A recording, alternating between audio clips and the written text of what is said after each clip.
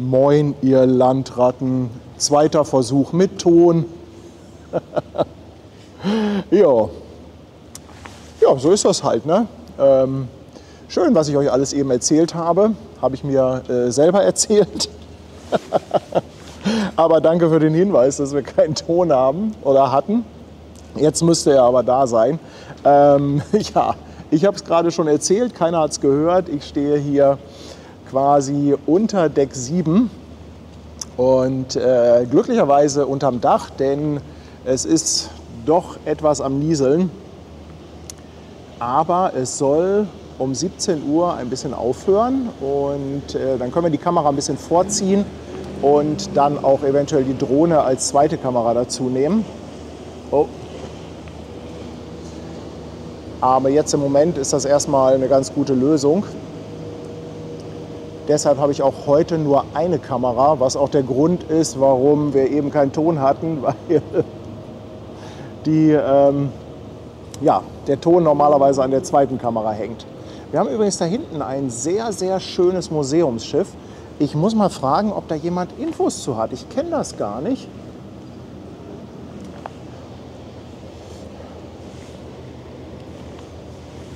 So.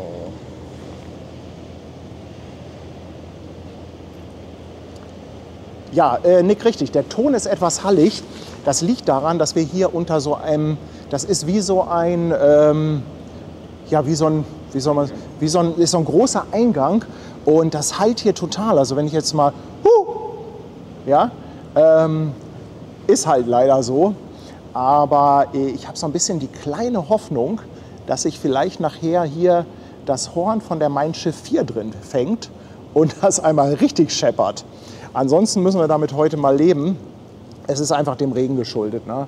Also ihr seht das, hier vorne ist auch die L'Osteria und da seht ihr, von der Markise läuft das die ganze Zeit runter. Also es ist gerade mal wieder etwas feucht von unten, feucht von oben. Und ja, wie gesagt, ich hoffe, dass das gleich alles ganz gut klappt und wir dann die Kamera einfach ein Stückchen vorziehen können. Ja, die Gründig ist das, ne? Sehr, sehr schönes Schiff, ist eben schon hier an uns vorbeigefahren. Robert Kröber hat eröffnet, gleich mal mit einem 10er-Pack Mitgliedschaften. Robert, danke, danke. Robert, du hattest eben gefragt wegen Sensorreinigen, also kannst mich da gerne mal anschreiben, wenn du da einen Tipp brauchst. Also Sensorreinigen kann man eigentlich sehr gut selber machen, aber schreib mich da ruhig mal an. Kirsten ist seit 18 Monaten dabei. Auf einen schönen Stream. Herzlichen Dank, Kirsten. Karin und Matthias auch seit 19 Monaten dabei. Danke, danke, danke. Skyrafall im 5. Monat mit dem Prime Sub. Hey, danke schön. Und Larissa jetzt auf dem Fischmarkt. Willkommen an Bord. Petra, vielen Dank, dass ich dem Regen trotze. 2 €. Dankeschön. Ja, also ehrlich gesagt finde ich es ja eine ganz schöne Stimmung, wenn man selber ein klein wenig im Trockenen steht. Ne? Dann geht das. Der Blickwinkel ist natürlich nicht ganz so ideal. Das heißt, nach rechts und nach links kann ich nicht ganz so weit gucken. Aber immerhin, wir sehen die AIDA und wie gesagt, wenn es trocken ist, dann kann die Drohne zum Einsatz kommen. Oder wir können halt das ganze Stativ etwas nach vorne schieben. Deshalb habe ich halt nur eine Kamera, damit wir dann, wenn es trocken ist, relativ schnell alles nach vorne schieben können. Ja, ich hoffe, das ist so insgesamt eine ganz gute Lösung. Martin ist auch hier, sind auch ein paar Gäste hier. Wo kommt ihr nochmal her? Ludwigstadt, Oberfranken. Haben heute schon die Airbus-Tour gemacht. Schwester Hansen ist auch da. Moin. Tanja ist zu Hause geblieben. Tanja rotiert gerade ein klein bisschen im Shop bei uns. Ja, ihr habt ein bisschen, ihr seid ein bisschen eskaliert im Shop. Ganz, ganz lieben Dank dafür. Hat zur Folge, dass Tanja eine kleine Extraschicht einlegt.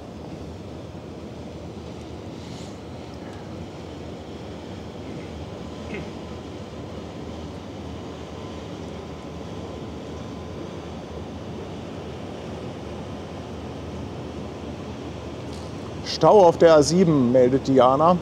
Ja, heute ist natürlich auch in der Stadt ordentlich was los. Es ist ja heute Christopher Street Day und da die große Pride-Parade. Moin, hallo. Von daher ist die Stadt echt voll. Ja, ich hoffe, dass die auch alle halbwegs trocken durch den Tag kommen. Ist natürlich auch nicht so dolle bei so einem Umzug. Also es war eben hat es schon einmal gewittert und kam dann auch kurzzeitig mal richtig Starkregen runter.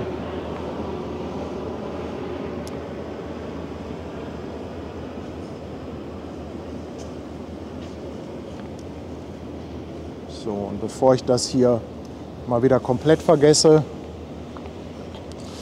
ein klein bisschen Werbung, denn noch gibt es bei uns im T-Shirt-Shop bei Spreadshirt 20%. Vielleicht hat ja der ein oder andere Bock noch ein Täschchen, ein T-Shirt.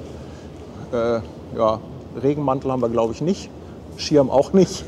Hätten wir uns vielleicht mal saisonbedingt ein bisschen anpassen müssen mit dem Merch. Hansi, 2,49, ganz lieben Dank, mein Lieber. Und Falling Dragon 11 Monate auf der Reeperbahn. Danke für die sensationellen Streams, besonders die Teststreams, an denen nichts passiert.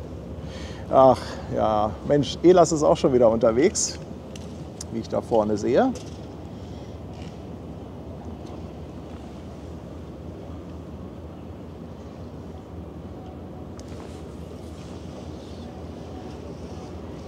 JT Kirk, 7 Monate.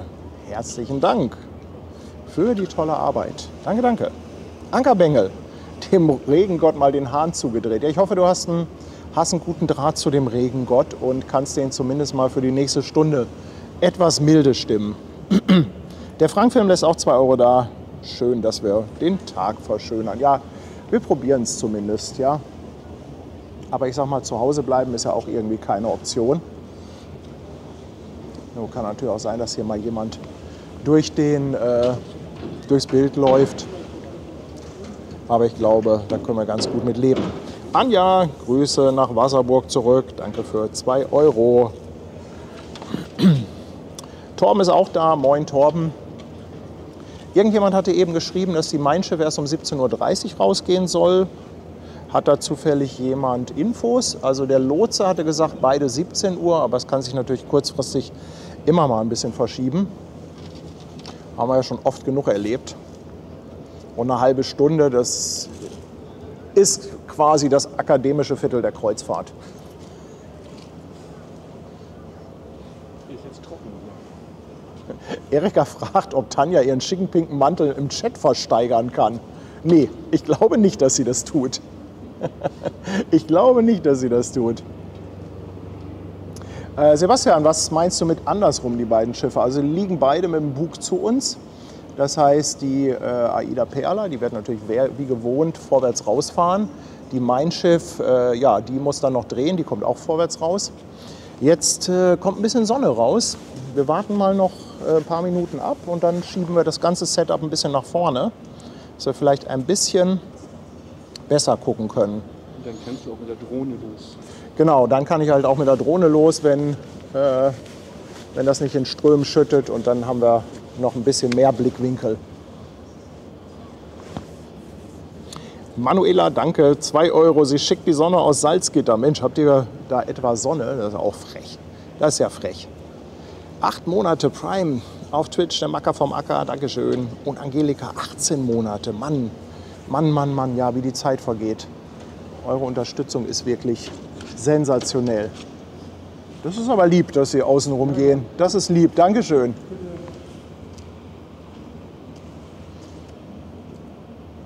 Ja, Tanjas Mantel mit Hamburg Hafen Live Logo. Ja. Das wird sich, glaube ich, wirklich gut verkaufen. Stell dir mal vor, da kommen dann plötzlich irgendwie so 10 Leute mit so einem pinken Ding an. Ja, das sieht dann aus wie... Danach haben die Augenärzte wieder zu tun. Ja. Petra, 5 Euro. Danke, Petra, meine Liebe. Besonders beliebt bei Junggesellen. Und Tobi, 2 Jahre, Mensch, Tobi, 2 Jahre schon dabei.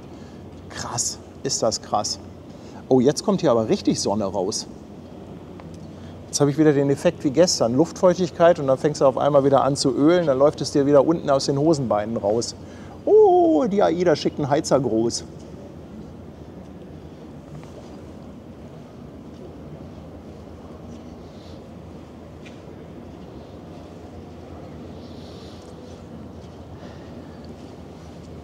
Almut, ganz, ganz lieben Dank für 2 Euro.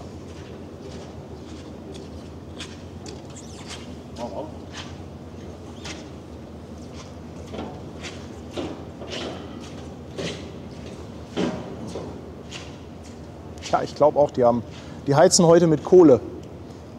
Die wollen ein bisschen die alte Tradition aufrechterhalten bei AIDA. Brigitte verschenkt noch eine Mitgliedschaft. Danke, Brigitte. Danke, danke. So. Oh. Was haben wir jetzt? Die Sonne. Martin, meinst du, wir können es wagen? Wie sieht denn das da hinten so aus? Sieht super aus. Wollen wir mal so ein paar Meter nach vorne fahren? Blauer Himmel. Ja, also Regenradar sagte so 17 bis 17,45. Relativ safe, oder? Also, wir versuchen mal umzuziehen. Du nimmst bitte den Wagen und ich das Stativ.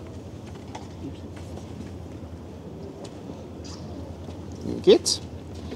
Der lässt sich vorne nicht. Ja, der lässt sich nicht so dolle lenken. Die Übertragungstechnik. Okay. So, mal gucken, ob der Stream... Noch da? Ist der Stream noch da? Ich gucke mal. Habe ich ihn jetzt getötet? Oder hast du ihn getötet? Nein, nur er ist noch da. Wichtig ist gucken, ob der Lüfter noch läuft. Ja. Oh, da muss ich auch gleich mal den Filter etwas zumachen. Oh, und dann können wir mal hier rüber schwenken. Boah. Da ist schon wieder too much Sonne.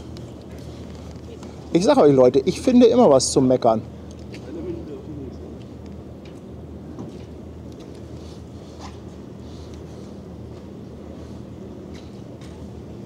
So, Kamera gerade noch eben ausrichten.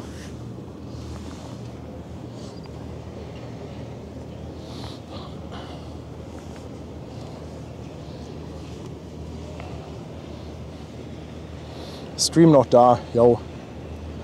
Danke, danke. Thomas, danke für 5 Euro. Lieben Dank für den tollen Stream. Machen wir doch gerne. Und Andi, der Sattelschlepper. 5 Schweizer Franken. Ja, Ida hat umgestellt und heizt jetzt mit alten Autoreifen.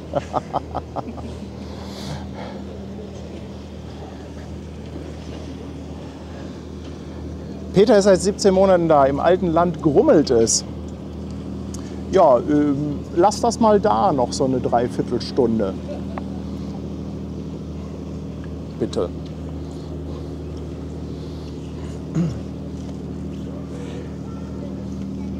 Ja, in der Tat, der Himmel, der hat was. Also das Schöne ist natürlich, dass bei so einem regnerischen Wetter dann auch oft das Licht hinterher ganz spannend ist. Weil wenn du nur blauen Himmel hast und knallige Sonne, das ist dann auch irgendwie nicht richtig, ne?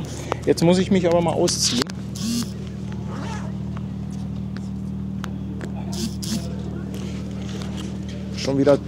Schon wieder zu warm plötzlich.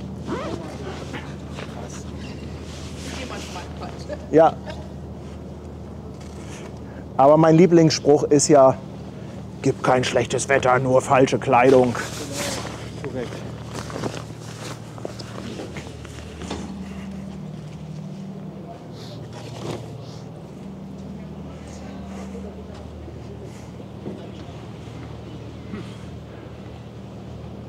Ja, eigentlich ein ganz schöner Standort hier. Man muss ein bisschen aufpassen. Jetzt, wo wir das Stativ vorne haben, stehen wir natürlich auf Holz.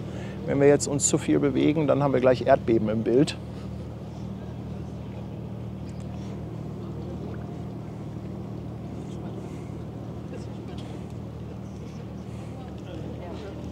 Warum hinter der Kamera? Meinst du das Ausziehen?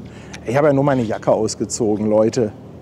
Es reicht nicht, um euch zu schocken. Und nein, auf YouPorn habe ich noch keinen Stream laufen. Da ist Rainer alleine.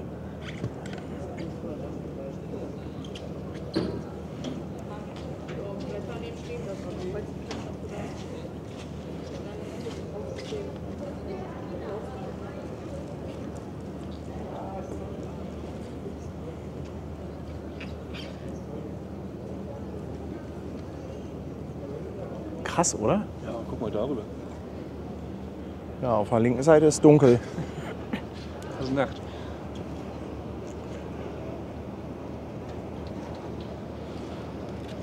können natürlich aus diesem Winkel gar nicht die Leinen sehen.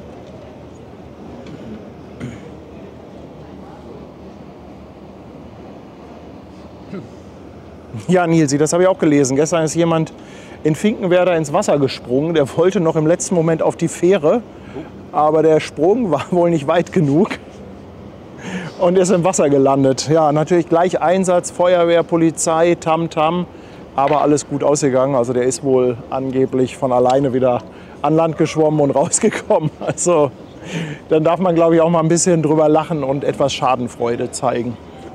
Normalerweise bin ich ja dafür zuständig, euch einen Grund für Schadenfreude zu liefern. Maxim, ich weiß gar nicht, wo Brigitte ist. Die hat sich eben im Chat gemeldet und ich meine, ich hätte was von einem Sofa gelesen. Also ich weiß nicht, ob die heute streikt. Die Gewerkschaft der Kreuzfahrtschifffeifer hat wahrscheinlich zu einem Generalstreik aufgerufen. Und die Wortführerin geht mit gutem Beispiel voran. Tim ist seit einem Jahr dabei. Dankeschön. Danke für tolle Streams und das Treffen. Tim, Dankeschön.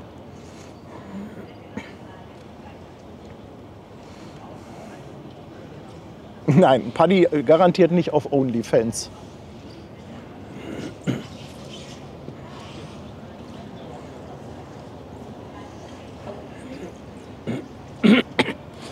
Ich weiß nicht, könnt ihr da irgendwas leinenmäßig entdecken bei der AIDA? Also ich hier auf dem kleinen Display nicht so wirklich.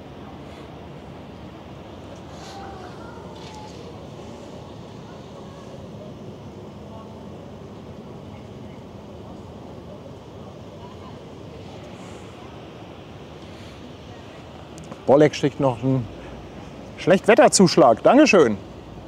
5 Euro. Aber um ehrlich zu sein, jetzt gerade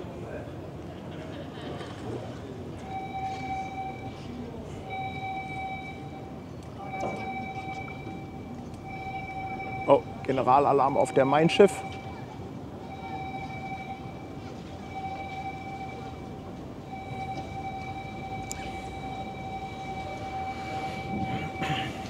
Siebenmal kurz, einmal lang.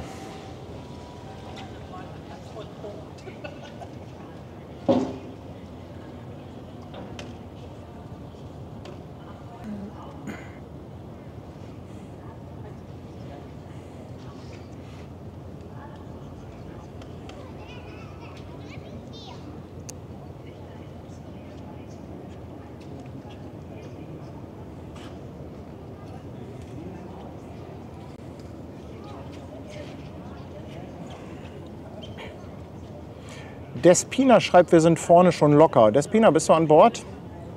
Dann wünsche ich dir auf jeden Fall eine schöne Reise. Und hoffen wir mal auf ein kleines Hornbattle.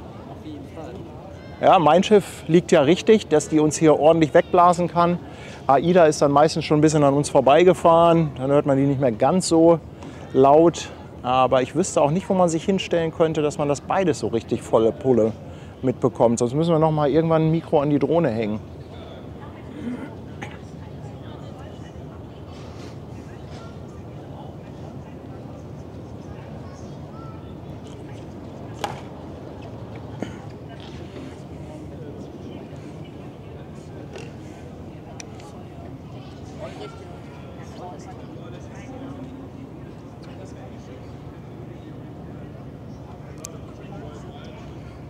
Da kommt die Wilhelmsburg mit Captain Igloo. Aber ich spiele jetzt nicht die Musik ab, weil bei meinem Talent haue ich die dann direkt ins Horn rein.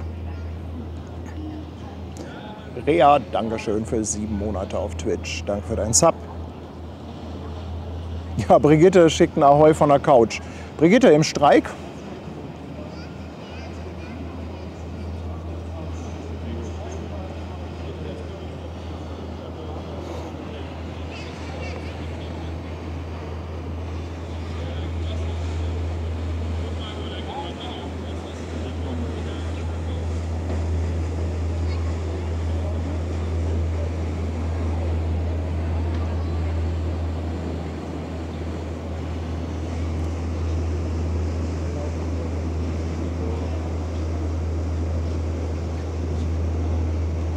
Falki, wir stehen nicht in Altona, also quasi nicht hinter dem Mein Schiff, weil wir dann halt, wie gesagt, dahinter stehen.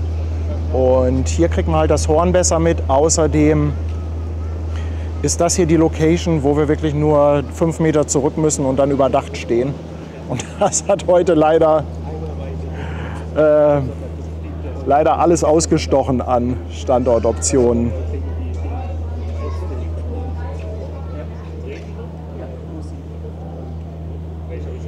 Ich weiß es nicht, entweder Bad oder irgendwelche Formen.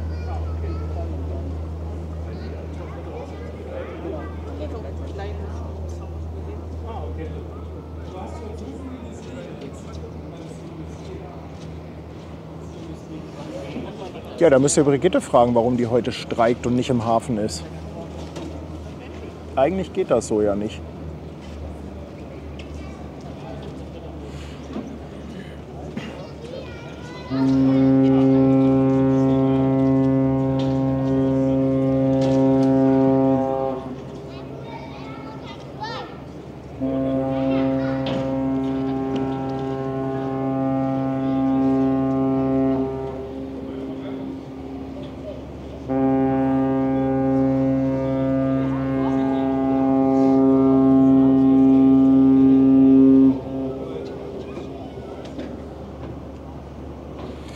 Los geht's!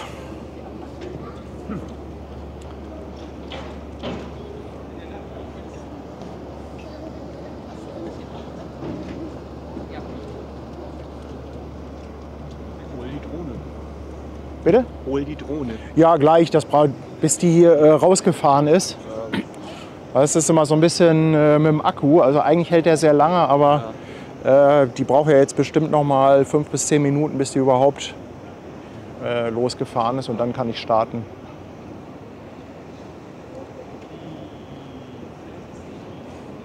Ja, Ute, Aida hat abgelegt, wir haben es gehört.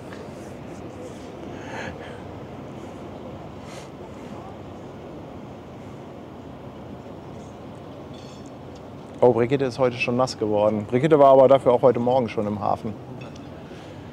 Nee, das habe ich nicht geschafft heute Morgen. Das musste ich mal schwänzen. Ankerbengel, ja, die Kamera zittert, weil wir hier auf einem Holzfußboden stehen. Und das ist leider, wenn hier Leute lang gehen, müssen wir mit leben. Darum stehe ich hier auch nicht ganz so oft. Eigentlich ist der Standort so vom Blickwinkel wirklich sehr, sehr schön. Aber wie gesagt, wenn du halt hier viele Menschen hast, Kinder laufen hier rum, ne, und das überträgt sich alles sofort auf das Stativ und dann hast du halt diese Zitterei. Ich mag das selber auch nicht, aber es ist, wie es ist.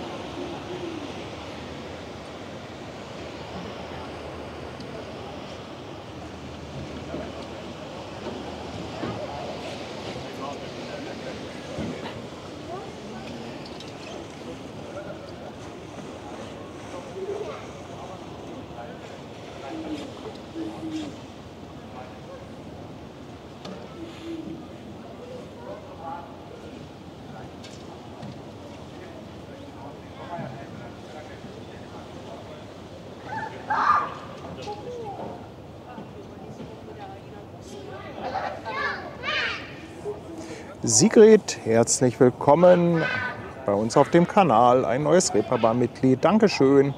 Tim, welcher Plan mit der Singapore Express? Kommt die jetzt demnächst? Ich werde das auf jeden Fall im Blick behalten. Aber einen richtigen Plan habe ich ehrlich gesagt noch nicht.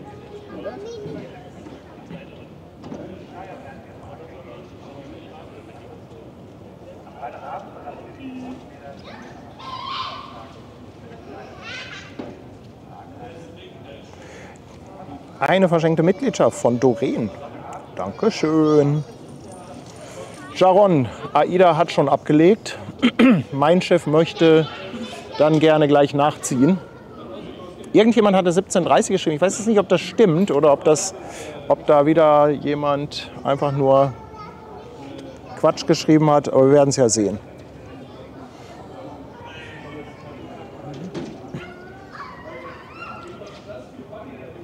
Jetzt geht's vorwärts, jawohl.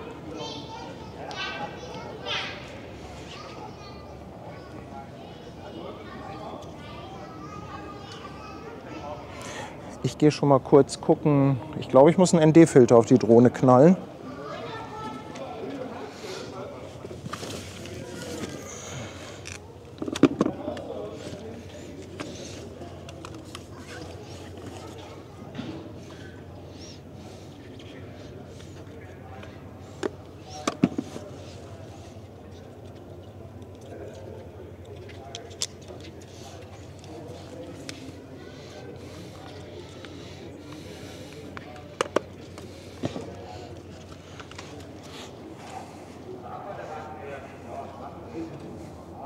Ich muss selber aufpassen, wenn ich hier hinlaufe, dass ich nicht mit meinem Astralkörper und den 150 Kilo hier ein Erdbeben verursache.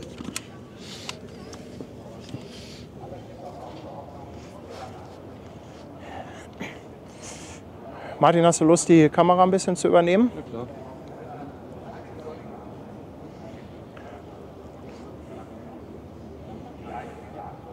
Dann gucke ich schon mal. Nee, im Moment lohnt sich das nicht, aber ich gucke schon mal, ob wir ein Bild von der Drohne bekommen.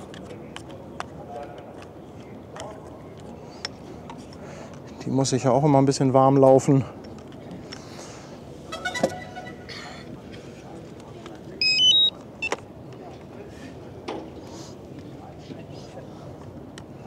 Es wird gleich wieder dunkel.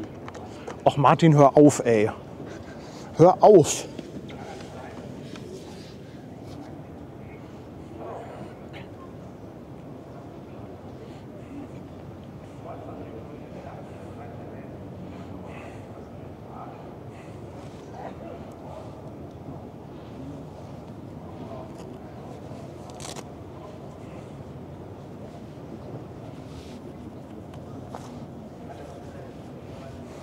Ja, mal gucken, ob das Bild heute stabil ist von der Drohne. Gestern hat das so ein bisschen gezittert, geflackert. Ich glaube, da ist teilweise irgendwie ein bisschen Wasser ans HDMI gekommen. Ich hoffe aber, dass das alles soweit gut ist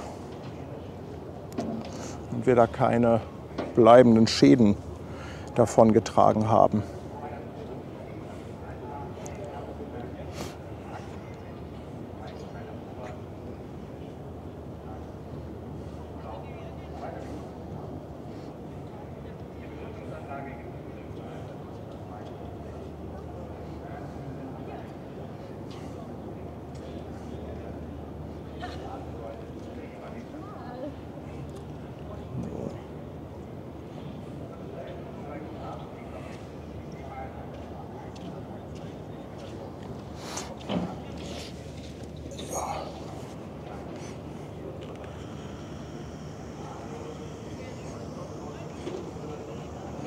So, Achtung mal.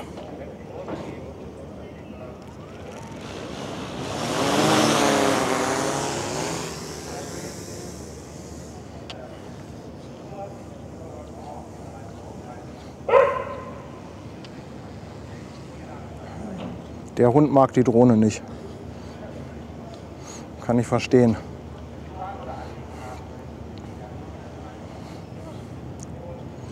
So, du musst dran denken, die Drohne ist auf 3, auf 2 ist kein Bild, wenn du umschaltest, Ja, ne? Ja. Eben geguckt.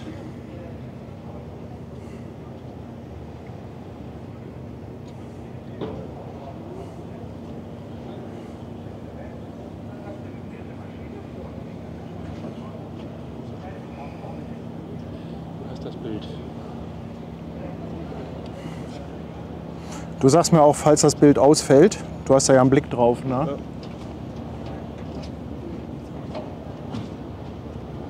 Gehen wir das alles mal mit ein bisschen Ruhe und Gemütlichkeit an heute.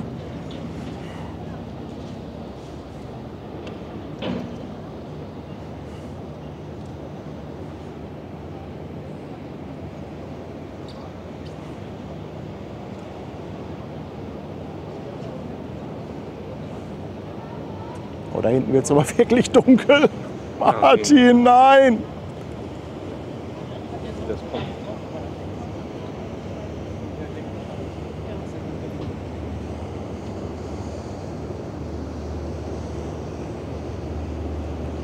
Was sagt der Chat? Sagt er irgendwas zum Regen? Ich hoffe nicht, ich hoffe nicht. Annette schreibt, Paddy und seine 80 Kilo. Ja, 5 Euro, Dankeschön.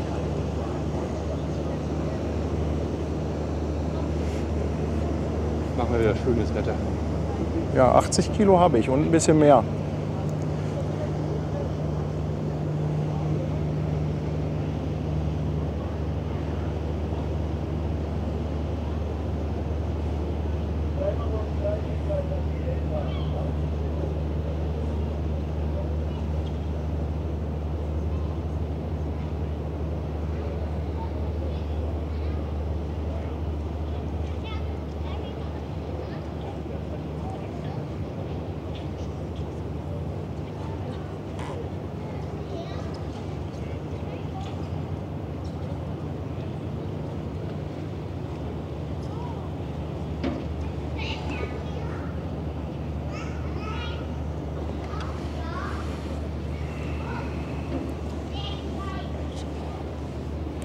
Aber auch krass, wie das da hinten aussieht mit dem Qualm von der Mein Schiff. Willst du das mal kurz filmen? Kannst mal auf die Drohne gehen. Die Drohne.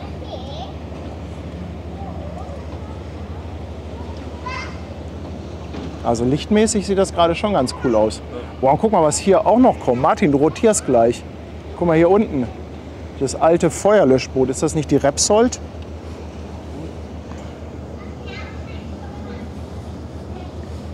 Ja, heute mit Wasserspielen zum Hornbattle. Matti, danke für 20 Monate.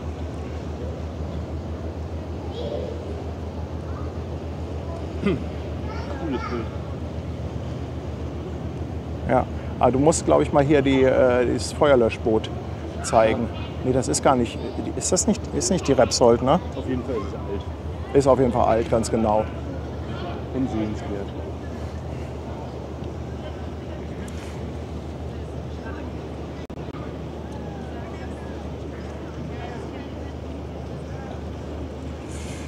Der Partyboy grüßt von der Perla. 2 Euro. Ja Mensch, habt ihr ja jetzt echt Glück beim Auslaufen, ein bisschen Sonne.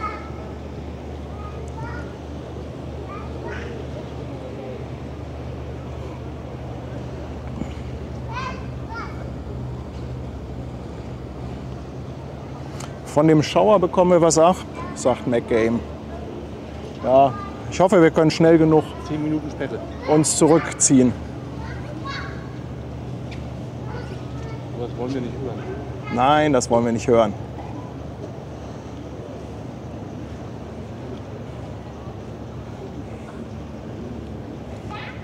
Wo bist du drauf? Die AIDA dreht jetzt ein. Auf den.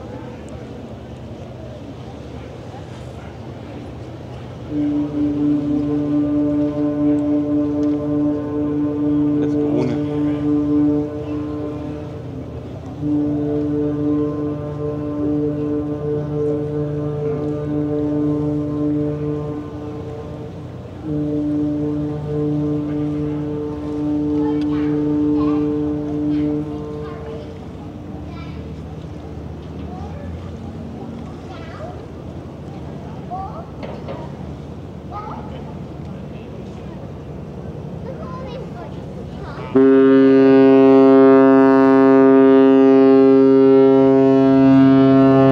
Übernimm du mal bitte das Bild.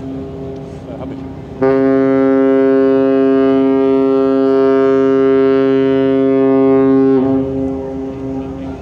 Ich habe gerade ein paar Störungen.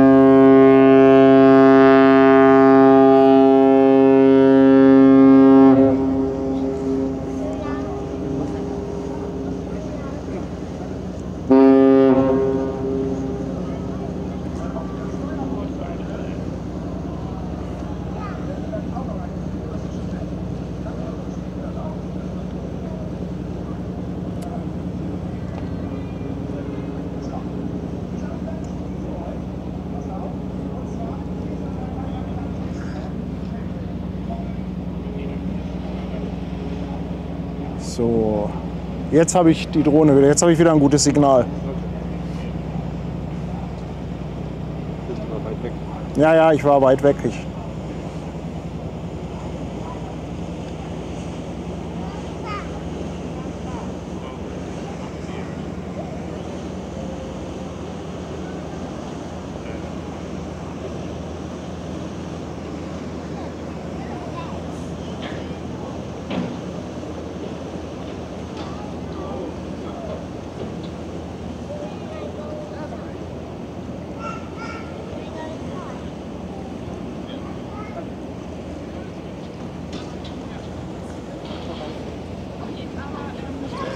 Was denn? Passt das vom Abstand her mit der Kamera?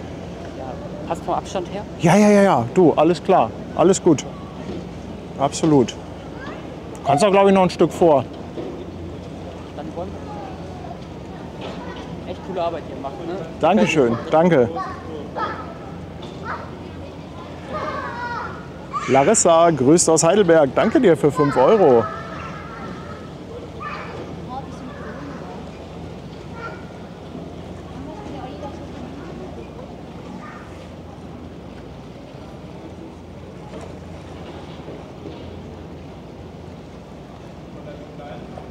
Gewitter bleibt im Süden, schreibt Philipp.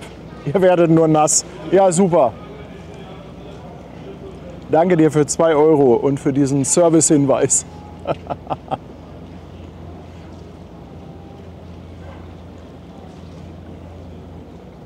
Hoffen wir mal, dass es langsam losgeht mit dem Regen und nicht plötzlich mit so einem wilden Platzregen.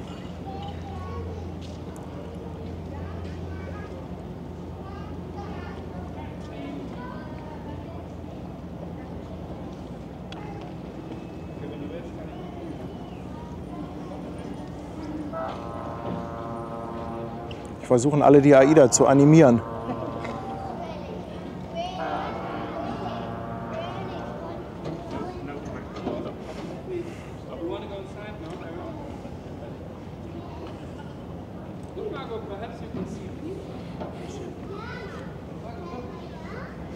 Fabian, bezüglich der Größen von den T-Shirts, da musst du mal gucken, im Shop, da sind auch Bewertungen. Ich glaube, die fallen aber relativ normal aus. Aber ich meine, bei den einzelnen Textilien, da gibt es Bewertungen, wo man dann auch sehen kann, was Leute dazu geschrieben haben bezüglich der Passform.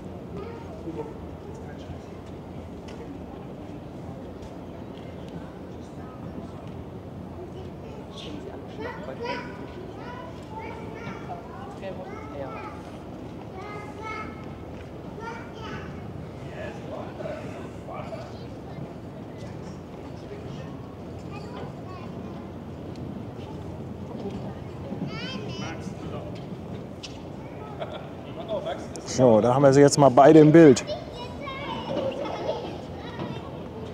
AIDA und Mein Schiff.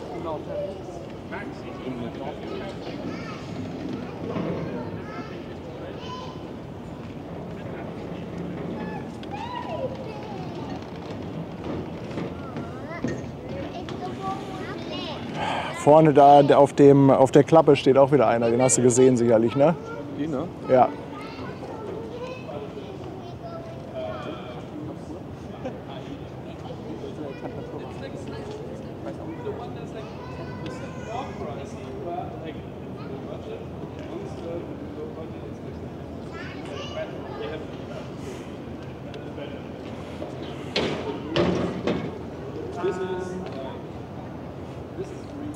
Ja, diese Klappen da vorne, die sind einfach dazu da, damit der Kapitän bzw. der Lotse noch mal ein paar zusätzliche Augen hat. Da steht dann halt jeweils jemand. Und ihr seht ja, was hier so an Kruppzeug rumfährt, an kleinen Barkassen. Wenn die zu dicht am Schiff sind, kann man die teilweise von der Brücke nicht direkt sehen.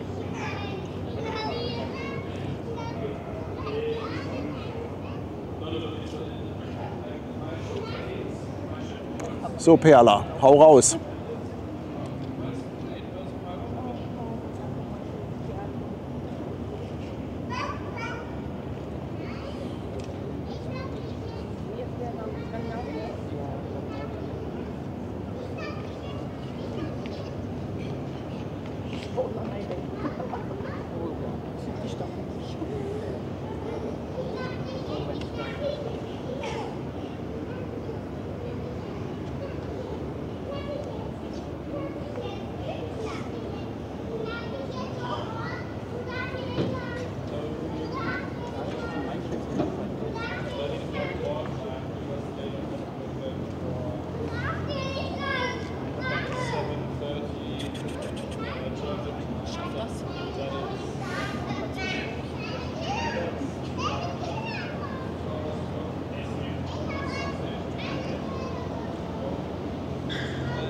Na komm schon.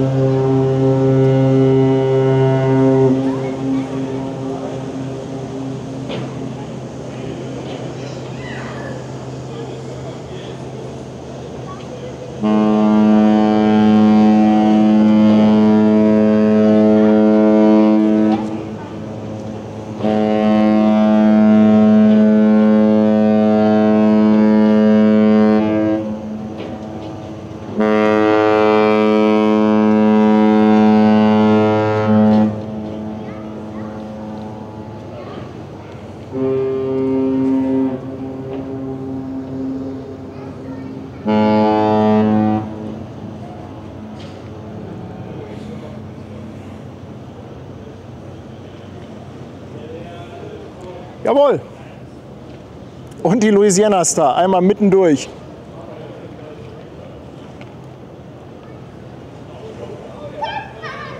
Das war doch schon mal gut, oder? Ach, immer wieder herrlich, immer wieder herrlich.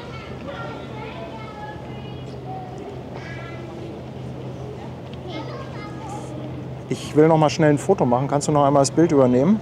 Ja, bitte. Jetzt.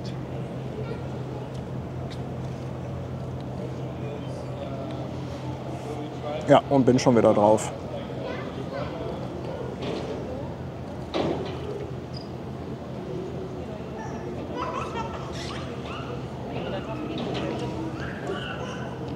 Ach, schön, oder? Diese beiden Dampfer.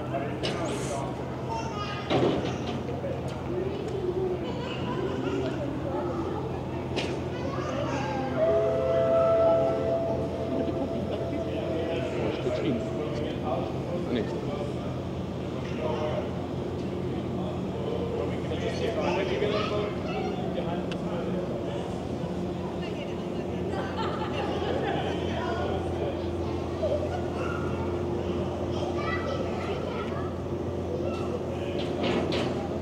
Ja, das ist doch klasse, oder? Mensch, ihr Lieben, was sagt ihr? Haben wir doch echt ein bisschen Glück gehabt, oder? Du kannst ruhig ein bisschen vor, also wenn du mal ins Bild läufst, ist, aber es ist ganz lieb, dass du Rücksicht nimmst.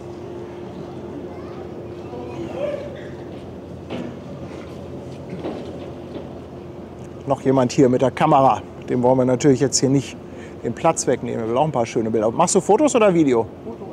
Beides.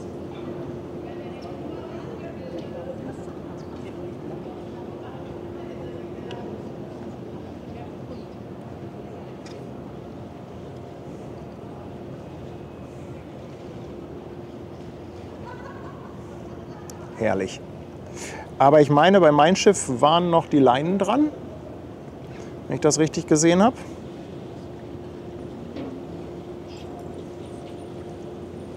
Vielleicht stimmt das ja, dass die erst um 17:30 Uhr rausgeht.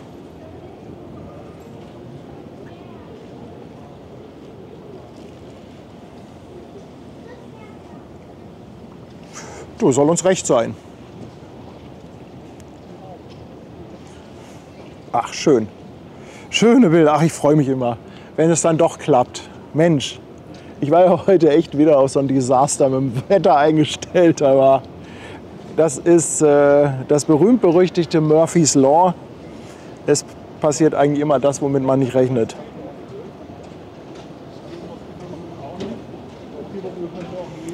Ja, ich würde dann einmal zwischenlanden. Du hast das Bild, ne? Ich hab das Bild. Okay.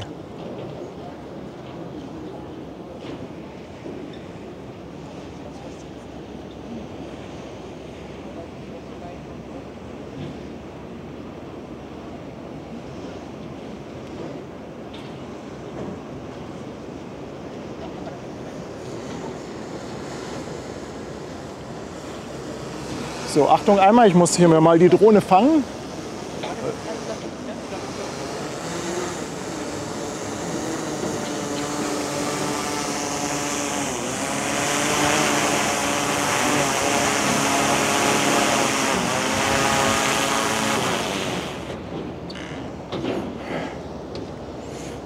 Sicher gelandet.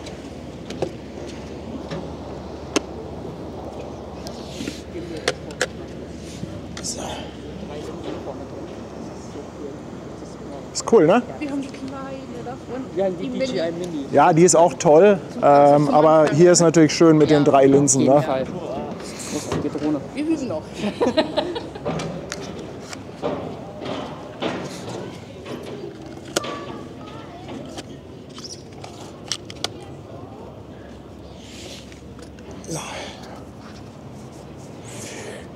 Ja, Mensch, Teil 1 schon mal gut gelaufen. Mein Schiff ja, scheint tatsächlich noch ein bisschen zu brauchen. 17:30 Uhr doch eher wahrscheinlich. Ja, aber gut, soll uns recht sein.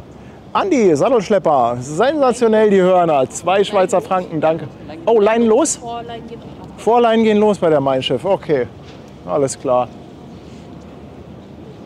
Ja, gut, dass ich gerade einen Akku gewechselt habe. Ja, die Drohne hat Dieselantrieb, Eckart. Ich hatte vorher eine mit Schweröl, aber da war die Flugzeit etwas reduziert. Seitdem habe ich jetzt umgerüstet auf Diesel. Honda auch mal wieder da. Moin, mein Lieber.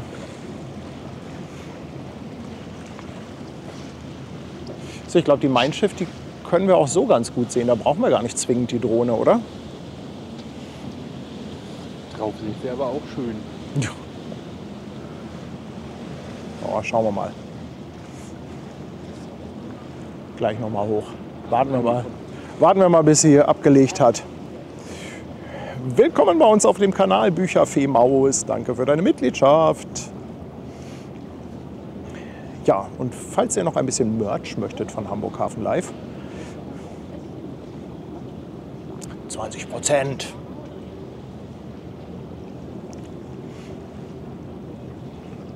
Jo, Daniela. In der Tat, also das war vom Timing her, das war wirklich gut. Aber sind noch ein paar Leinen dran, oder? Sind noch nicht alle los?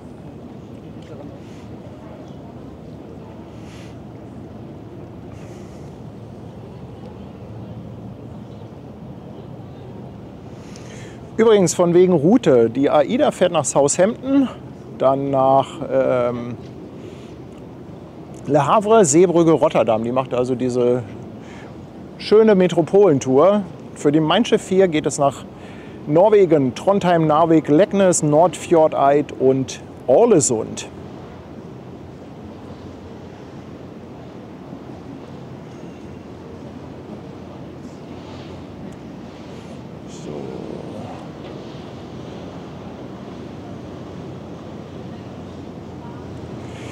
Jetzt habe ich das erst sehr spät gesehen. Lampardum hatte geschrieben mit der pinken Jacke. Ich hoffe, das war jetzt auf der Mein Schiff und nicht auf der Perla.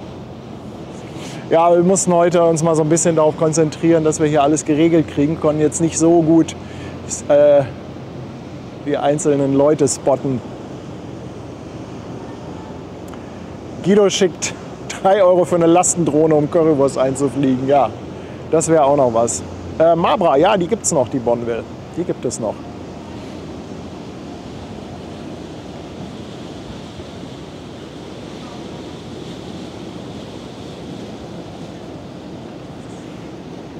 Ich muss die Drohne auf WLAN umrüsten. Ja, lustigerweise, bisschen Nerd-Talk.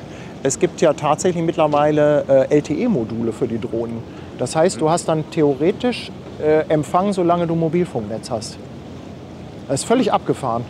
Also solange der Akku hält, da könnte ich jetzt locker von hier bis nach Wedel fliegen.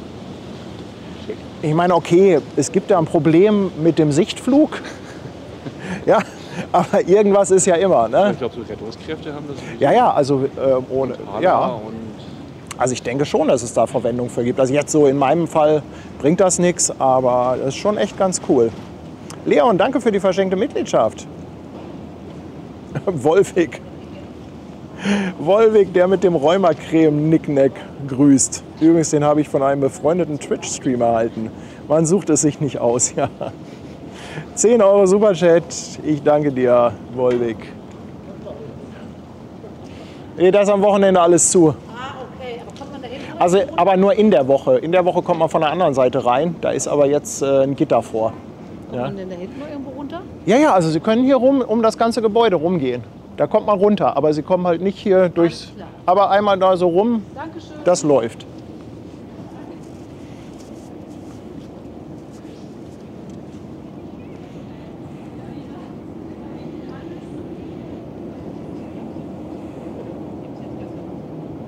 Es wird wieder heller. Ach, guck mal, von links, Martin. Ich will dich jetzt nicht stressen, aber Ja, die habe ich schon. hast du schon... Egal, was für ein Wetter Paddy liefert, schreibt Leon. Ja, danke für die 5 Euro. Wir versuchen es zumindest. Thomas B. lässt auch noch 5 Euro da. Tolle Bilder mit den dunklen Wolken. Ja, das ist es ja. Ne? Also ganz ohne Wolken sieht es halt auch immer ein bisschen komisch aus. Oder ich sag mal, es sieht natürlich dramatischer aus, wenn man ein paar schöne Wolken dabei hat.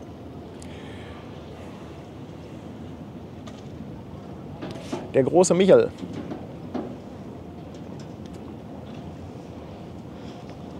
Ach, waren die schön früher, die Fähren, oder? Toll, dass da auch noch ein paar von fahren.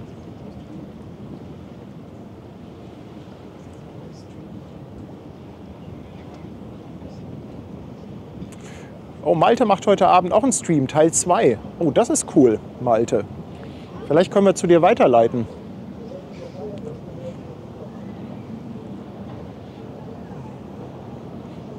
Falls ihr Malte nicht kennt, Kanalsteuerer auf dem Nordostseekanal, streamt auch ab und zu.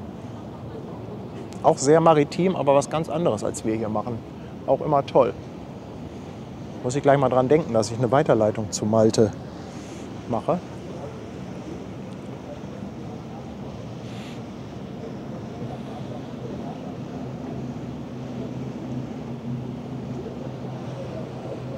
MacGame, das habe ich schon gesehen mit der One Recommendation um 19 Uhr, aber du weißt doch, ne? Immer eins zur Zeit. Wir hangeln uns hier von Regen zu Regen.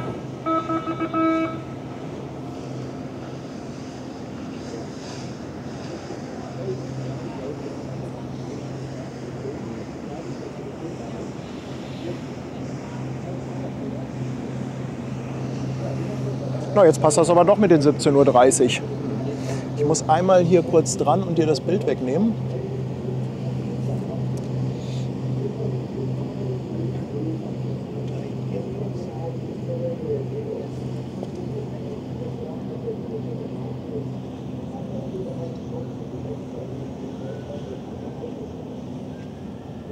Oh Malte, ich finde dein Video gar nicht hier für eine Weiterleitung. Hast du den Stream schon eingestellt?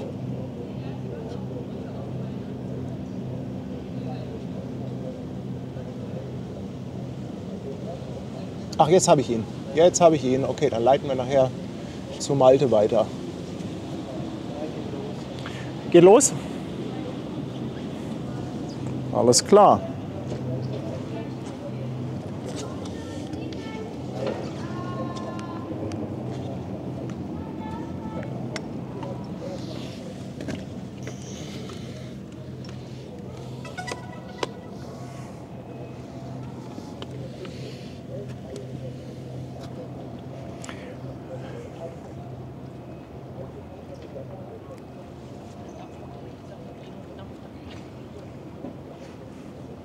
Malte, magst du mal kurz in den Chat schreiben, was es bei dir heute zu sehen gibt? Ich weiß nicht, ob du es schon gemacht hast, aber hau gerne ein bisschen Werbung raus für deinen Stream.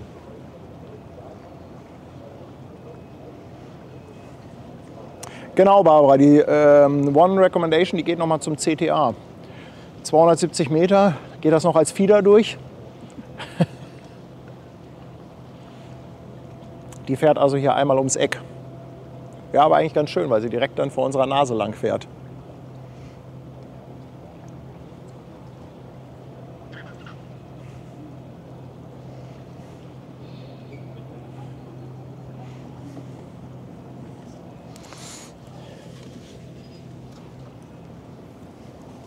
So, Vorsicht einmal bitte hier.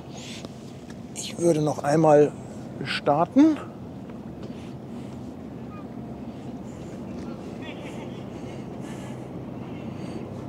Achtung, bin ich dir im Bild? Lufthansa Egal, 1, ne? wind 040 degrees 5 knots, runway 05, cleared for takeoff.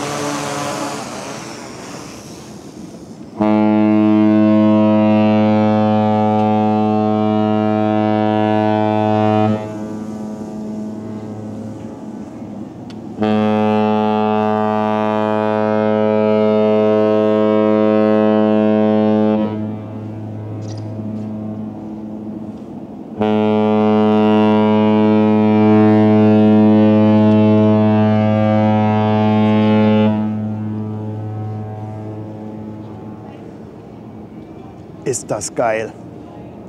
Bild hast du von der Drohne, ja, ne? Hab ich.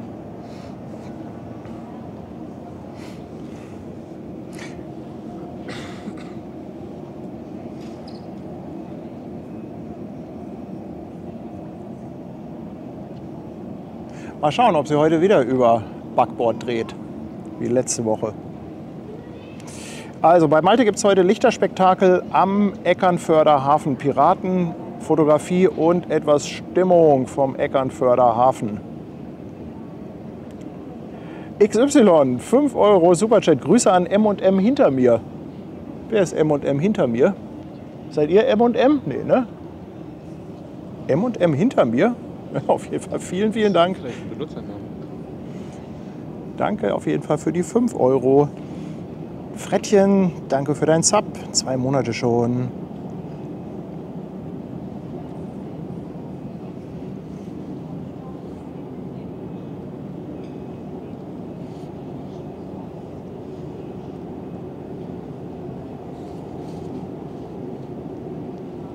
Oh, Martin wird von Stream zu Stream besser.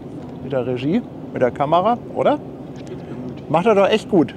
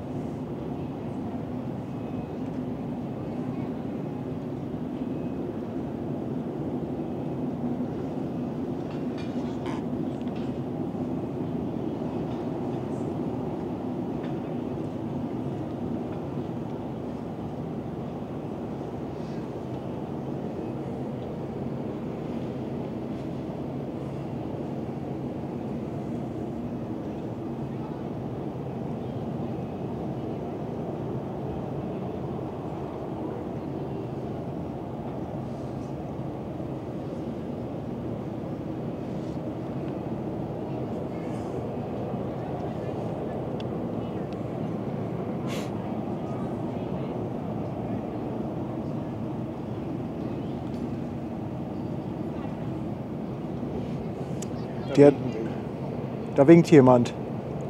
Ganz fleißig.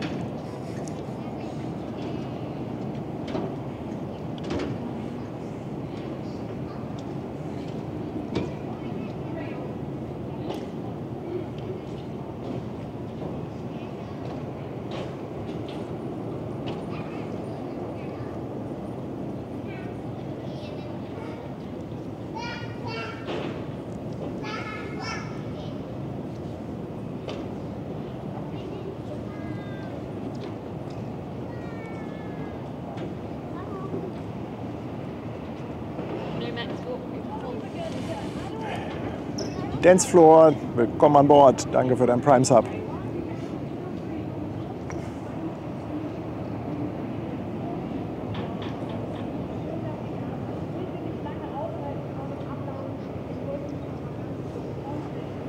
Wer sabbelt da was von, ich will euch nicht lange aufhalten? Ist das auf der Barkasse oder auf der Mein Schiff? Irgendwer erzählt da. Stimmt, auf der Main. Boah. Darf ich gleich noch mal ein Foto machen?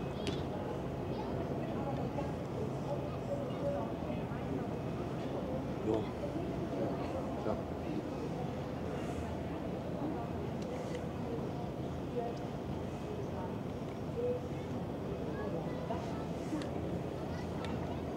Okay, hab schon. Basti ist auch seit 7 Monaten da. Danke für deinen Sub. Und danke für die Streams. Ja, immer wieder gerne, gerne, gerne.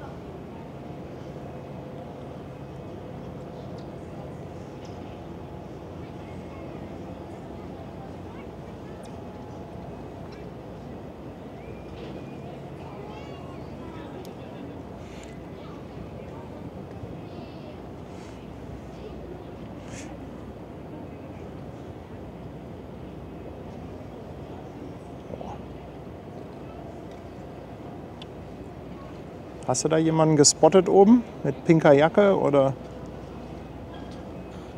Ich würde mal sagen, das ist eher orange. Ne? Okay.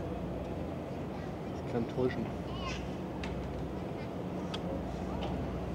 Ich kann das ja mal einspielen. Ja.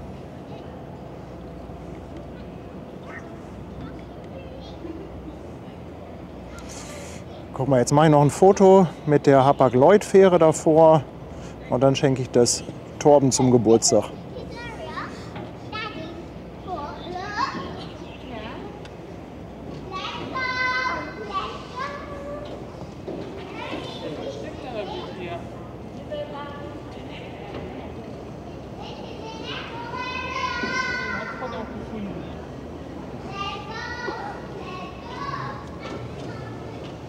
Du warst so schnell mit Chatten hier. M&M waren zu spät. Ach, ihr seid M&M? Ja, meine Frau kommt dahin. Ah, okay. Gesucht, ey.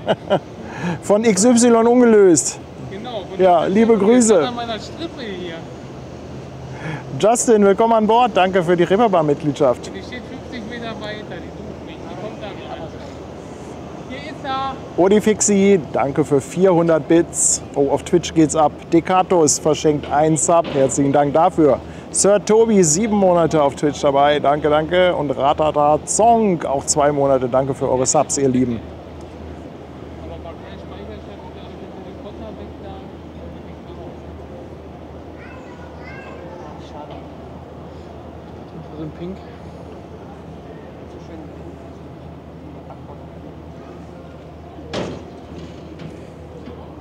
Ja, holt sie aus für eine Backborddrehung? Oder sieht es doch nach einer Steuerborddrehung aus? Geht Steuerbord, ne? Ja.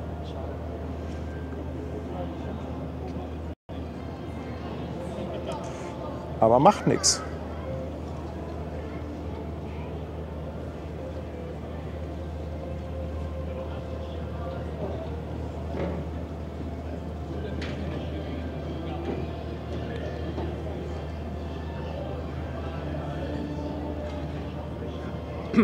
Das Bild kannst du auch verkaufen jetzt, ne? Ist schön das Bild, oder? Soll ich noch mal ein Foto machen? Mach mal.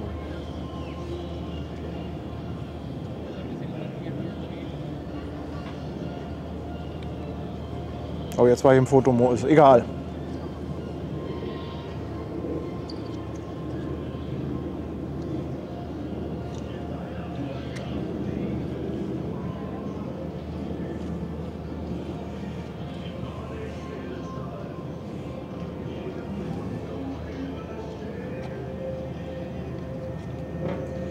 Ach, da läuft immer von unheilig was beim Mein Schiff, oder?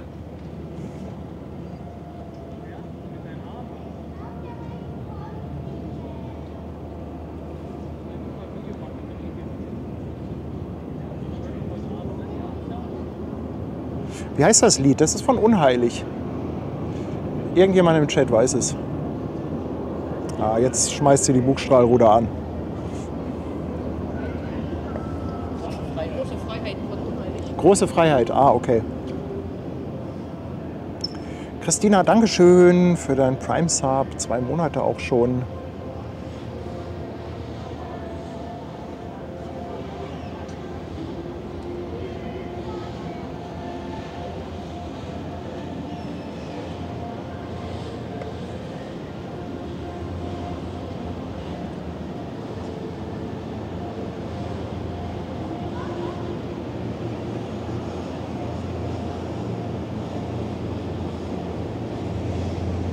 Es fängt an zu nieseln.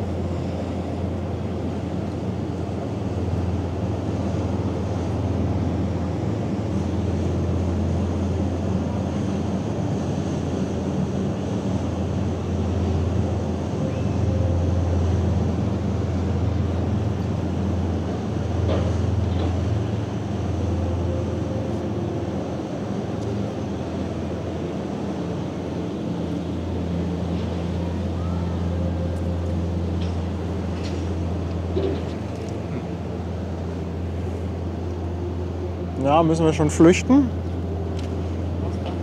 Ich glaube noch nicht. Noch nicht, ne?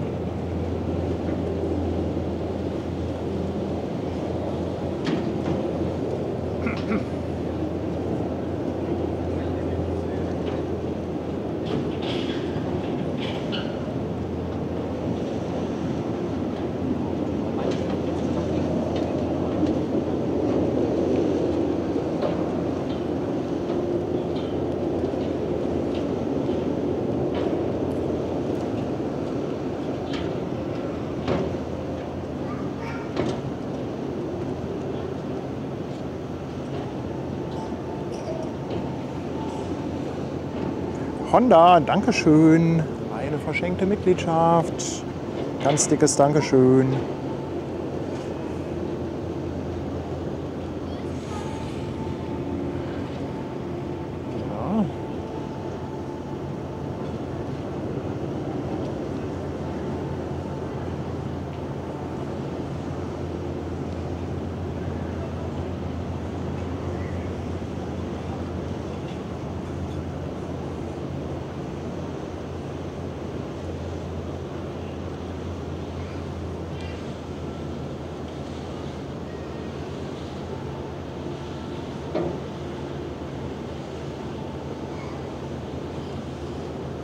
Oh, schöne Bilder, oder? Mann, ich freue mich schon wieder. Wahnsinn, Wahnsinn.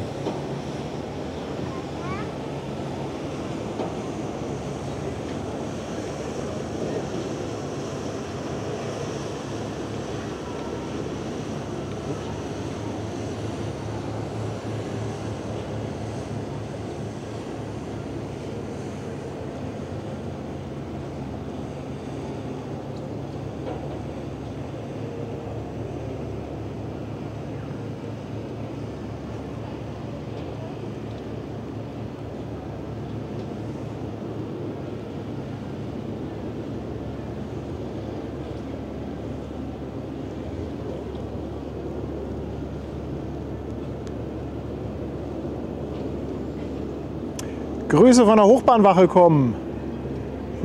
Danke, Tobi. 8 Monate auch schon beim Prime dabei. Ich danke dir vielmals. Und Harald haut auch noch eine Mitgliedschaft raus. Harald, ich danke dir vielmals. So, jetzt will ich noch mal gucken, ob ich sie noch mal so leicht von vorne bekomme mit der Hamburg-Kulisse. Da würde ich dann auch gleich noch mal ein Foto machen. Und zwar jetzt. Oh. Nein, mach eins.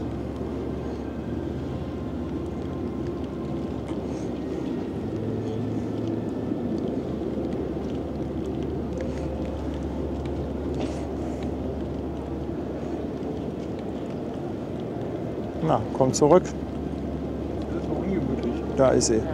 So, es wird langsam etwas ungemütlich, in der Tat. Ich glaube, ich muss jetzt auch mal zwischenlanden. Übernimmst du? Hab ich. Hast du? Hab ich noch nicht. Jetzt hab ich. Ja, ich muss definitiv landen. Müssen wir mal ein Stück zurück. Ja. Oh, ich habe auch erste Wasserflecken auf der Drohne. Ich stöpsel die schon mal ab.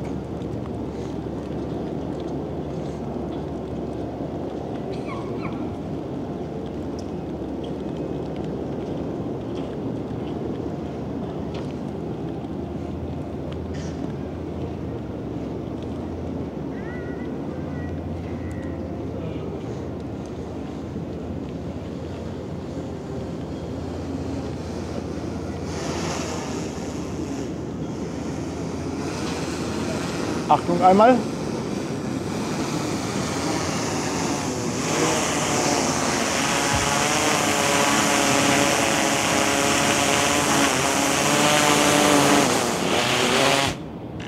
So, jetzt können wir umziehen gleich.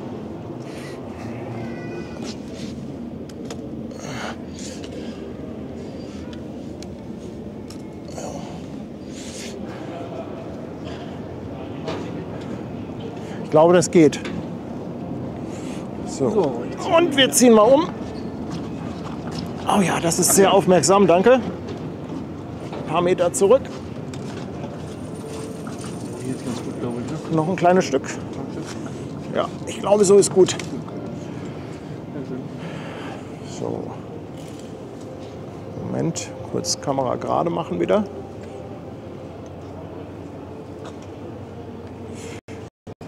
Aber ich glaube, den meisten Teil haben wir relativ trocken hinbekommen. Ja. So.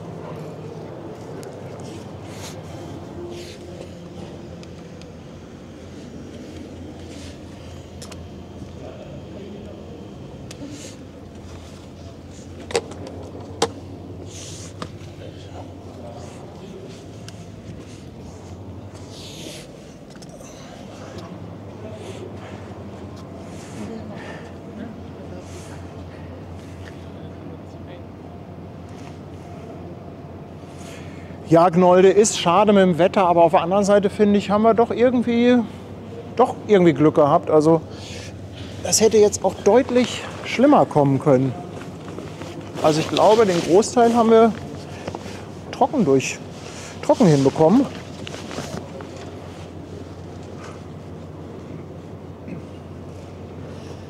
Die gleich weg.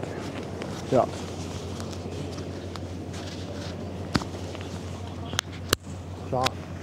Klar kannst du ein Foto machen.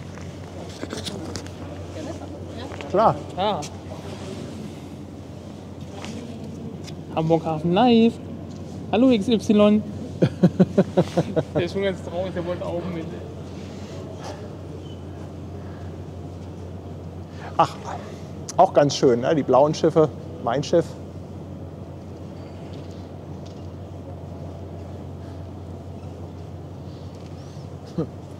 Fledenkicker, ab 19 Uhr kein Regen. Ist das ein Zaun mit dem Winkpfahl für die One Recommendation?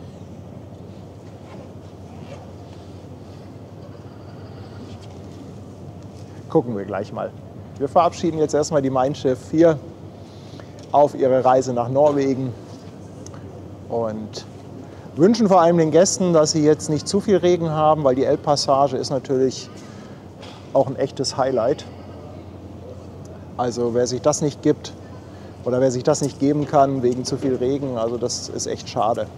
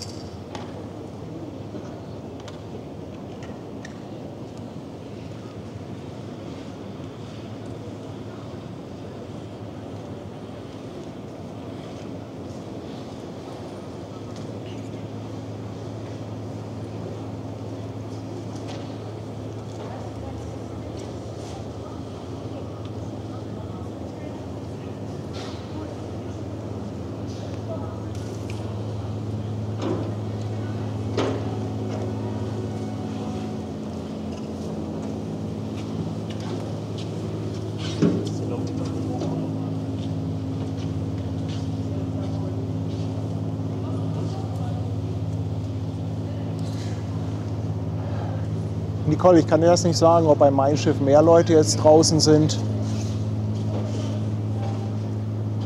Ich glaube, es kann auch täuschen. Also ich glaube, AIDA war auch ziemlich voll oben an Deck. Da war auch eine Menge los.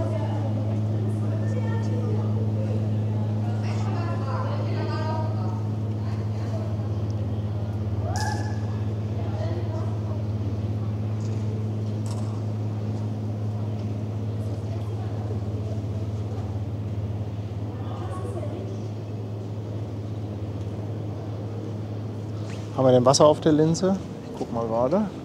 Nö. Da sieht es ganz gut aus.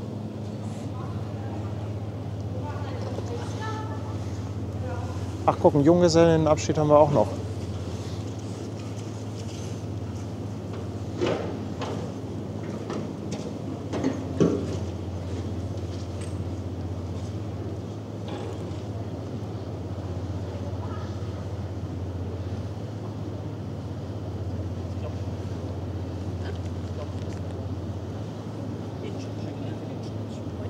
Na, müssen wir noch ein Stück zurück? Nee, gleich ist sie weg. Gleich ist sie weg. Gleich wird sie wieder heller.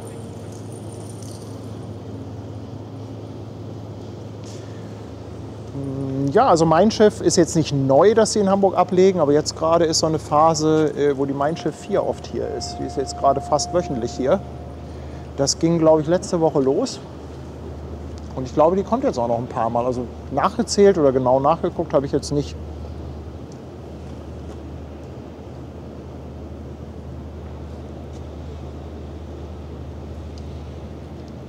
Und hinten sieht man, glaube ich, auch ganz gut diesen Diamanten, den die Mein Schiffschiffe, Meine Schiffe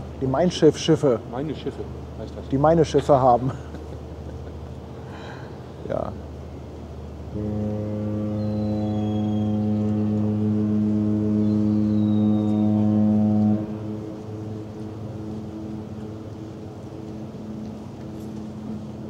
Fokus nicht, ne? Hast du den Fokus jetzt auf, du kannst hier kannst du auf Punktfokus umschalten Okay. und dann kommst du an der Markise vorbei. Bisschen Bouquet. Ist auch schön.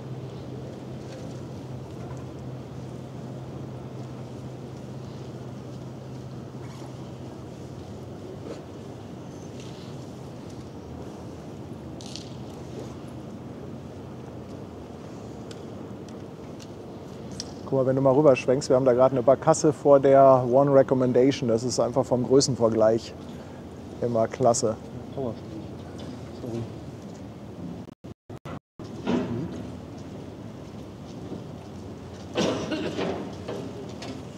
Ja, ich war gerade direkt vor dem Bug.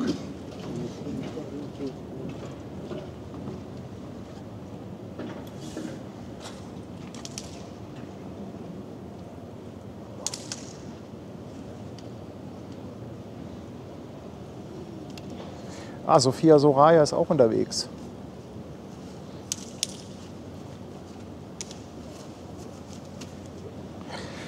Ich muss erst mal gerade meine Brille putzen.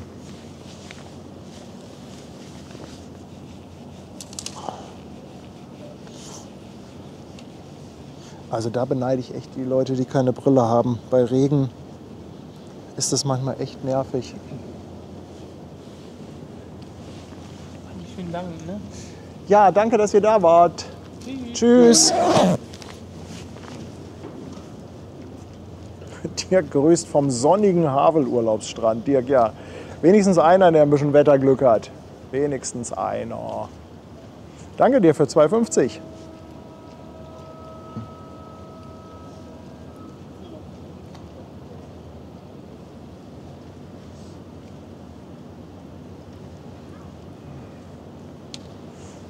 Harald kann sich die Streams den ganzen Tag angucken. Ja, mittlerweile haben wir auch so viel Material, das kann man in Dauerschleife laufen lassen. Ja.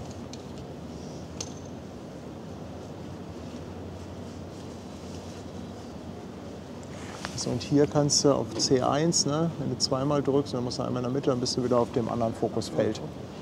Ja. Nee, Harald, die One wird um 19 Uhr verholt.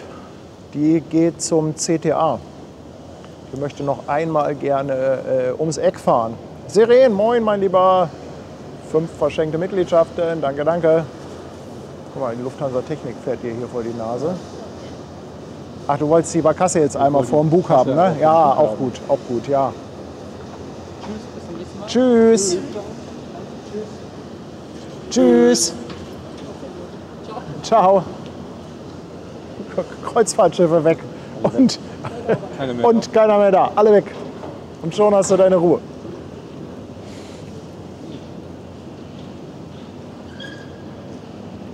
Ja, ist krass mit dem Größenvergleich, oder?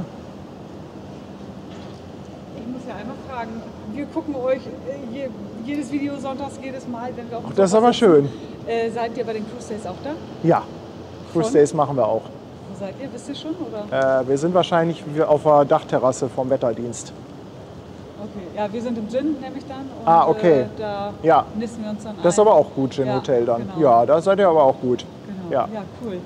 Ja, wir waren vorhin in der Strandperle und kriegten die Nachricht, dass ihr streamt. Und dann seid ihr hier rüber. Ja, genau. Cool. Ja, ich habe das auch wieder ein bisschen rausgezögert mit der Ankündigung, weil ich nicht wusste mit Wetter. Ja, Und dann genau. dachte ich mir, aber komm, wir stellen uns hier unter das Dach, Ja. da können wir das irgendwie ganz gut überstehen. Also ist, glaube ich, vom Platz hier die beste Lösung bei so einem Wetter. Definitiv, ja. Ja, cool. Schönes Wochenende und Ja, euch auch. danke. Ciao. Tschüss.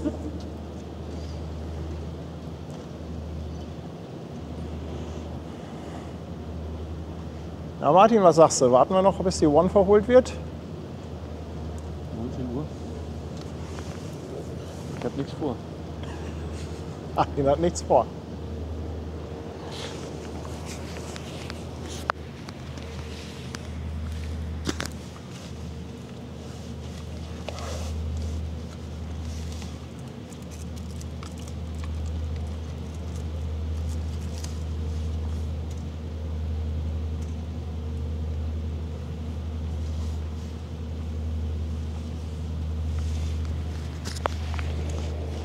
Wie lange es dauert, bis die Ladung von so einem Containerschiff gelöscht ist, beziehungsweise bis sie geladen ist, ja, das ist halt immer davon abhängig, wie viel wirklich an Containern rauf und runter geht. Das ist ja so, dass in jedem Hafen ein paar Container runterkommen und in jedem Hafen kommen ein paar Container rauf. Müsst ihr euch vorstellen wie so ein Bus. Und das kann halt sein, dass die Schiffe mal nur ein paar Stunden da sind. Das kann auch mal sein, dass es ein paar Tage da sind. Aber man rechnet immer in sogenannten Moves. Ein Move ist ein Container rauf oder runter. Und das ist so ein bisschen terminalabhängig. Ich glaube, Moves, helft mir gerne, 60 bis 90 Sekunden. So um den Dreh einer.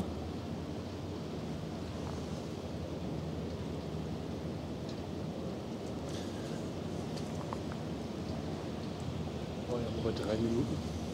Nee, 3 Minuten dauert das nicht. Gary hatte mir das mal gesagt, wie lange ein Move dauert.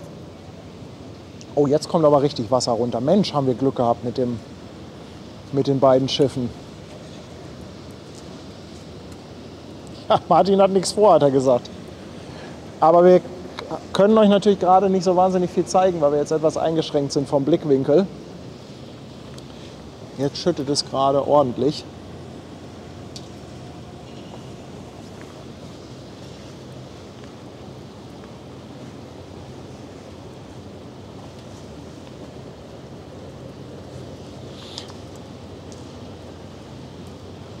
So 25 die Stunde Container. Ja, aber dann passt das doch so ungefähr. Ne? Mit 25 die Stunde, dann sind wir ja doch bei 2 Minuten ungefähr. Ne?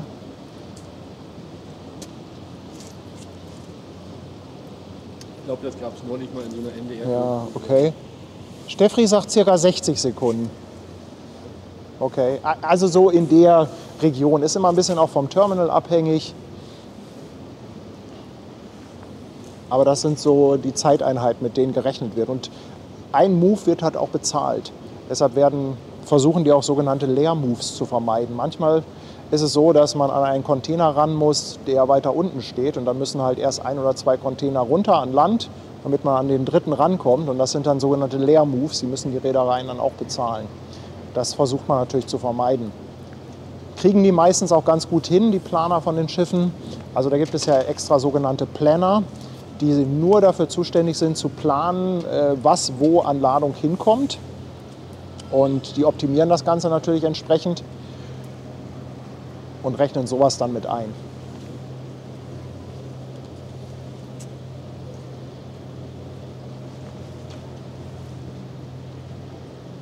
Oh, Jutta schreibt, sie essen jetzt die Hamburg Hafen Live Pizza bei Lust auf Italien.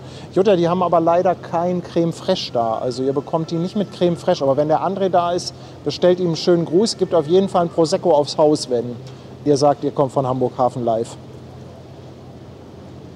Ganz offiziell gibt es die noch nicht. Wir basteln noch an dem Karteneinleger.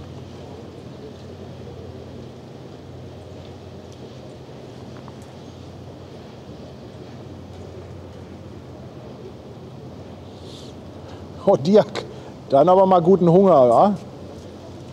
Havelzander, frisch vom Fischer und dann ab auf den Grill. Das klingt in der Tat sehr lecker. Fledermotte, danke dir für deinen Sub. Auch schon 9 Monate.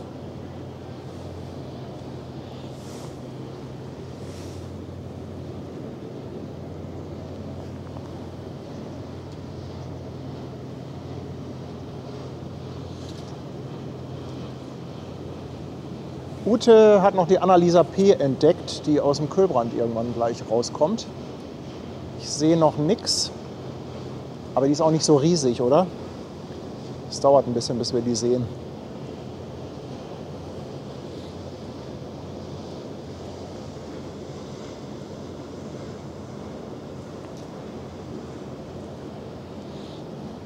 Ach Leute, ist das schön mit euch, bei Wind und Wetter.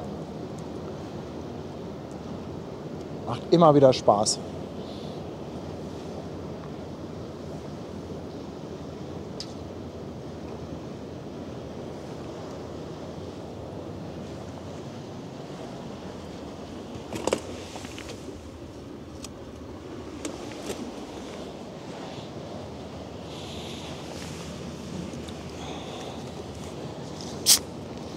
Weiter kommst du nicht rum im Moment, ne? Ja. Ich habe es jetzt nicht ausgetestet.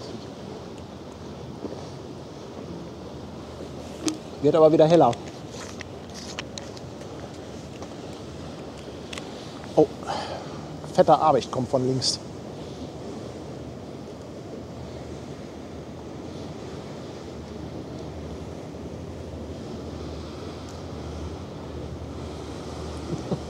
Ja, Postbüdel, da musst du durch. Wenn einer anfängt vom Essen zu reden, dann steigen alle ein.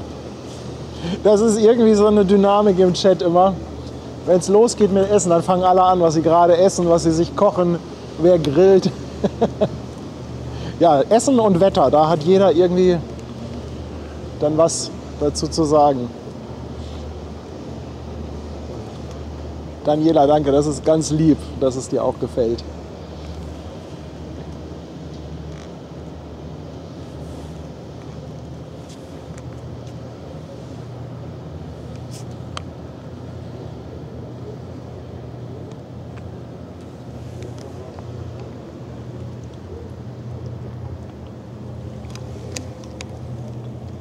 Ja, Nitro schreibt nochmal, das einzig Schwierige bei den Containerpositionen sind die Container, die eine Position weit unten im Schiff brauchen und Abstände zu anderer Ladung. Das kommt natürlich immer darauf an, was geladen ist. Gibt ja auch Gefahrgut, gibt Kühlcontainer und je nach Ladung gibt es da teilweise dann Vorschriften, dass die teilweise an bestimmten Positionen stehen. Die dürfen vielleicht nicht ganz oben stehen, dürfen nicht ganz unten, müssen Abstand haben zu anderen Containern. Aber das wird halt alles von den Planern dann mit einberechnet. Holgi findet das heute so schön entspannt und haut nochmal 2 Euro raus. Ich danke dir. Ja, also ich finde es heute auch entspannt, oder? Also gestern der erste Stream mit der AIDA, das war super hektisch. Da bin ich etwas ins Rotieren gekommen. Aber heute hatten wir auch noch keine nennenswerten Ausfälle. Ne? Ich glaube, wir hatten vorhin mal ein paar kleine Störungen im Stream, aber nichts, was jetzt irgendwie der Rede wert war. Oh, Annalisa P. geht zum CTT. Ja, das wäre natürlich schön. Dann legt die wahrscheinlich direkt vor der One an. Och, das wäre ja ein schönes Zwischenprogramm. Guck mal, da hinten kommt sie schon. Da sieht man auf jeden Fall schon den Brückenaufbau.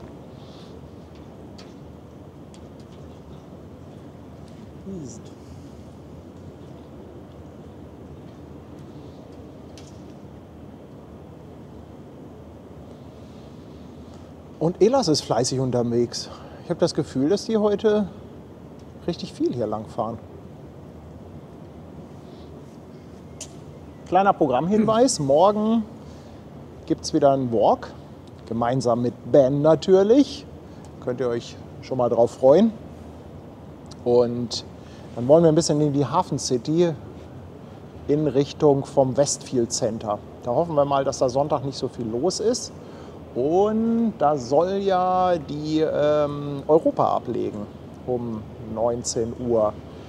Deshalb planen wir den Streamstart dann ein bisschen vorher, also 18:30, 18:45 so um den Dreh. Ich glaube, das wird wieder gut. Ja, dann wollen wir euch mal so ein bisschen da das Gelände beim Westfield zeigen, Übersee Boulevard, den ganzen Bereich. Ich glaube, das wird auch mal wieder spannend. Kannst ruhig durchlaufen.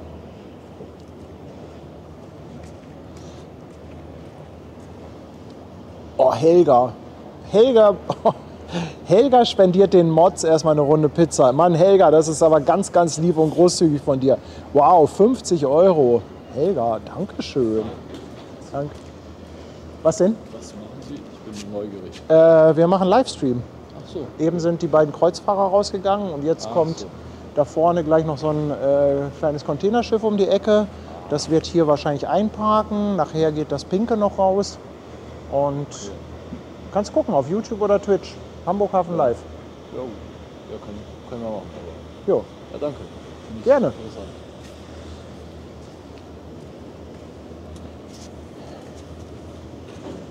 Jürgen, 11 Monate. Bald ist das Jahr voll. Und es macht immer noch Spaß. Ach, das freut uns. Dankeschön. 5 Euro von Michael. Verdammt, danke für den super Stream. Und lasst euch die Pralinen schmecken. Ach, ihr wart eben da. Ja, Michael und Rike. Boah, die beiden, die haben hier echt so eine ganze Kiste Pralinen. in so einem Holzkasten dagelassen. Oh, und ich glaube, da haben sie Tanjas Geschmack mitgetroffen. Das ist ganz edles Zeug. Ja, ganz edles Zeug. Guck mal, Annalisa P., Mensch, da haben wir doch ein schönes Programm. Was meinst du, können wir es gleich wieder wagen, ein Stück vorzugehen, oder wollen wir hier in unserem Safe Space bleiben? Da kommt schon wieder was. Ach, da ist Sonne. Wollen wir wieder umziehen? Leute, wir ziehen wieder um. Achtung mit der Kiste, dass sie nicht wieder umfällt. Das ist ja andere Technik hier.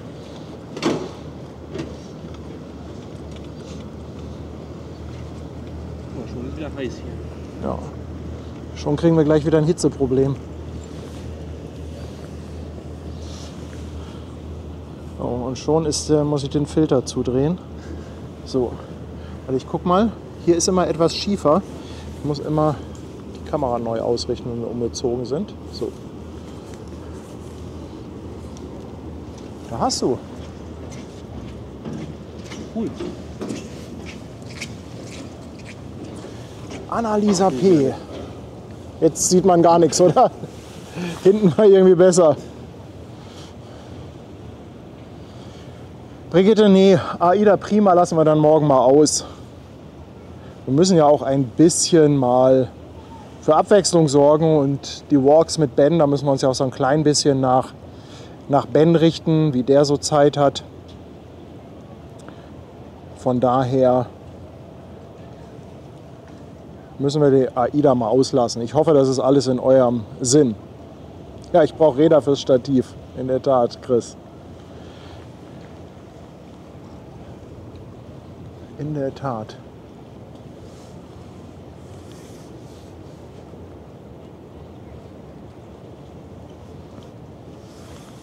Ja, krass, ne? Aida weg, mein Schiff weg, Zuschauer weg. Nein, die meisten sind ja noch da. Schön, dass ihr mit uns durchhaltet, auch wenn es kein Kreuzfahrtschiff ist.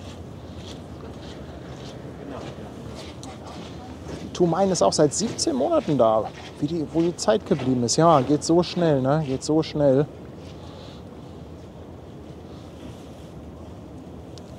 Wann die Ever Given kommt, keine Ahnung. Ist die bald schon wieder dran? Ich weiß es nicht. Muss Martin schon die Sonnenbrille wieder rausholen. Bringt aber auch nicht so viel. Nee, also wenn man da jetzt reinguckt in die Sonne, aber guck mal, es dauert nicht mehr lange, dann verschwindet die da hinter dem Gebäude, dann stehen wir zumindest im Schatten.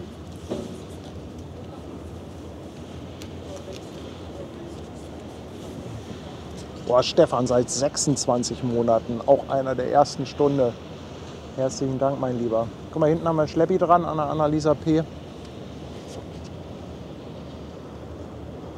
Schönes Zwischenprogramm.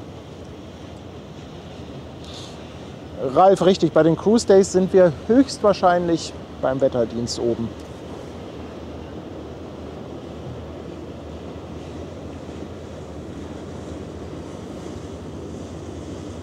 Und Sophia Soraya ist vor Wedel. Mensch, das wird ja noch ein richtiger High-Traffic-Stream hier.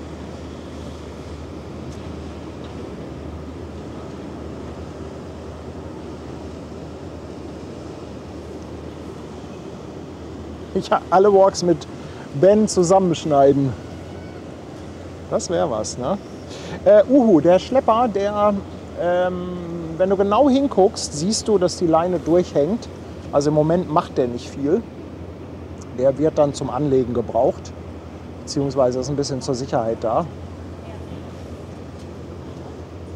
Also das eigentliche Manöver hat der Schlepper weitestgehend alleine gemacht. Sag mal, Da ist eine Hexe abgestürzt. da ist eine Hexe abgestürzt. Ne? Kommst du da hin mit der Kamera? Ich habe das eben schon überlegt. Doch, kommst du doch hin. Irgendwo in der Elbe schwimmt eine Hexe. Ja, ein bisschen nach rechts, da hast du sie. Nee, etwas rechts. Da ist er. Rechts. Ja.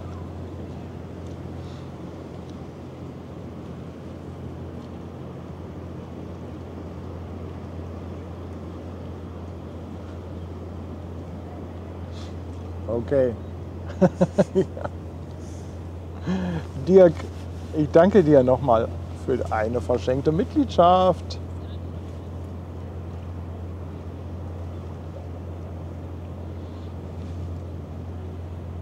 Ja, am 9.8. ist Papenburg geplant. Da ist dann auch der Ingo dabei von der Meyer-Werft, sodass ich auch einen tollen Gesprächspartner habe. Vielleicht erinnert ihr euch beim Hafengeburtstag, als die AIDA Soll rausgegangen ist, da war der Ingo auch schon da. Und was der an Infos über die Meyer-Werft und über die Schiffe hatte, also das war wirklich phänomenal. Das war echt richtig, richtig cool. Da freue ich mich schon drauf.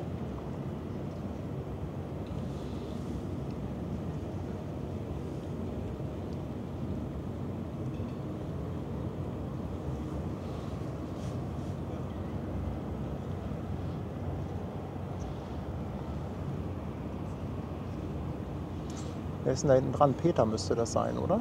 Der Schlepper.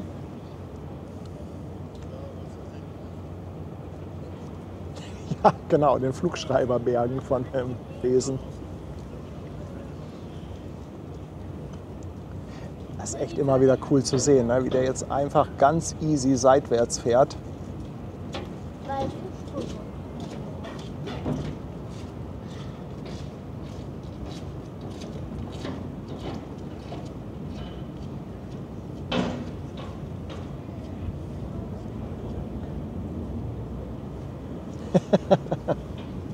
Andi, danke für 5 Schweizer Franken. Sieht nach Motorschaden aus bei dem Besen. Ja. Ja. Kapi Schmidt, auch 17 Monate auf dem Fischmarkt dabei. Dankeschön. Michael, genau, das neue Disney-Schiff wird ausgedockt. Wie heißt sie denn? Disney Destiny, glaube ich.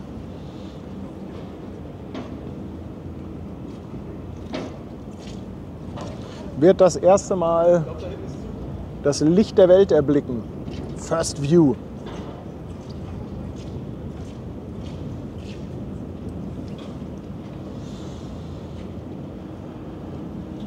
Also, Evergiven ist bis 30.10. nicht dabei. Vielleicht haben sie auch die Route oder den Service gewechselt. Danke, Harald, dass du nachgeschaut hast.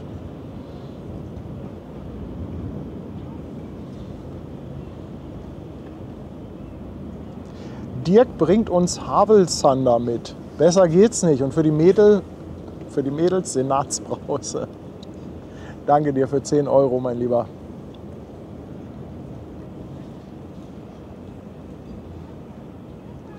Ja, jetzt fahren sie ein Stück an der Pier vorbei und das sieht so aus, als wenn sie dann über die Backbordseite drehen. Da kommt noch ein Schlepper, ob der vielleicht schon zu der One möchte.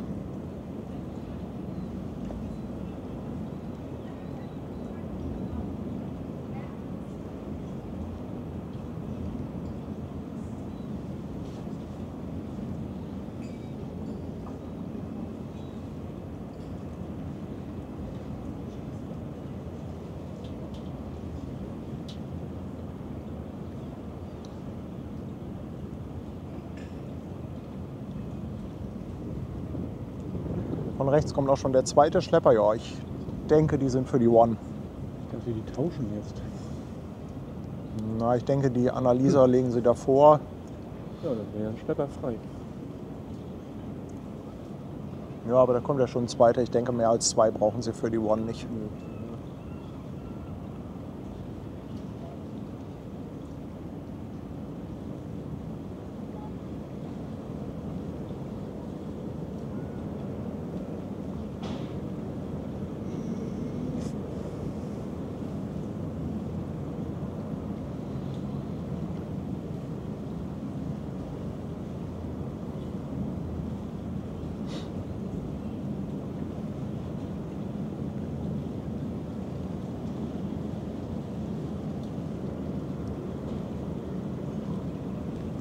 Wahnsinn, wie die Leute alle verschwinden, wenn die Kreuzfahrtschiffe weg sind, oder? Ja. Das ist also wirklich eine Viertelstunde vorher, Menschenauflauf, alle haben sich hier versammelt 5 Minuten später. und zack, Schiff weg, alle Menschen weg. Oh, da kommt noch ein Schlepper, noch ein Boluda.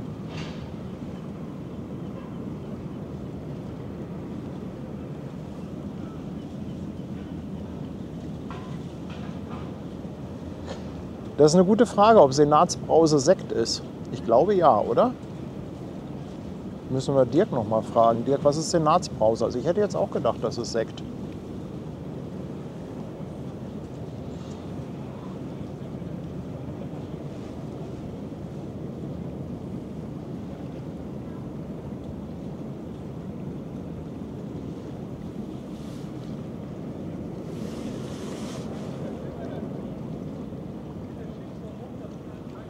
Mega Licht gerade, oder? Oh, ist das schön, ja. Also das ist richtig, richtig schön.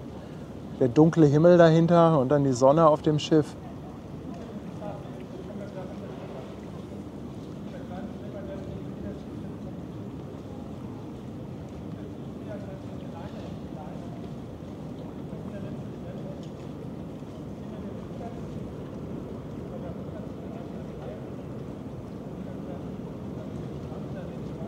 Man sieht auch ganz gut, dass das Schiff das Manöver weitestgehend jetzt selbstständig fährt. Ja, der Schlepper hat jetzt gar nicht so viel geholfen. Ich habe gar nicht gesehen, ob der überhaupt jetzt mal großartig geholfen hat. Vielleicht hat er eben ein bisschen mit abgebremst.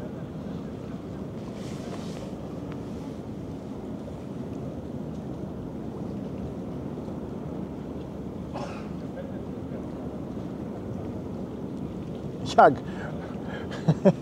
boah, schöner Vergleich. Stell dir mal vor, Container kommen, um die Containerschiffe zu verabschieden. Ja, Menschen kommen, um die Menschenschiffe zu fahren. Ja, ihr kommt auf Ideen, das ist wirklich...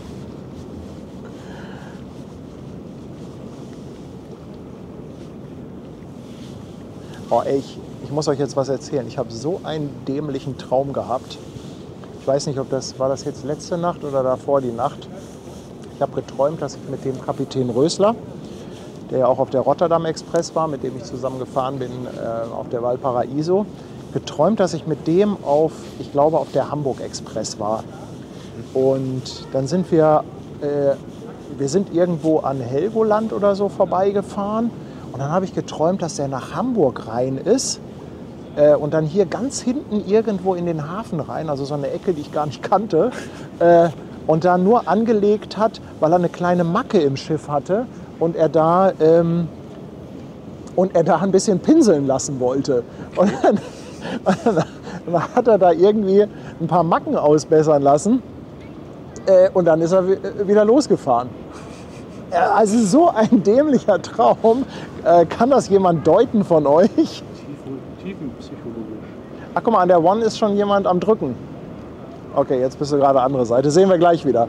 Also, ich weiß nicht, kann das vielleicht irgendjemand von euch deuten, was ich da für einen Schwachsinn mir zusammengeträumt habe? Auf jeden Fall ist der Traum gewesen, auf der Hamburg Express zu fahren.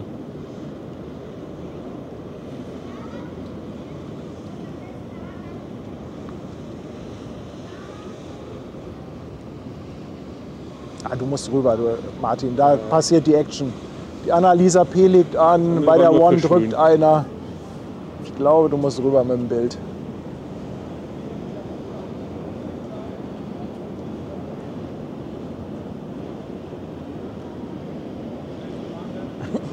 Ja, Honda, ich mache mir auch Sorgen. Vor allem, dass er mit der Hamburg Express nur zum Pinseln nach Hamburg kommt. Ich habe hier irgendwie ein Ping am Handy an. Basti, moin mein Lieber, schön, dass du da bist.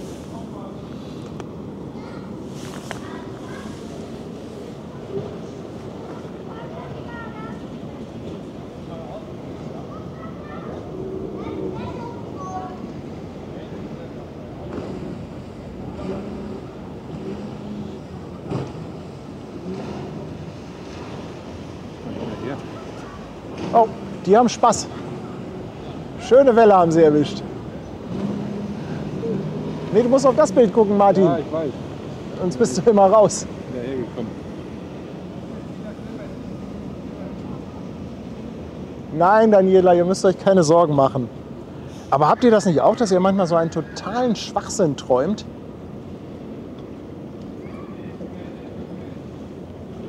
Ralf, morgen Uhrzeit hatte ich gesagt, so circa 18:30, 18:45, denke ich mal. Ich muss noch mal gucken, was mit der Europa ist und noch mal mit Ben schreiben.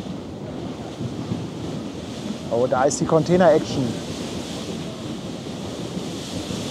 Nee, Martin, die Annalisa ist doch da noch. Kriegst du doch beide ins Bild. Geh mal ein bisschen raus. Ja, ja, nicht ganz so weit. So, es ist doch schön. Ja.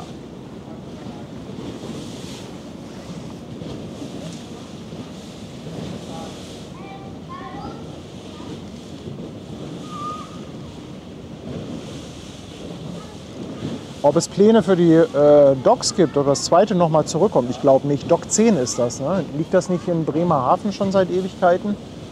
Ich glaube nicht, dass das nochmal zurückkommt.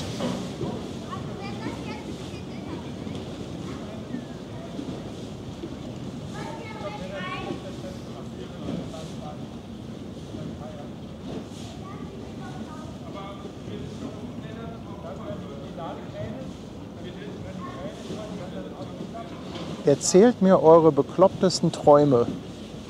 Ich deute sie für euch.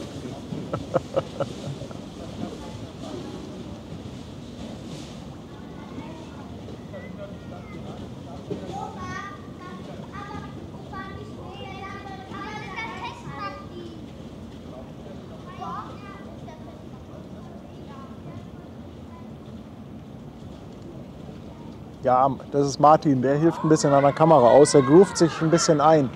Aber macht er schon ganz gut.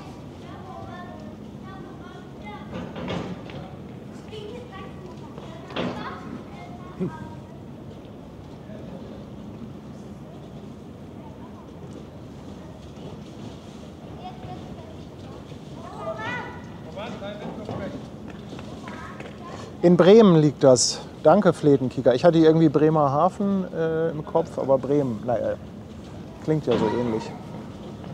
Die Bremer werden mich jetzt wahrscheinlich schlagen.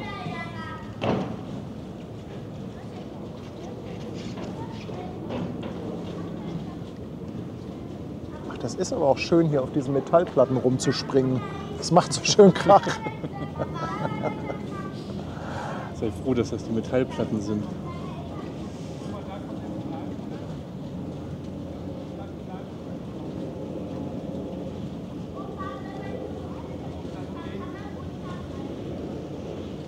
Es hat sich so ergeben mit Martin, der war auch oft am Bubendal-Ufer, da haben wir uns immer getroffen und ja, irgendwann habe ich dann angefangen auch immer mal Bescheid zu sagen, wenn ich hinfahre. Ja, und irgendwann hat Martin gesagt, Mensch, Schiffe habe ich alle abfotografiert, soll ich dir mal ein bisschen an der Kamera helfen? Man braucht mal eine neue Aufgabe. Ja, das ist so. Und es ist echt eine Hilfe für mich, gerade wenn ich dann mit der Drohne fliege. Oh, von links kommt der Saturnus. Schöner alter Schlepper, aber ich glaube, kannst noch warten, bis der hier uns vor die Linse fährt. Das ist uns wieder so eine Kamerafahrt hier. Unendlich. Ich habe keine Ahnung, wessen Kinder das sind. Die gucken ja auch gerade ein bisschen Containerschiffe. Kinder interessieren sich wenigstens für die Containerschiffe und Schlepper.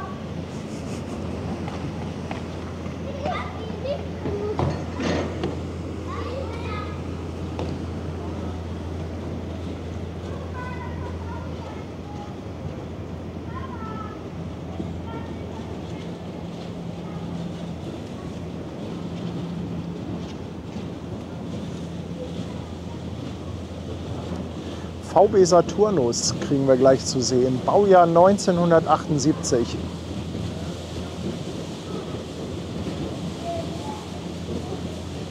Sogar älter als der Schlepper. Fast 50 Jahre auf dem Buckel. Was ist das, 47 oder so?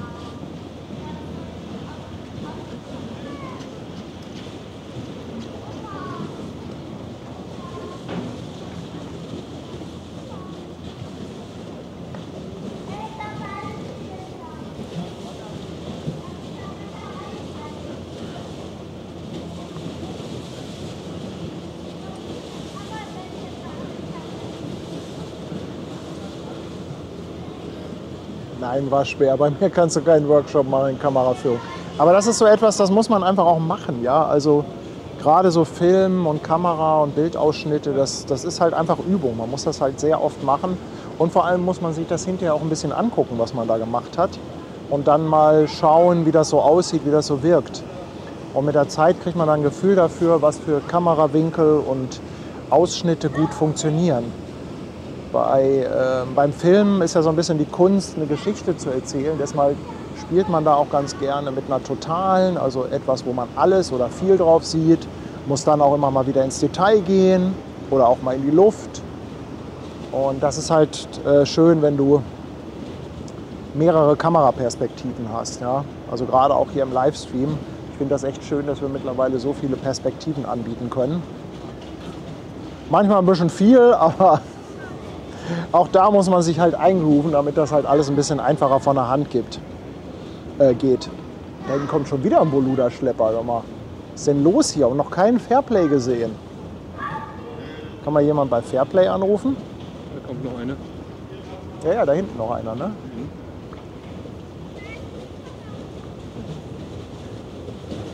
Annalisa P. Werden die Leinen übrigens festgemacht. Da könntest du noch mal ins Detail gehen.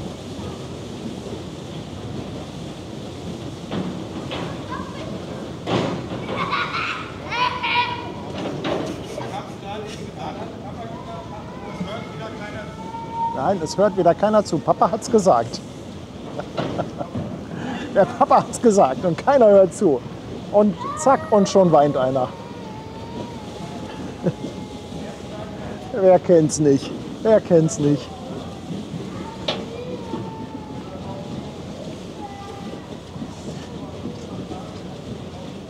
Freibier, wir haben mit dem Stream ungefähr um 4:45 gestartet. Den Rest musst du dir jetzt selber ausrechnen. Chris, der Schnitt ist in der Tat beim Filmen das Aufwendigste, ist aber auch das Wichtigste. Mit dem Schnitt erzählst du hinterher die Geschichte. Das ist eigentlich das Schönste an den Livestreams, dass ich hinterher nicht mehr schneiden muss.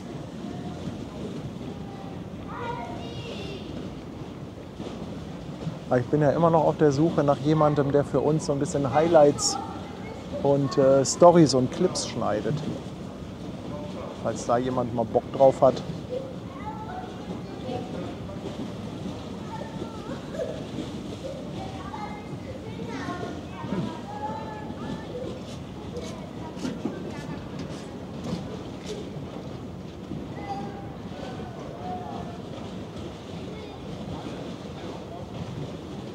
Das ist der große Michel, glaube ich, wieder, ne?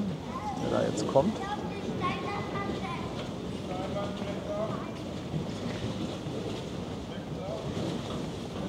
Ach so, wann wir ursprünglich angefangen haben mit dem... Also den Kanal haben wir im Februar 2023 gestartet.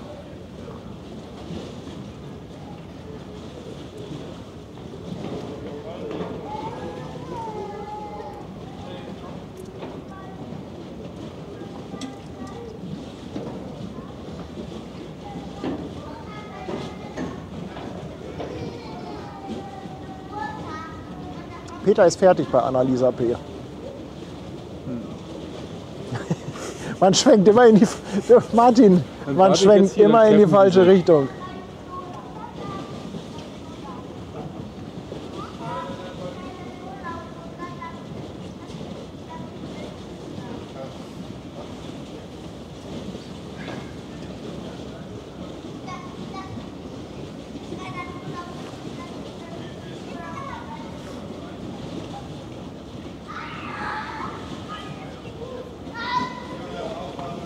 Und wenn du mal weiter ranzoomen willst, dann schieb das mal, da hast du nicht dieses Nachgreifen. Das musst du dir mal hinterher angucken, das sieht halt auch komisch aus. Wenn du zoomst, Stopp, Nachgreifen, ne? Ich habe das ja schon versucht zu optimieren. Ja, du. Mit Drehen und Schwenken. Drehen, schwenken, schieben. Oh, Schwester Hansen möchte es machen, das Schneiden. Aber sie kann es leider nicht. Ich weiß auch nicht, ob wir ihr das beigebracht bekommen.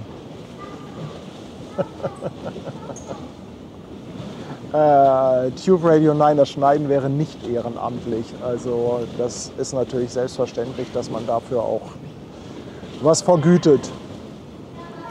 Aber wenn das jemand ehrenamtlich machen will, habe ich da auch nichts gegen. Aber nein, das kann man, glaube ich, nicht erwarten.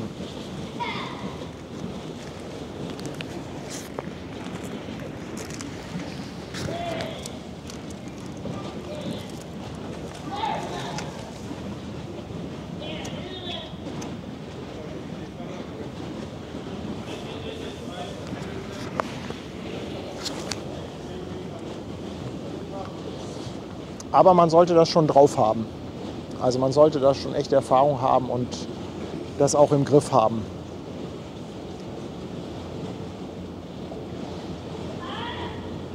Genau, Schwester Hansen gehört nämlich vor die Kamera. Da habe ich sie auch lieber. Das scheint der Schlepper für den Bug zu sein, an der One Recommendation.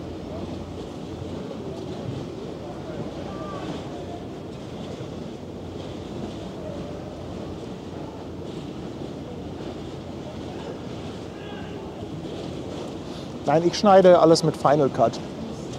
Aber das wäre jetzt nicht zwingend die Voraussetzung.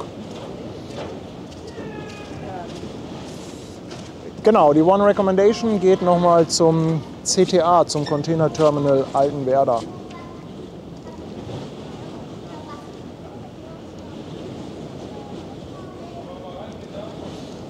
Ich habe da so ein paar Ideen. Ich hätte ja gerne mal irgendwie so Zusammenschnitte, was weiß ich, Best of AIDA mit Hörnern, Best of Mein Schiff, irgendwie so Best of One oder nur die 400-Meter-Schiffe. Also da könnte man, glaube ich, echt viele Sachen machen. Das größte Problem ist einfach die Menge an Material, die ich habe. Das ist so viel, diese ganzen Livestreams, die ganzen Aufzeichnungen. Ich muss auch bald schon wieder neue Festplatten kaufen. Das nervt mich auch echt.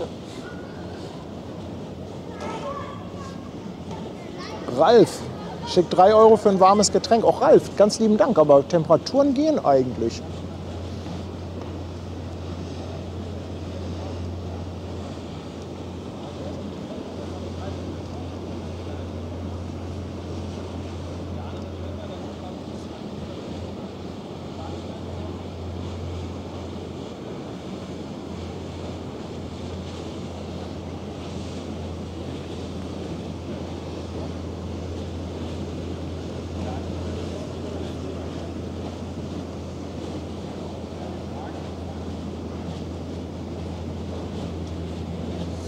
Der Dirty King ist da. Kommst du mit Sophia gleich um die Ecke, mein Lieber? Malte, tschüss und vielleicht nachher noch bei dir im Stream.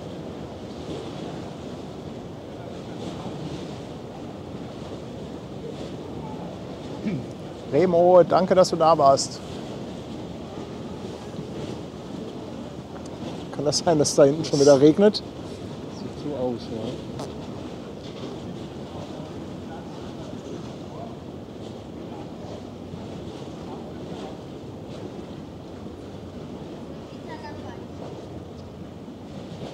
Vorsorglich schon mal wieder zurück? Nö, wir warten einen kleinen Moment, bis es wirklich anfängt zu tröpfeln. Dirty King, wir stecken hinterm Holzhafen, also gegenüber vom Tollerort, weißt du, diese Balustrade da, wo L'Osteria ist. Quasi in diesem riesen Schaufenster, was hier ist.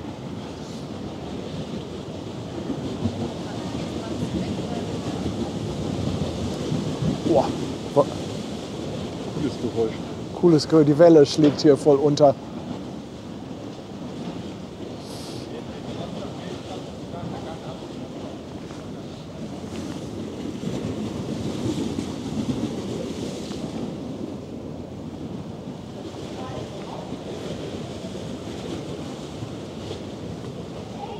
Muss mal kurz was gucken. Dann guck mal.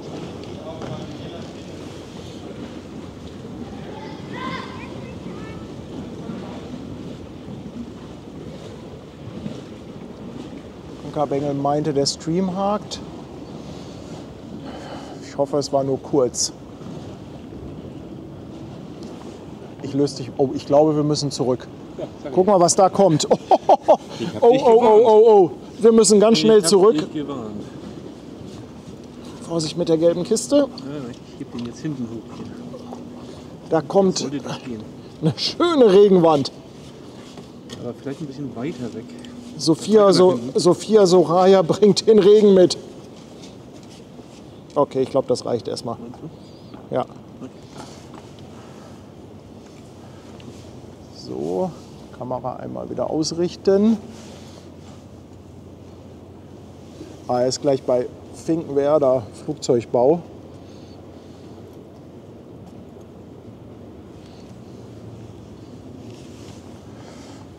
Okay, so, Kamera ausrichten und da sind wir wieder.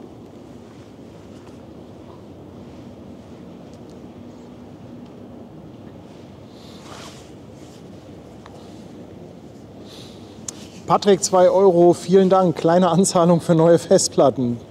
Herzlichen Dank. Ja, sorry, Robert, wenn dir jetzt schlecht wird. Sorry, sorry. Boah, ich filme da mal rüber.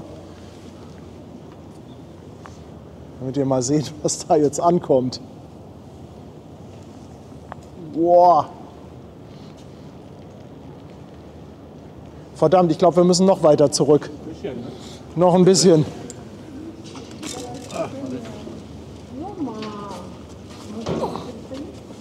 Ja, so ist gut.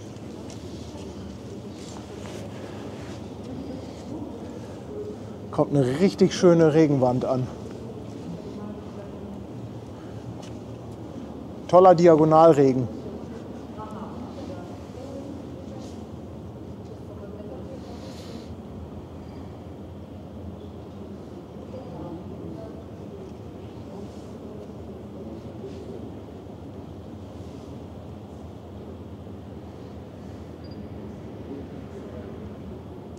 Sophia Soraya bringt schönes Wetter mit. Ja, das wäre was. Fände ich jetzt nicht so verkehrt.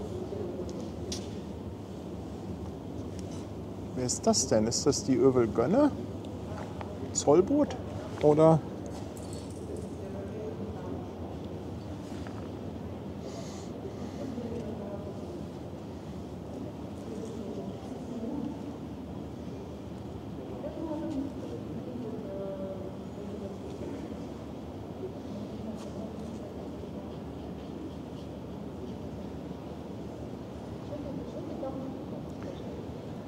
Ursi, wirf doch einfach eine Tablette gegen Seekrankheit ein.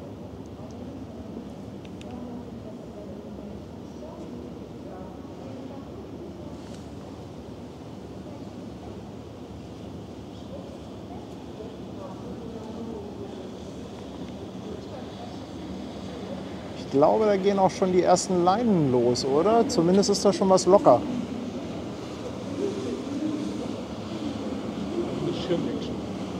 Mhm. Auf der Fähre gehen sie alle ein Deck tiefer.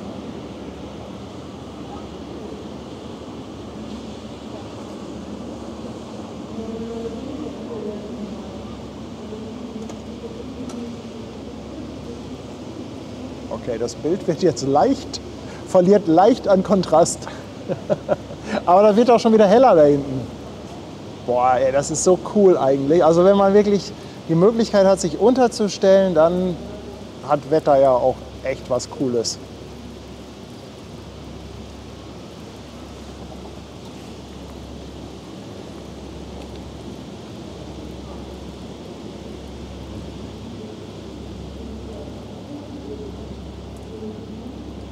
Da standen wir eben.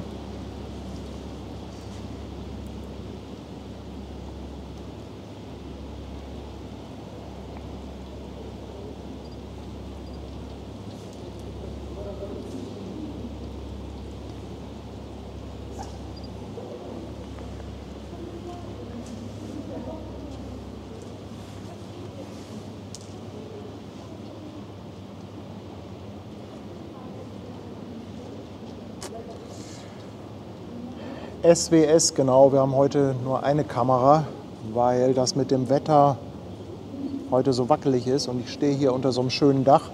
Und gerade habt ihr das ja schon gemerkt, dass wir umgezogen sind. Das war jetzt, glaube ich, schon das 2. oder 3. Mal, dass wir vor und zurück sind. Und deshalb habe ich heute nur eine Kamera aufgebaut, sonst hätten wir zu viel Kabellage, dann wäre das mit dem Umziehen ein bisschen schwierig. Und so finde ich, ist das heute eine ganz gute Lösung bei dem Wetter.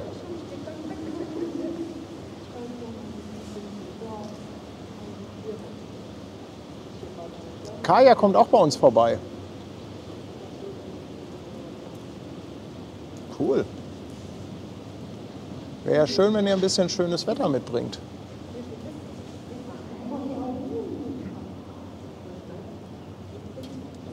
Nicht auf YouTube. Ja.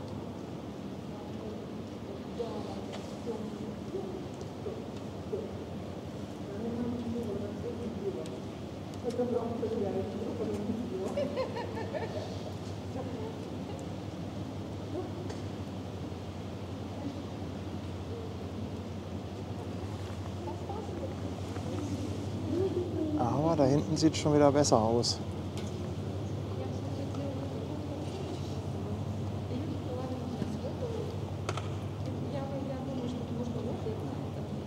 Da kommt die Commodore von Meyer.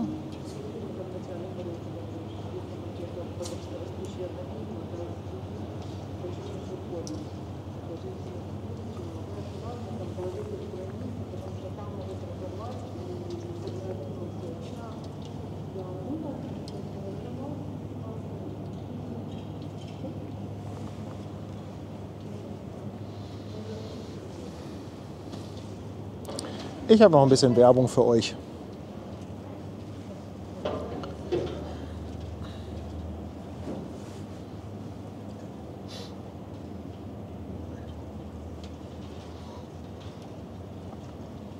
Also gleich können wir höchstwahrscheinlich wieder nach vorne umziehen.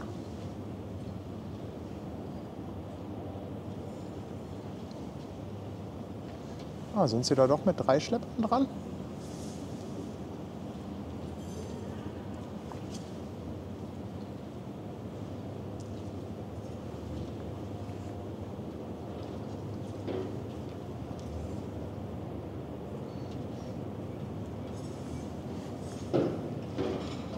Kommt noch eine hinterher. Kommt noch eine Wolke hinterher?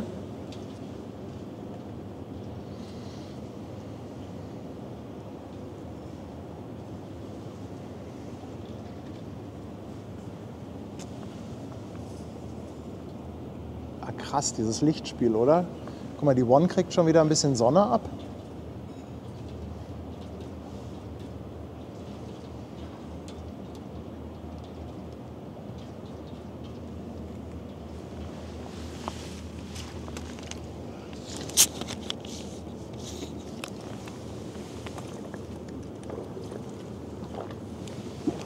Oh, guck mal, wie cool das jetzt aussieht. Wahnsinn, oder? Müssen wir mal schnell ein Foto machen.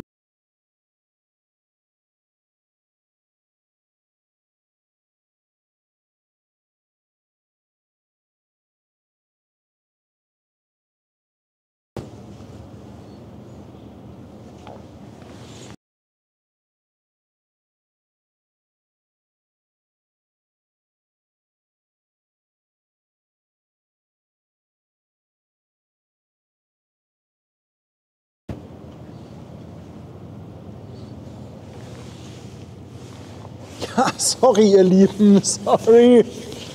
Ja, meine Schuld, meine Schuld. Stream weg. Ah! Wie dumm. Wie dumm, sorry. Schlagt mich. Schlagt mich. Ja, Skolze, falscher Knopf, ganz genau. Ganz genau, falscher Knopf.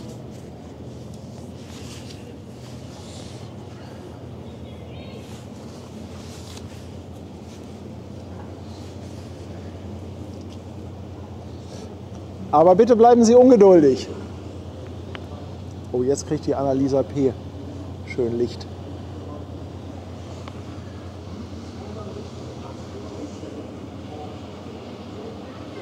Ja, das hat was mit dem Fotomodus zu tun. Dann habe ich nicht dran gedacht. Ich hätte dann auf eine andere Kamera umschalten müssen. Ich habe nur heute leider nur eine Kamera. Ah, schlagt mich.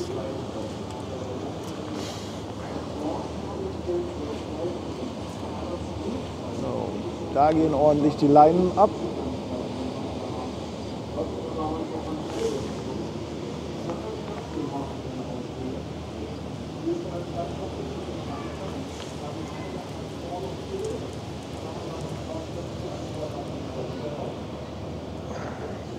Ja, Nitro, das war ja jetzt kein richtiger Ausfall, das war ja menschliches Versagen.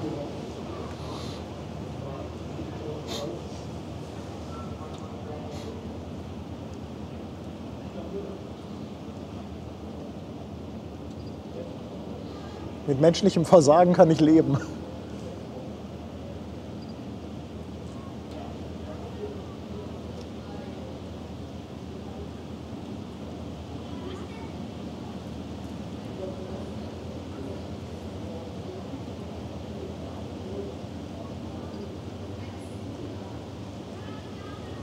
Ein Wasserfleck ist auf der Linse.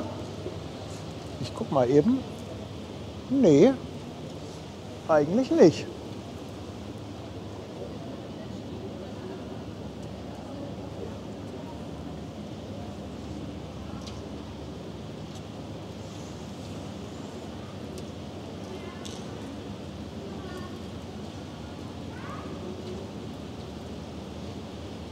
Da ist die nächste Regenwolke.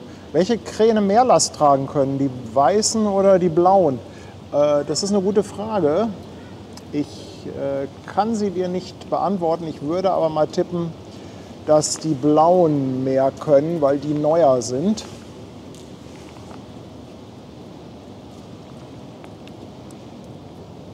Aber genau kann ich es dir nicht sagen.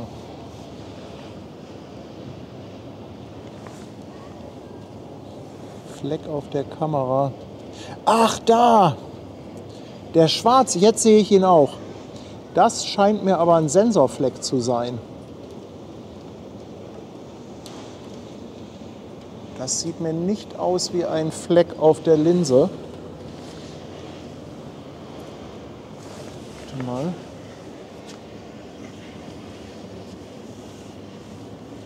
Wie kommt der denn, also wie kommt denn jetzt bitte ein Fleck auf den Sensor, während wir filmen? Wie schafft er das denn?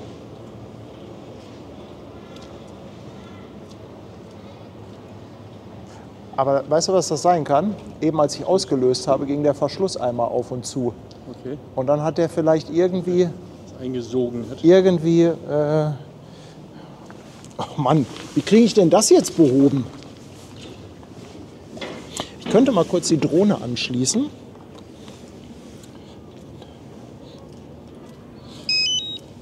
Dann könnten wir da mal bildmäßig draufschalten und dann könnte ich an der Kamera rumfummeln.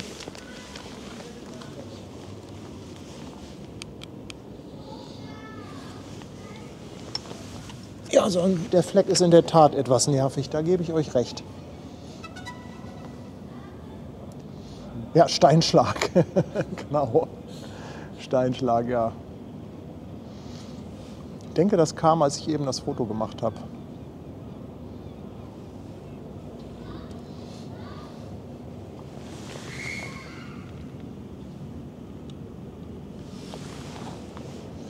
So, darf ich einmal ran? Ich gehe mal auf das Drohnenbild. Nee, ich will das jetzt einfach nur mal gucken.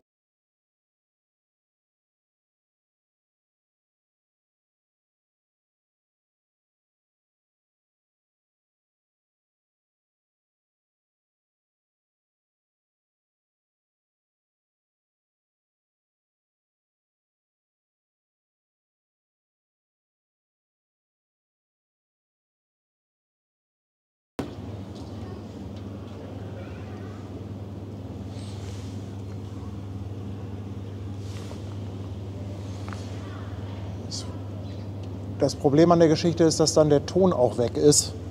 Ja, ich kriege das jetzt nicht auf die Schnelle hin. Jetzt müsste ich jetzt die Kamera abbauen und dann einmal sauber pusten. Das lassen wir jetzt. Dann gucke ich lieber, ob ich starten kann.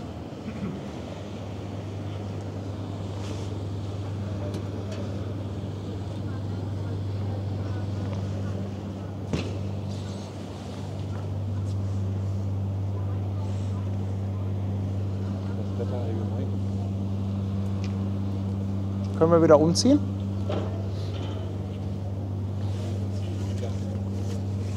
Nicht gut? Nicht gut? Dann auch nicht starten. Okay. Stefanie, ich danke dir für 100 Bits.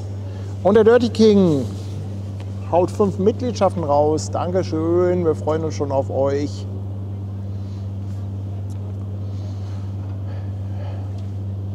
Ja, wir lassen das jetzt mit dem Fleck. Müssen wir mit leben. Das wäre jetzt... müsste ich jetzt wirklich die Kamera abbauen und dann... Versteckt ihn in einem dunklen Bereich. Genau, du musst den Fleck immer im Dunkeln haben. Ja.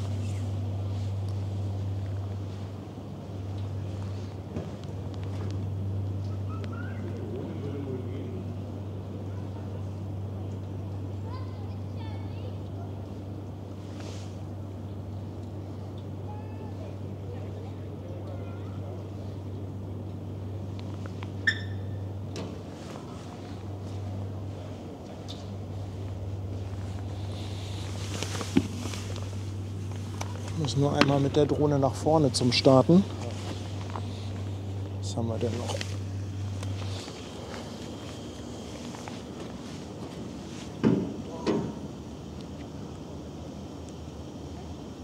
Ah, das wird schon wieder mehr mit dem Regen.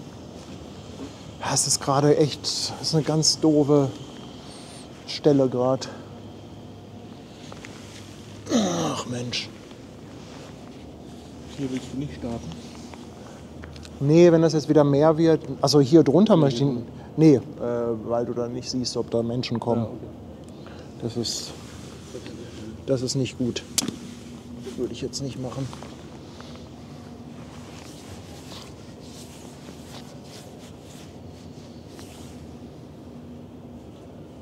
Bernd, das habe ich eben probiert, nochmal Foto auszulösen. Das hat natürlich nicht geklappt. Hat natürlich nicht geklappt. Erhard, danke dir für 2 Euro.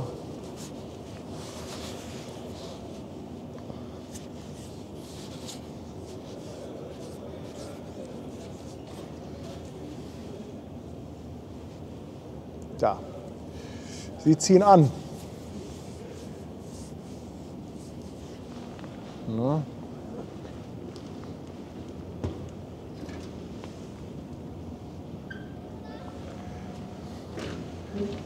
Kaya kommt von links.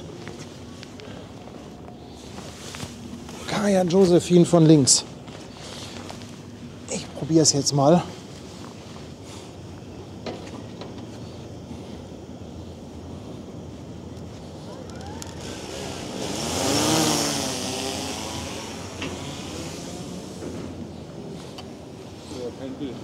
Nee, ich muss auch erst das Kabel dran stecken. Müssen wir noch eine Sekunde warten.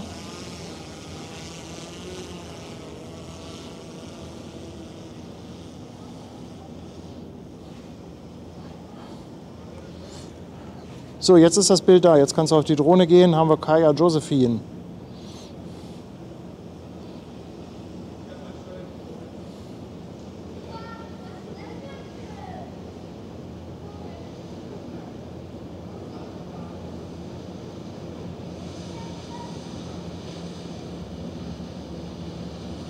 Die Schöne.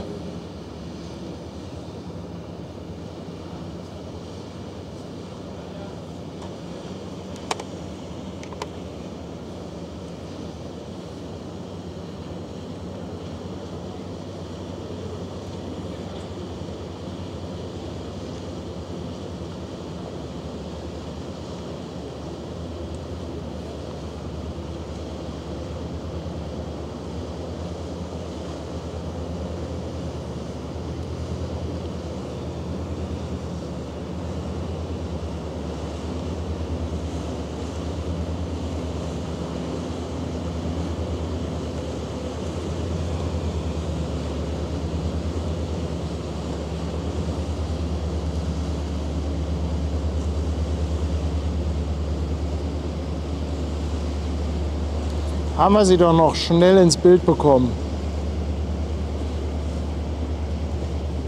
So, und dann kann ich ja jetzt mal rüber zur One.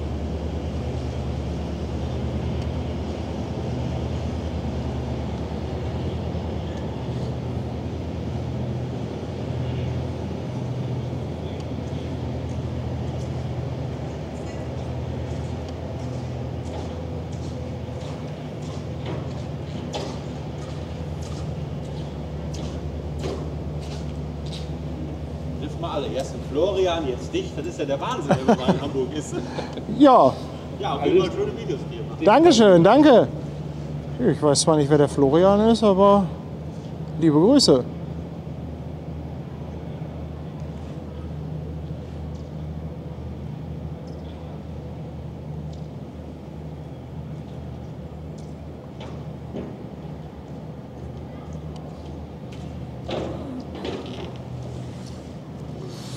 So.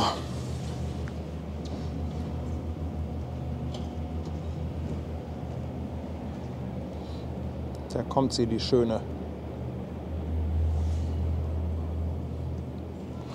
Oh, da muss ich ja fast schon wieder ein Foto machen, oder? Hast du auch ein Bild? Ich habe auch ein Bild. So, kannst du.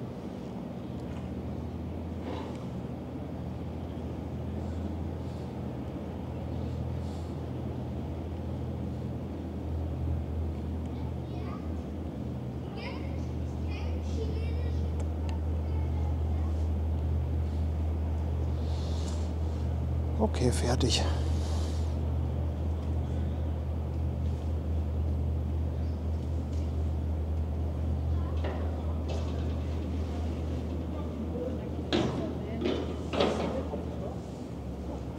Alles gut.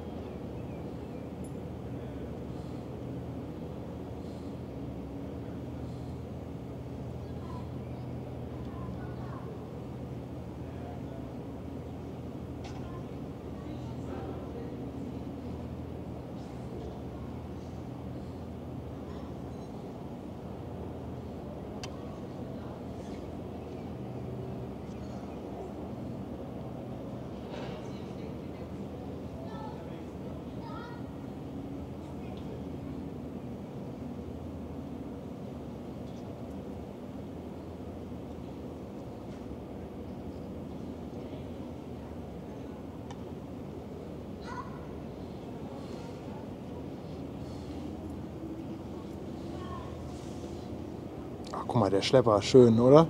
Wie der rüberzieht. Herrlich.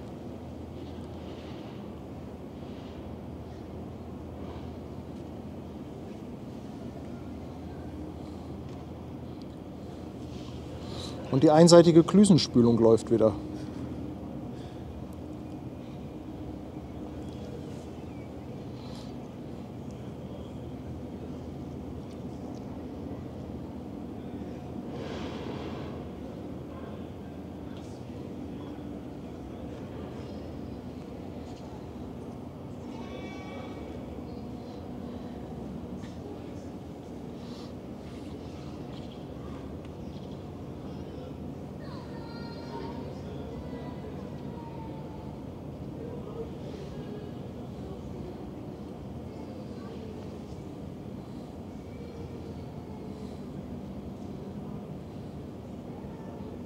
Ich mag das Schiff.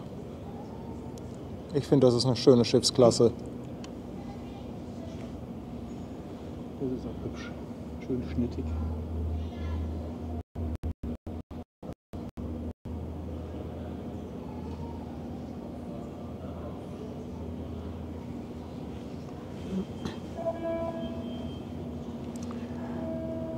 Wunderkäfer, ich danke dir vielmals für deinen Prime Sub.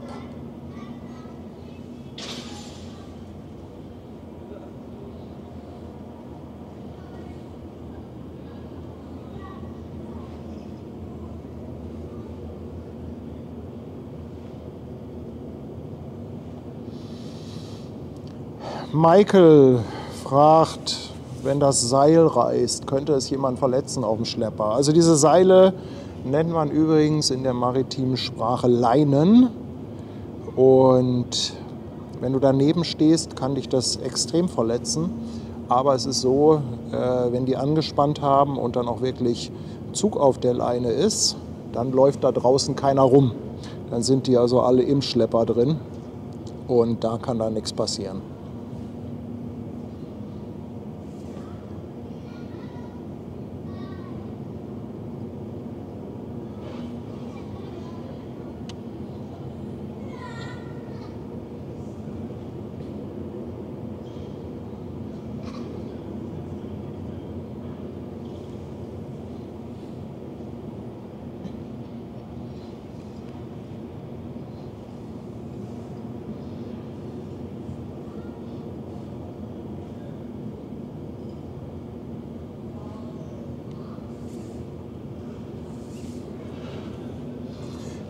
Die fährt jetzt zum Containerterminal Altenwerder und ja, da wird sie dann wahrscheinlich noch ein bisschen mehr Ladung bekommen.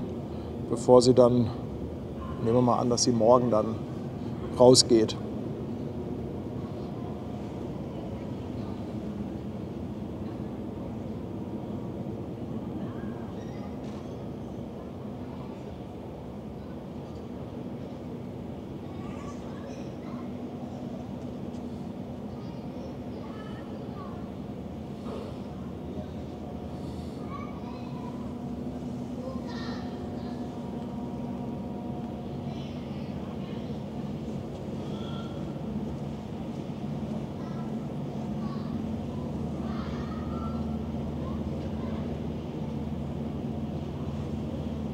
Oh, Sophia Soraya kommt.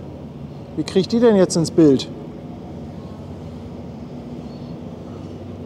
Am besten mit der One. Hast du? Da, ich habe sie auch. Mensch, die können wir uns doch nicht entgehen lassen. Da darf ich auch drüber fliegen. Da haben wir wenigstens die Überflugerlaubnis.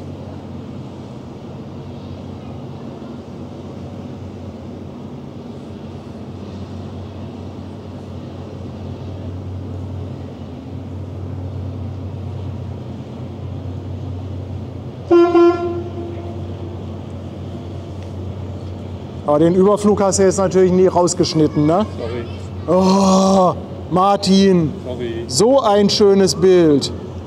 Mann, komm, dann fliege ich noch mal hinterher. Schalt um. So einen schönen Überflug.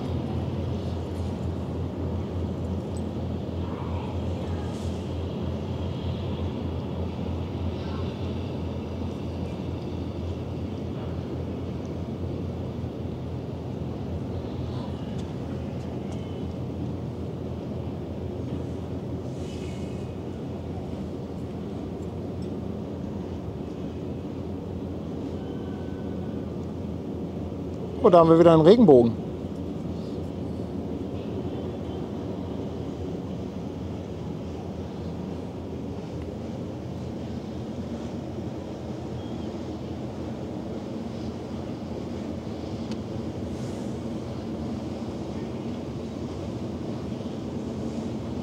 Wieso drehen die das Schiff jetzt hier vor unserer Nase? Ziehen die rückwärts? Hä, die ziehen die doch jetzt nicht rückwärts bis zum CTA, oder?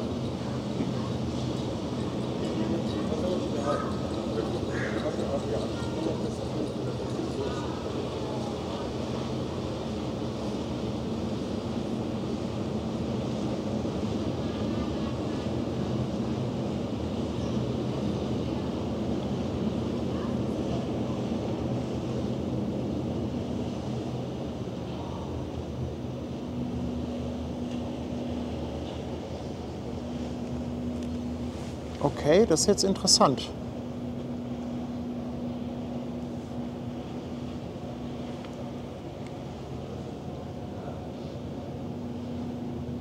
Ja, einmal mit. Kannst du noch weiter von oben? Bitte? Kannst du noch weiter Nee. von oben? Nee, ich bin schon auf maximaler Höhe.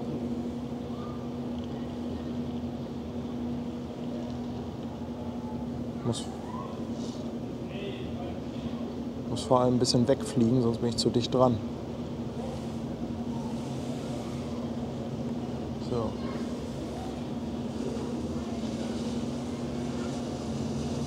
Ach, guck mal, mit Regenbogen habe ich sie jetzt.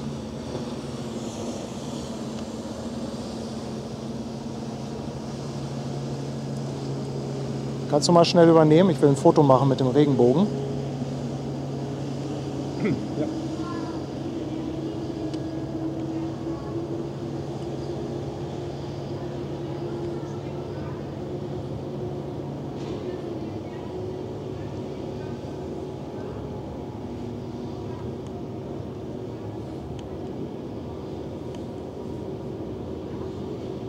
Okay. Oder muss die noch mal woanders hin? Wo will die hin? Naja, es gibt ja da hinten noch diese Pfähle, wo sie manchmal Schiffe zwischenparken, aber eigentlich sollte die jetzt zum CTA.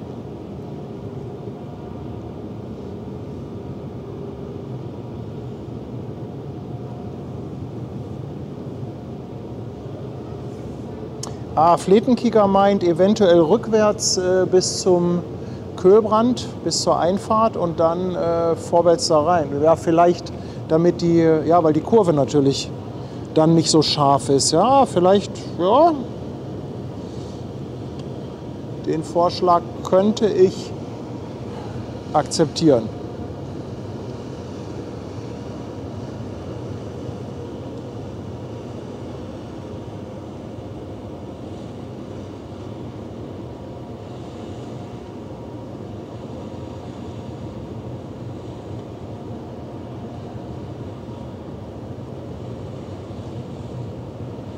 Boah, mega, oder? Toll, dass sie hier so ein Wahnsinnsmanöver uns noch mal vor die Nase setzen. Bin gerade völlig geflasht. Richtig gut.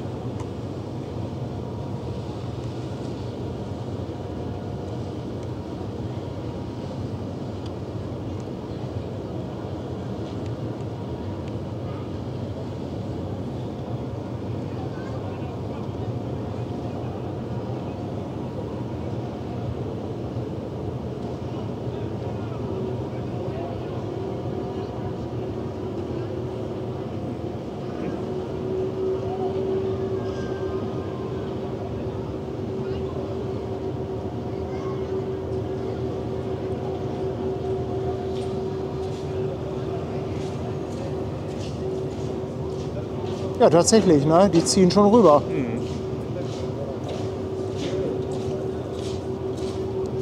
Ja, das kann natürlich echt sein, dass sie die rückwärts bis zum Köhlbrand ziehen und dann vorwärts zum CDA. Bruno, willkommen bei unserem Kanal. Danke für deine Mitgliedschaft.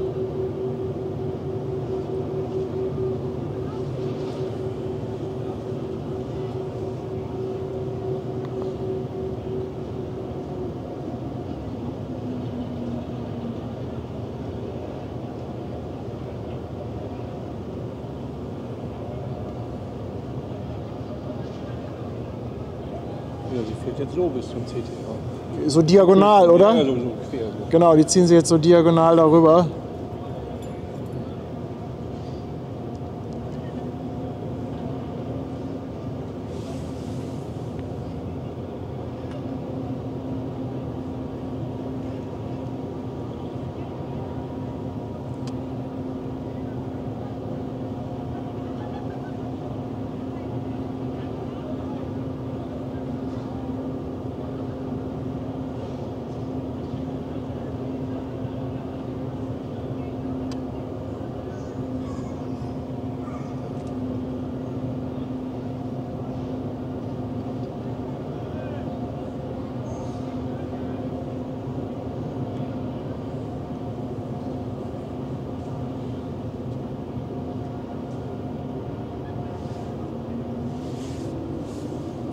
Boah, ist das beeindruckend.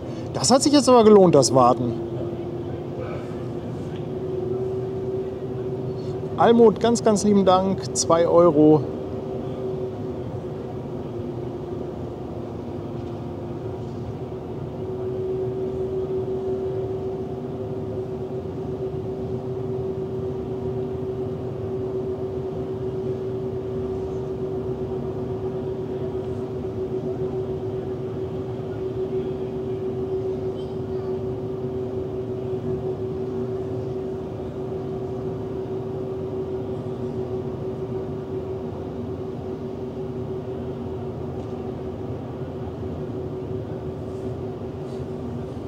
Ich finde die Aufnahmen gerade ein bisschen geil. So, Entschuldigung, Leute. Aber ich finde es gerade echt ein bisschen cool. Und jetzt streiken die Schlepperfahrer. Lassen sie so liegen. Boah, jetzt nochmal schön im Gegenlicht. Herrlich. Aber ich muss gleich landen.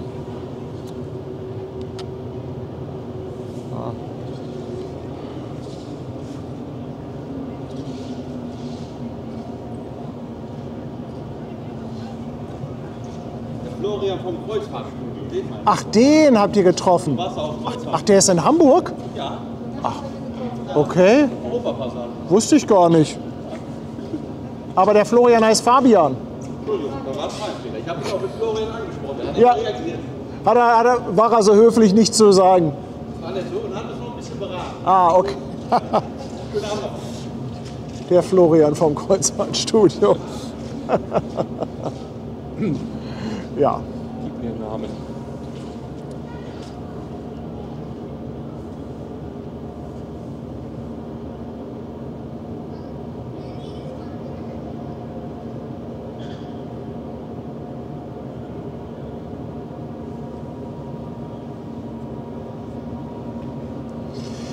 Freibier klar läuft der Motor, die Maschine von der One.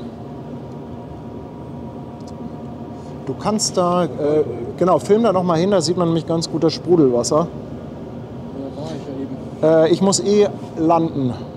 Bist du drauf? Ja.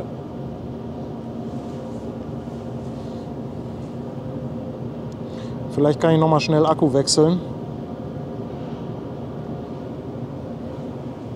Ich ziehe mal das Kabel raus.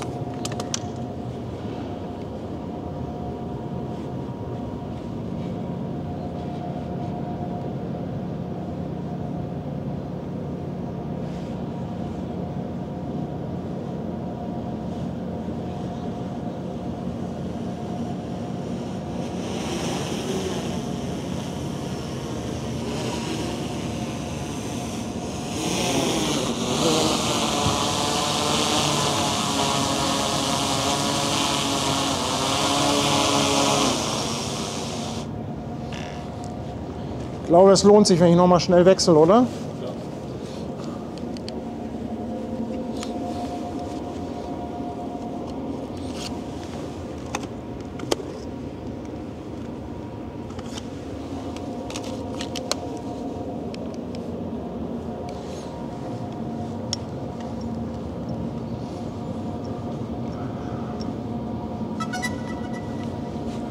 Oh, da kommt noch ein Autotransporter, Martin.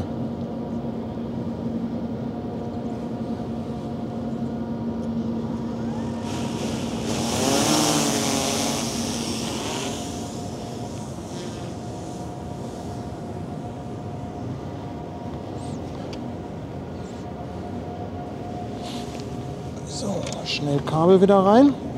Da kommt noch eine Grimaldi. Habe jetzt nicht erkannt, welche.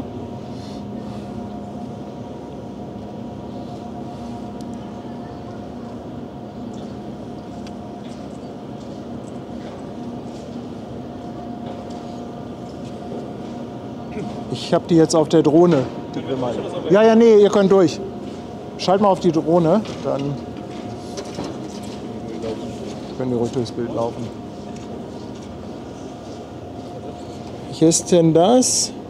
Grande. Der Chat wird es wissen, ich kann es nicht lesen. Lolo, danke dir für 2,49. Mit Grüßen an die Familie Melli, Kai, Moni und Linus. Und Moro, ganz lieben Dank für dein Prime-Sub. So, ich drehe noch mal schnell auf die One.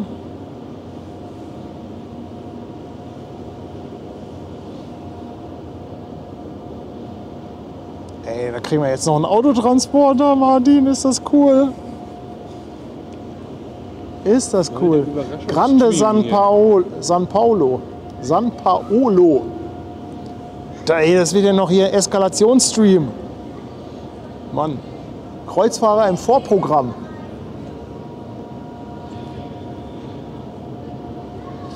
Ein sogenanntes Conro-Schiff, kombiniertes Container- und Autotransportschiff. Roro steht ja für Roll-on, Roll-off. Conro dann Container, Roll-on, Roll-off.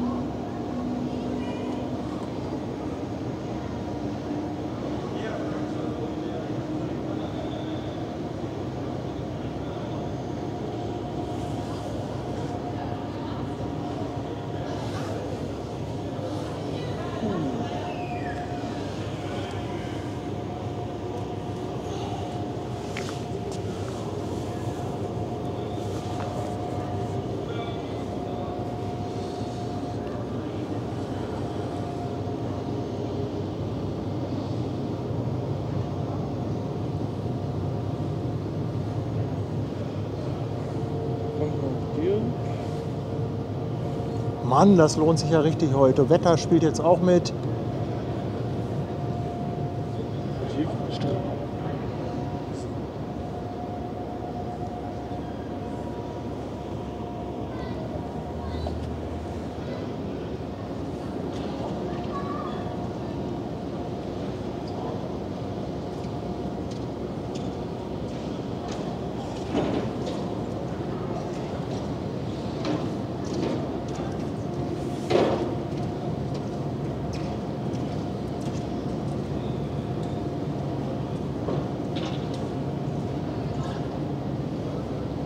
Noch eine Fähre.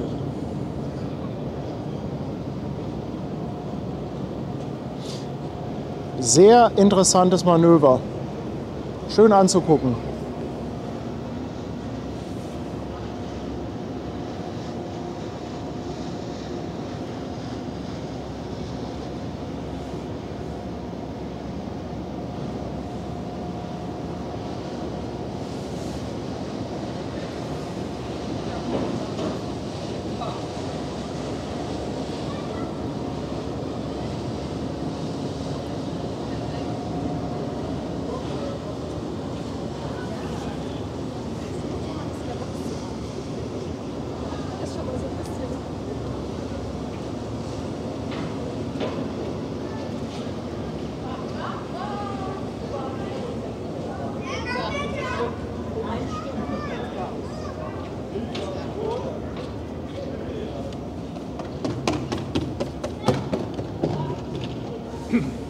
Wissen Sie, warum das Schiff rückwärts ausgezogen wird?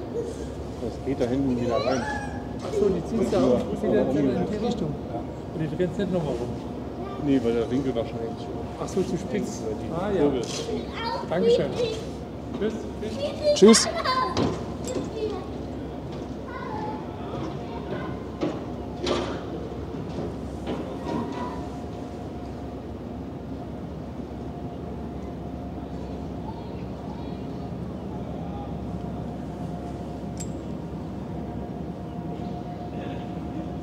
Schönes Licht. Ja.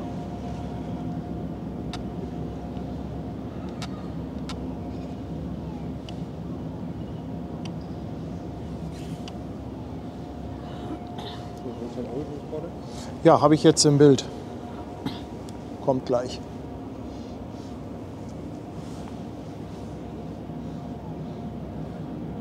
Wir können jetzt nur die Kamera nicht umziehen, das ist jetzt gerade too much. Mit Drohne fliegen. Ich glaube, das geht auch so. Ja, geht, ne?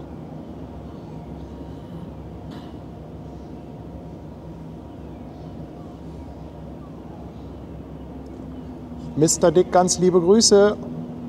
Zurück nach Elmshorn. Ja, wir machen weiter so. Danke für 2 Euro Superchat. Nick, richtig, die One, die geht zum CTA. Boah, das Licht ist aber gerade richtig, richtig mega.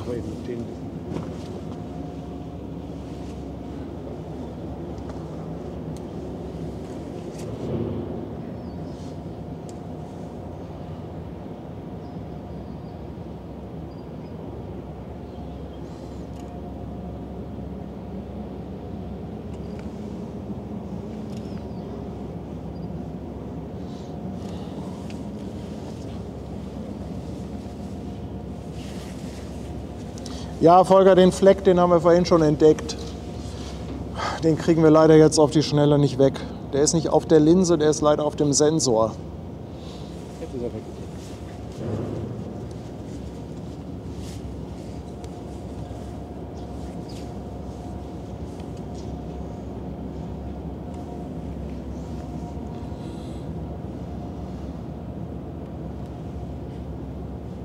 Das ist ein Muttermal, ja.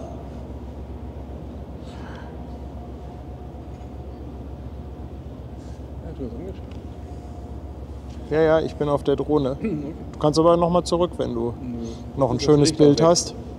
Ja, Licht ist jetzt nicht mehr so toll auf der One, das stimmt. Das war recht schnell weg.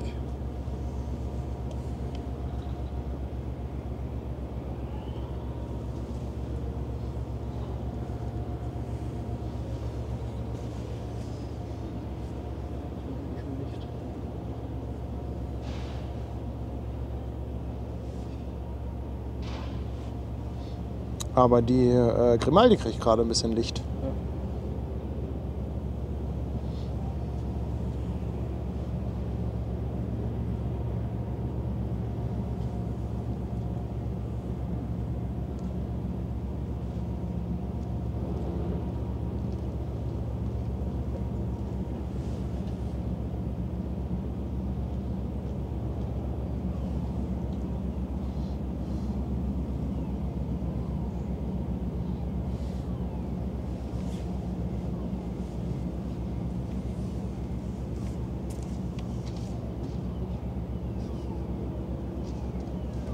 Dichter als ich dachte.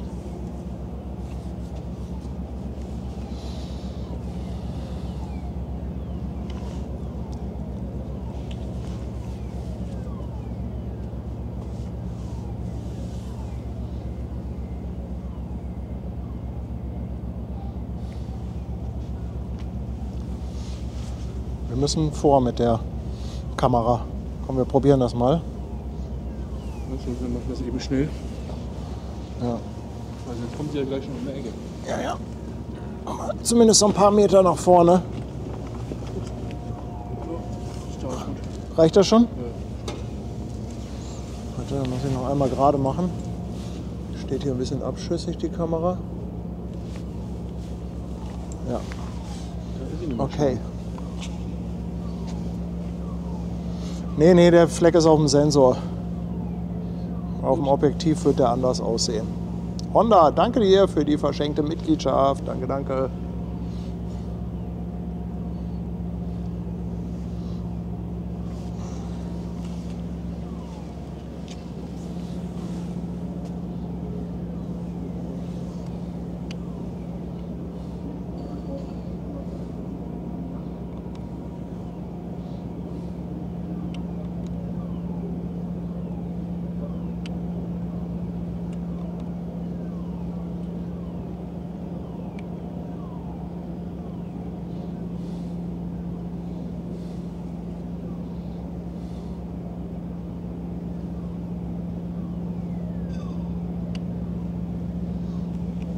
Ja, die lassen sich extra Zeit.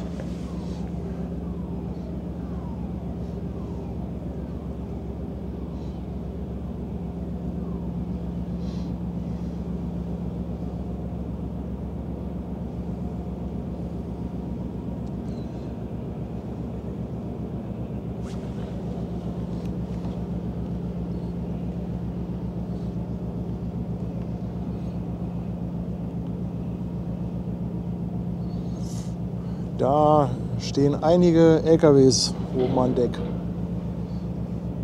Ach, guck mal hier, und da stehen auch auf der Plattform einige unter dem Paolo. Ja. Da.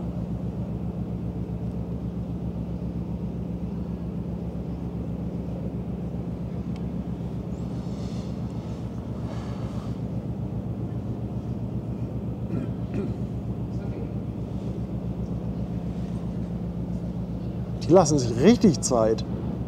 Klar, solange die One noch nicht weg ist. Warte, ich kann ja noch mal in die andere Richtung drehen mit der Drohne. Können wir noch mal gucken, was die One treibt. Ja, habe ich.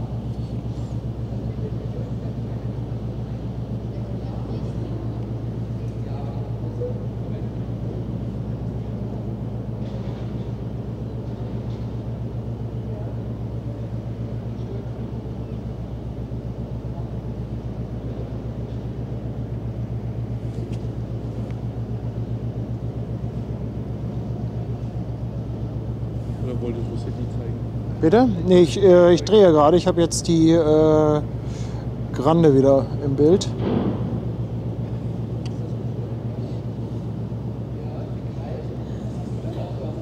Ich wollte nur nicht so schnell drehen mit der Drohne. Aber auch mal ein ganz ungewohntes Bild aus der Richtung. Richtig schön.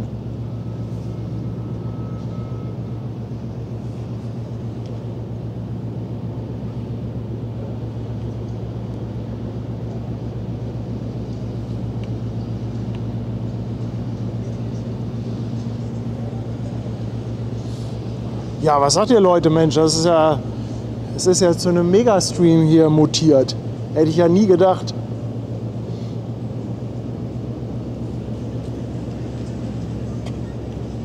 Boah, von hier bis zur Nordsee, ja, so 5 bis 6 Stunden circa.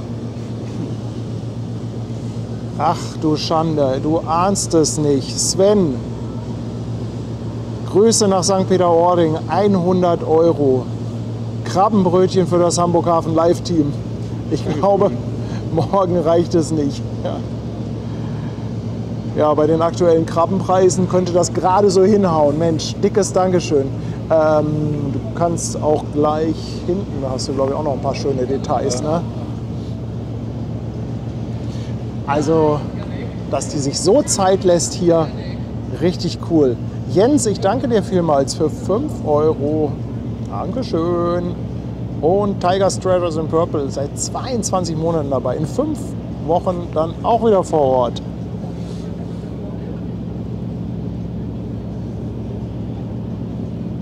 Ja, Mensch, das sind doch Bilder, oder? Das sind doch Bilder.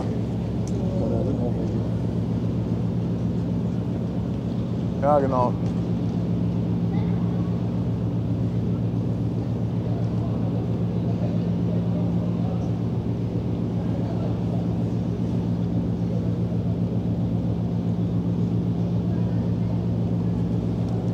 Also ich kann es nicht anders sagen, Leute, aber sensationell. Krabbenbrötchenpreise, also ich glaube bei 13, 14 € liegen die. Ne? Ich habe jetzt nicht nachgeguckt, ich weiß es nicht genau, aber die sind echt, Krabbenbrötchen sind echt teuer im Moment.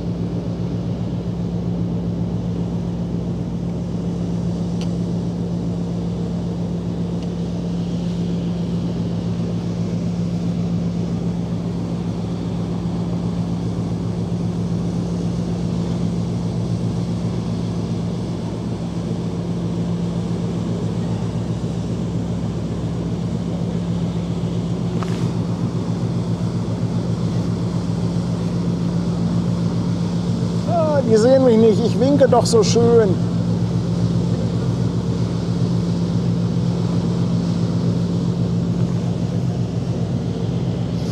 Aber guck mal die andere Richtung, das Licht mit der One. Also ich will ja nichts sagen, Martin, aber...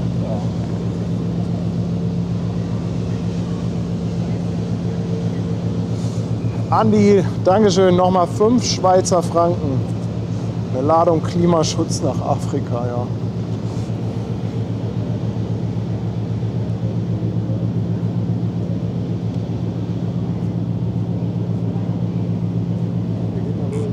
Ja, ist okay. Alles gut.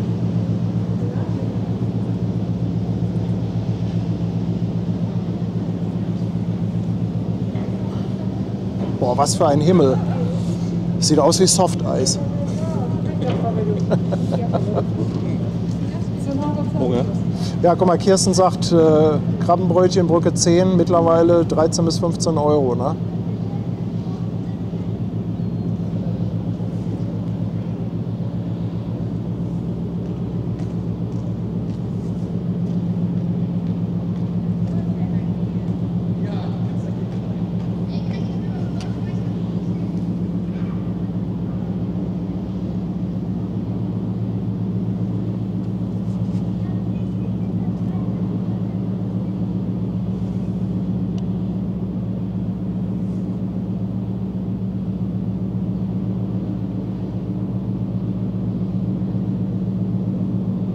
Toll, das Tuckern von der Maschine. Ja, und die Bonn One biegt mittlerweile ab. Man sieht es bei mir im Hintergrund.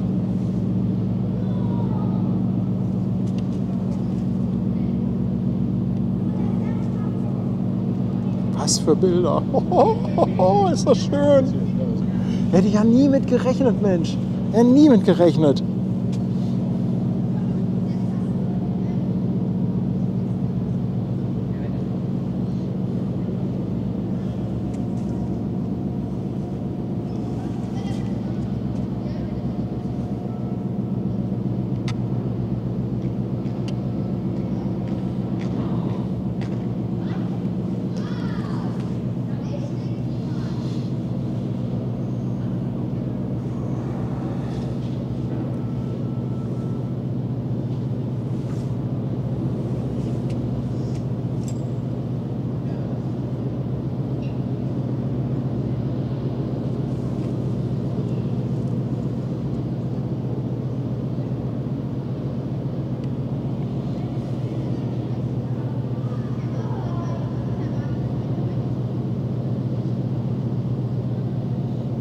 So, gleich hat die Grimaldi freie Fahrt. Dann legt sie einen Hebel auf den Tisch. Das denke ich aber auch.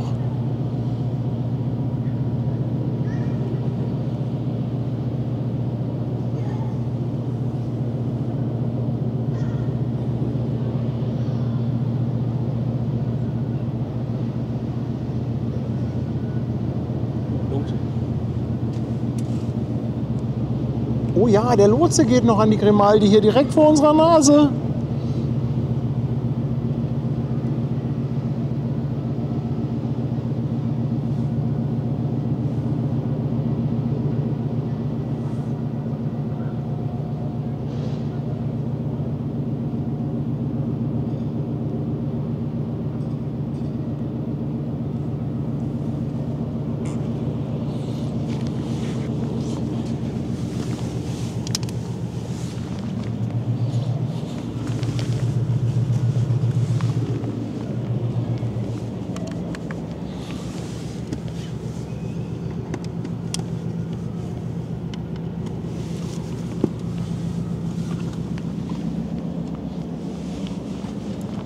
Cool. Schlepper schon ab, Achtern, ja. Dann wird die jetzt gleich abdampfen. One ist im Kühlbrand, ja, hat der Fletenkieker mal wieder recht gehabt.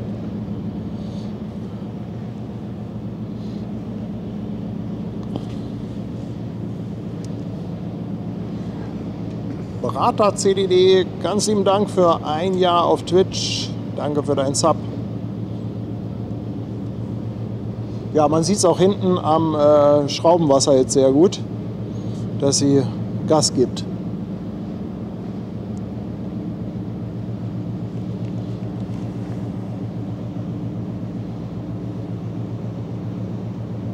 Was? Paddy hält durch, schreibt Tanja. Torben, Dankeschön. Ich war gerade etwas abwesend. Helft mir nochmal. Für was soll ich durchhalten?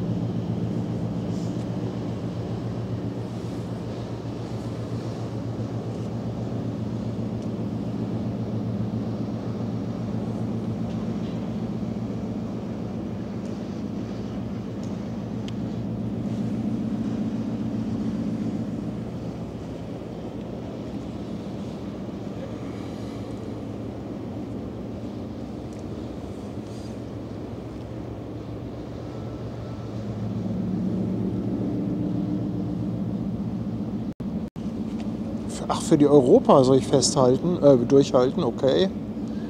Dann müssen wir gleich mal gucken. Ich muss gleich muss ich erstmal auf Toilette. Das ist erstmal ganz wichtig.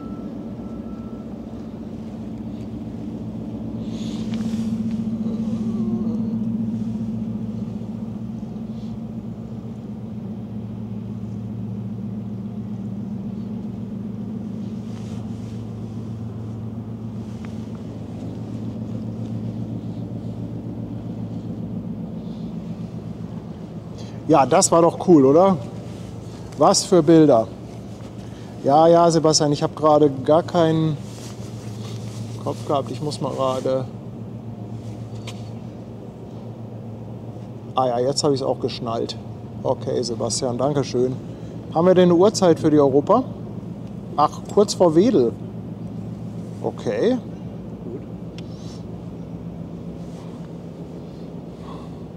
Dann würde ich jetzt erstmal gleich landen und auf Toilette gehen. Ja. Speneknecht, Dankeschön. 14 Monate Superstream, mal wieder Kompliment. Ja, das Glück ist mit den Tüchtigen, würde ich mal sagen, oder? Haben wir richtig Glück gehabt. Und Korte ist auch seit 2 Monaten mit dem Prime Sub dabei. Dankeschön. Kommen nämlich gleich Fußgänger. Ja, die One geht da rein. Und dann würde ich gleich mal zur Landung ansetzen.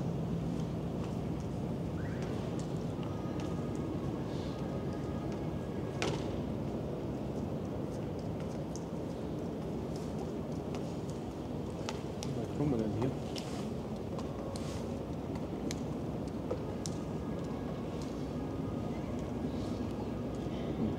Geht so, ne? Aber es wird schon wieder dunkel da hinten. Ganz elfi. Es wird schon wieder dunkel. Ja, ich würde mal landen. Dann los. Lufthansa 1, wind 020 degrees, 8 knots, runway 05, clear to land.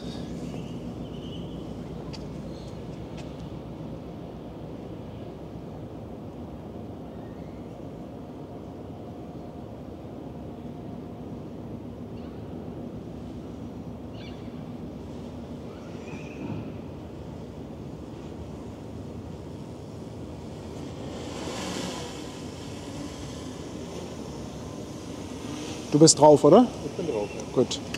Ich muss nämlich hier zum Fangen nach vorne.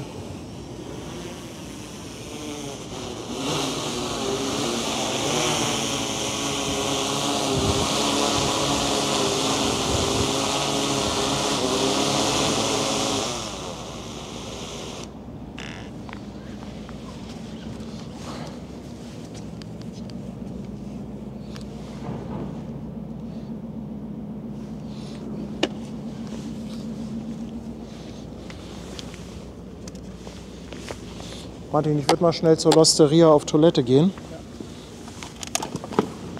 Das ist nicht liegen. Du auch gleich?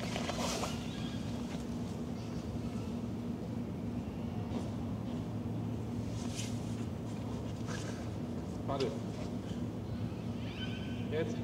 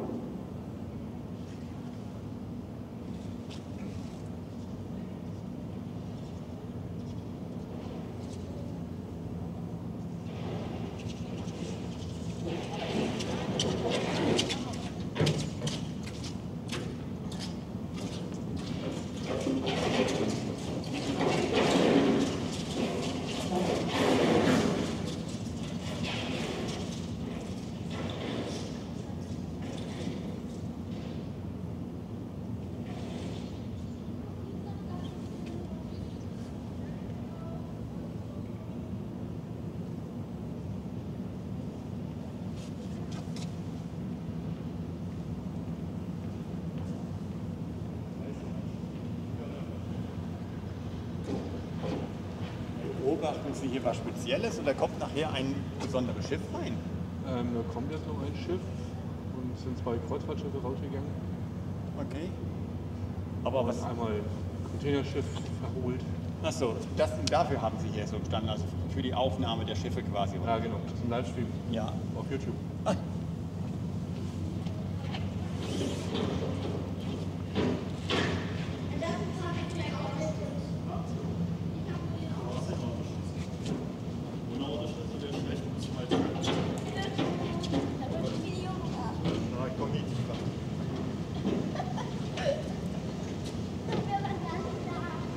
Was meinst du, wollen wir wieder nach vorne umziehen?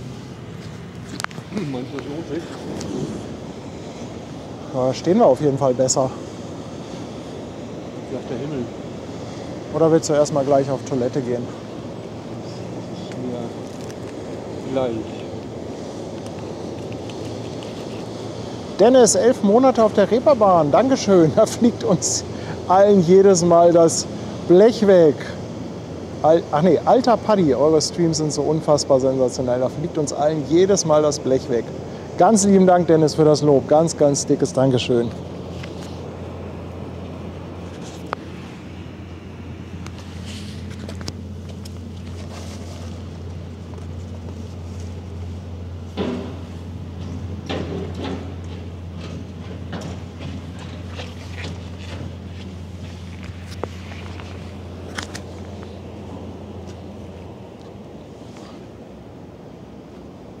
Martin kriegt gerade richtig fett Lob ab. Echt? Ja, Dankeschön. im Chat. Dankeschön. Ja, das muss doch auch mal sein. Ich finde, wir werden mittlerweile ein richtig gutes Team. Ja.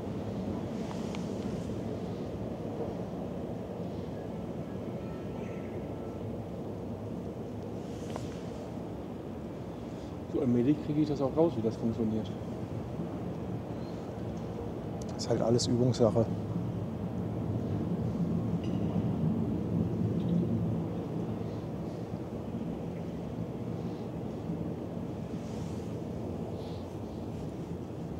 Also Europa war in Wedel, richtig? Mit Horn bestellt. Gucken wir mal, wie gut Torbens Connections sind.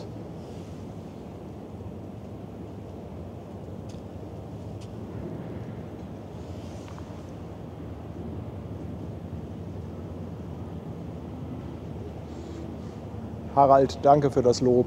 Dankeschön. Das geht runter wie Öl. An euren Streams sieht man immer, wer es kann, der kann's. Ja, es ist halt Übungssache. Es ist viel Übungssache. Ja, Regina, den Halunderjet übersehen wir natürlich auch nicht. Der soll ja auch gleich, der soll, glaube ich, noch vor der Europa kommen. Ne? Was kommt da denn? Mare Frisium. Mit Party an Bord.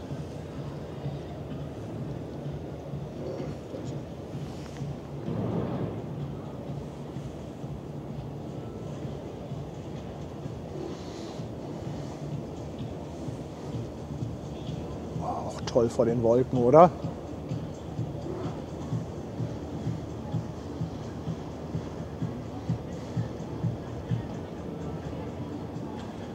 Löwenjack, eventuell musst du auf YouTube die Auflösung runterdrehen. Vielleicht ist das 4K ein bisschen too much für deinen Rechner. Thomas grüßt von der Kaya Josephine. Ja, wir danken euch auch.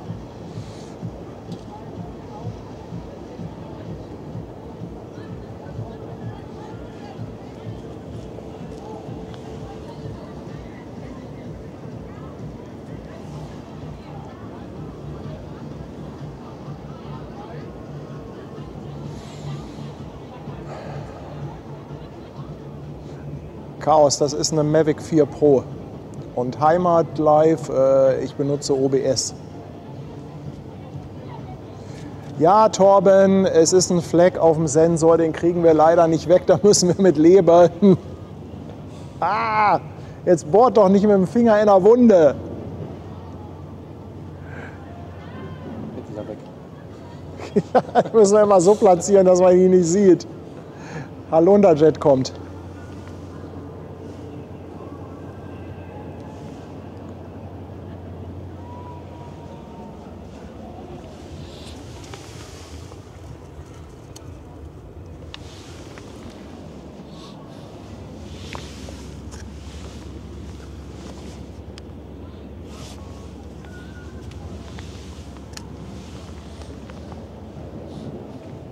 wir verkaufen den Fleck als Möbel. Das steht auch hier.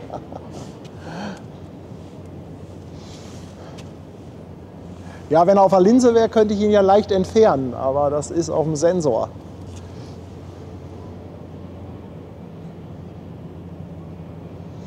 Guck mal, da kommt Reginas Schätzchen. Aber es ist auch fies, wenn du durch die Losteria gehst und die da alle am Essen sind. Haben die auch Essen zum Mitnehmen? Das kann man da auch rausholen.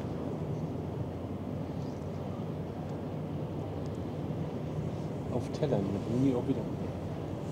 Jetzt macht Martin eine schöne Platzierung, Mare Frisium mit dem Halunda-Jet. Wie kriege ich den Sensorfleck unter? Den Sensorfleck kannst du auf den Halunda-Jet legen.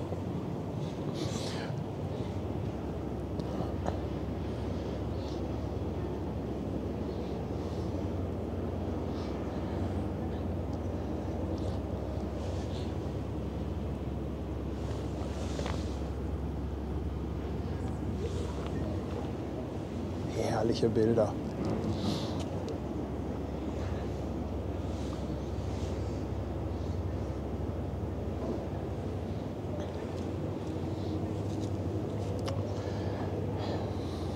Basti, ganz lieben Dank. Ein verschenktes Sub für Scotty. Dankeschön. Ja, Markus, der Fleck triggert mich auch. Das ist eine Möbel. Das ist... Definitiv eine Also Möbel. eigentlich müssen wir den Stream jetzt abbrechen. Also wir können das unmöglich so weiterlaufen lassen mit dem Fleck. Das geht nicht.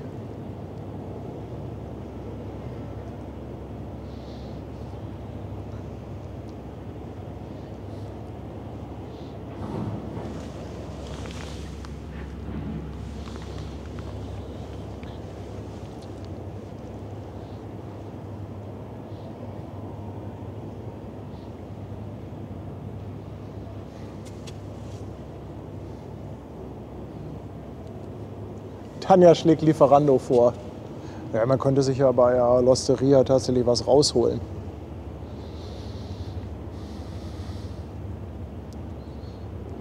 Sebastian meint, der... Nee, nicht Sebastian. Doch, Halunda-Jet läuft ein. Ich finde nicht, dass der einläuft. Der sieht immer noch genauso groß aus wie sonst auch. Boah, das Licht. Leute, guckt euch das mal an.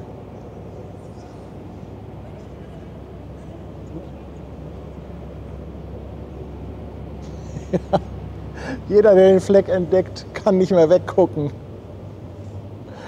Klebt doch einfach irgendwie ein Post-it bei euch auf den Monitor.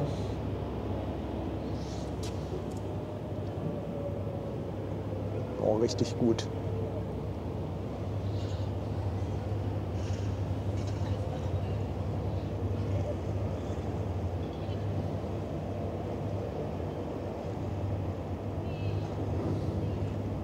Ja, Gerald, wenn ich jetzt die Kamera ausmache, dann ist der Stream halt weg.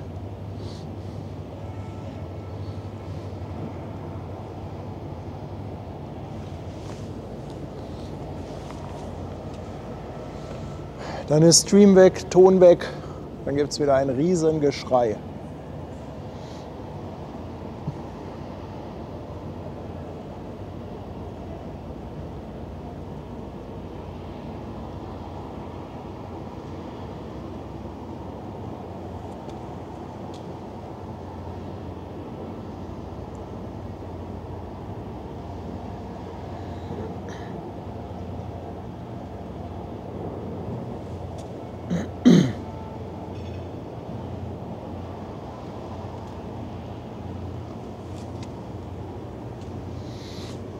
Also ich könnte versuchen, den Stream kurz zu unterbrechen für 1-2 Minuten und den Fleck wegmachen.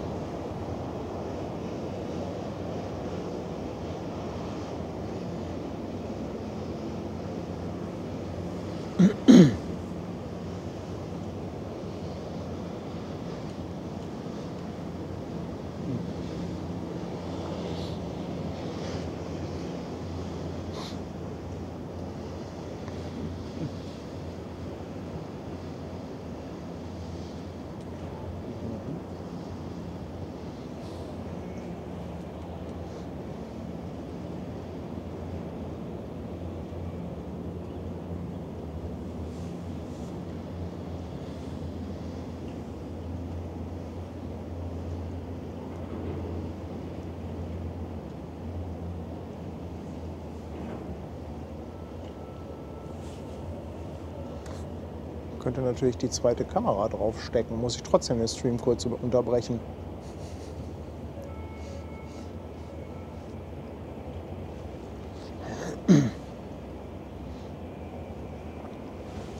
Komm, wir machen das jetzt. Das triggert dich jetzt. Das triggert mich. Ich hole jetzt die zweite Kamera. Dann wechseln wir die ganz schnell. Dann ist der Stream vielleicht mal für eine Minute weg.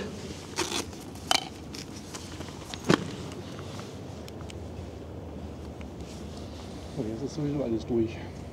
Genau, wir können das jetzt mal kurz machen. Dann kriegt ihr gleich einmal kurz unser Wartebild.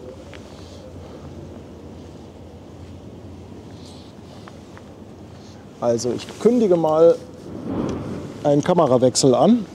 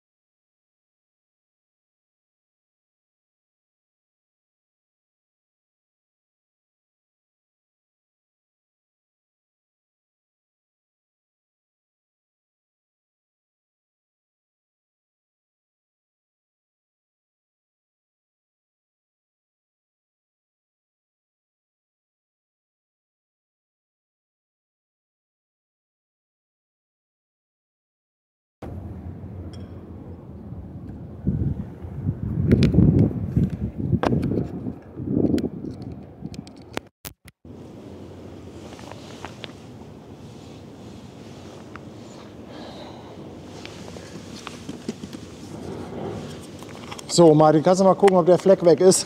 Ja,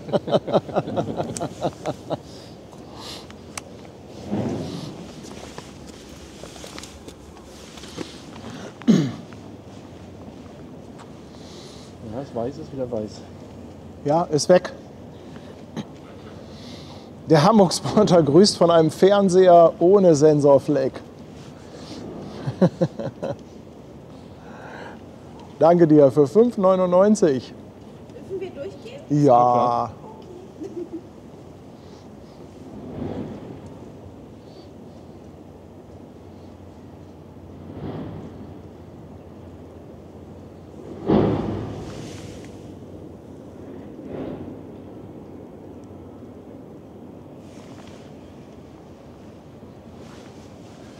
So, ich sollte der Kamera vielleicht auch ein bisschen Strom geben. Da brauchen wir auch einen neuen Akku.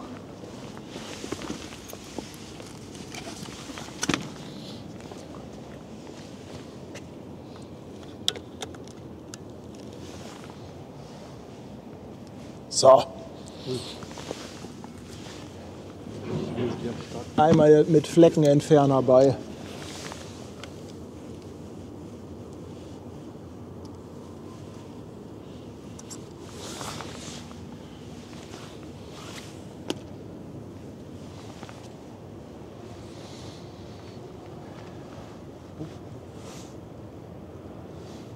Zu weit.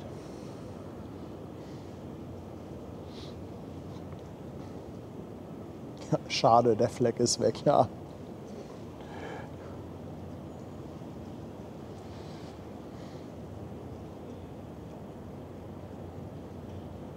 Guck mal, Van Carrier, Pilot. Mhm. Sieht auch immer cool aus.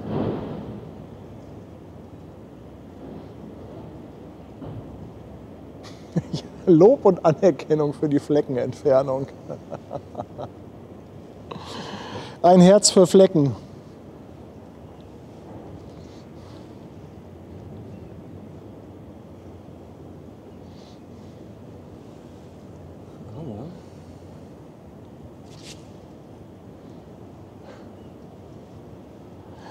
Schön, wie man den Chat damit triggern kann.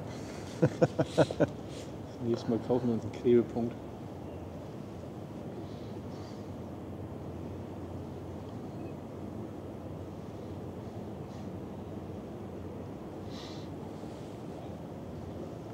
Ja, wo ist denn die Europa? Ein bisschen braucht die noch, oder?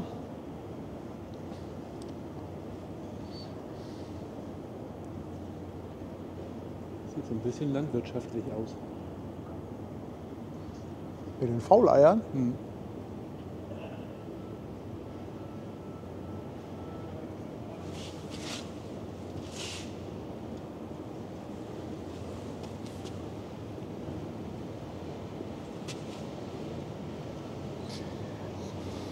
Danke, lieber Grasbauer, für dein Prime Sub. 11 Monate schon. Danke, danke. Ja, tut mir ja auch leid. Jetzt habt ihr kein Gesprächsthema mehr. Jetzt müsst ihr euch was Neues ausdenken.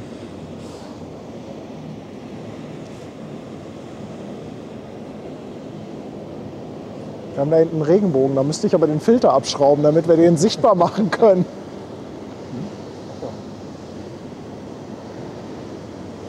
Vielleicht geht das ja auch so.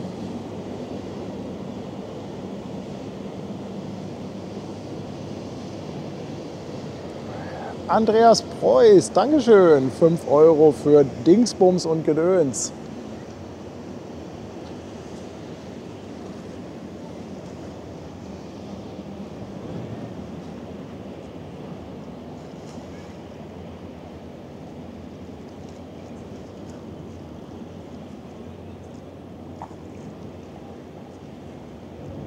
Nee, nicht zu sehen, der Regenbogen, ne? Weg.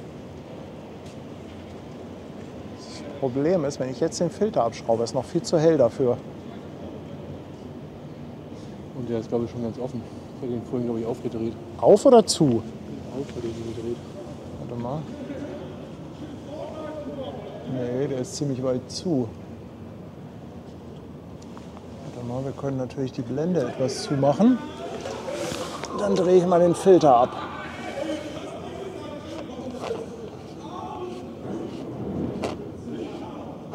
Kann sein, dass wir die Da ist er jetzt. Blende noch weiter zumachen müssen. Warte. Ist er da? Ja. Okay. Fleck weg, Regenbogen da.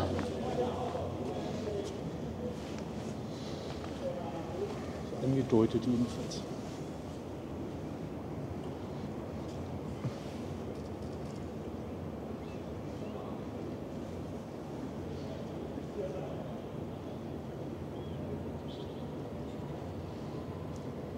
Das Problem ist, dass jetzt die Blende so weit zu ist.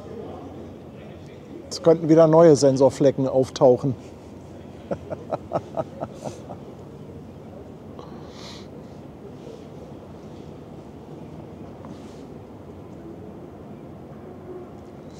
Ja, dadurch, dass ich jetzt die Blende so weit zugemacht habe, sieht man jetzt andere Sensorflecken. Also es könnte sein, dass jetzt neue Flecken da sind. Ja, ich muss den Filter wieder drauf drehen. Ach, Wer sie findet, Mann. darf sie behalten. Florian schickt 5 €. Dankeschön. Ganz, ganz lieben Dank.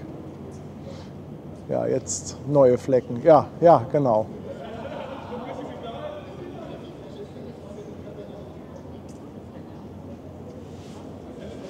Ich muss den Filter wieder draufschrauben, damit wir die Blende aufmachen können. Also Regenbogen weg, Filter drauf, Blende auf. So. Mach mal die Blende auf 6,3. Ja, liegt an. So, ich hoffe, jetzt haben wir wieder weniger Flecken.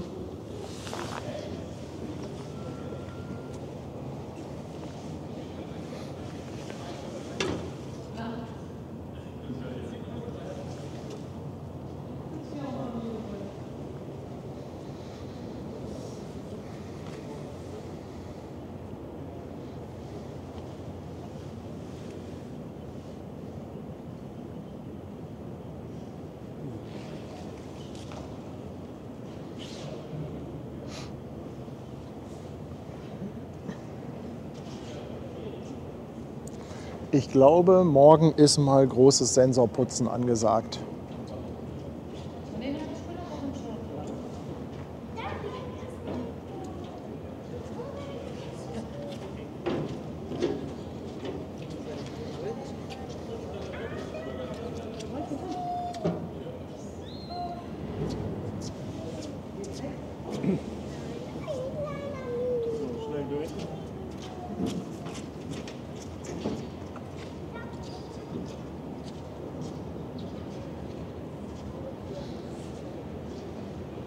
Aber so langsam brauchen wir was zu essen und zu trinken. Weil die So eine Europa Kleinigkeit. braucht ja bestimmt noch. Meinst du, wir können da bei der Losteria nicht irgendwie so ein Pizzabrot oder so? Soll ich mal fragen gehen? Würdest du das tun? Soll ich dir Geld geben?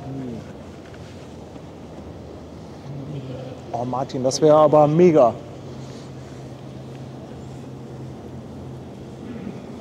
So, dann übernehme ich mal wieder ein bisschen die Kamera.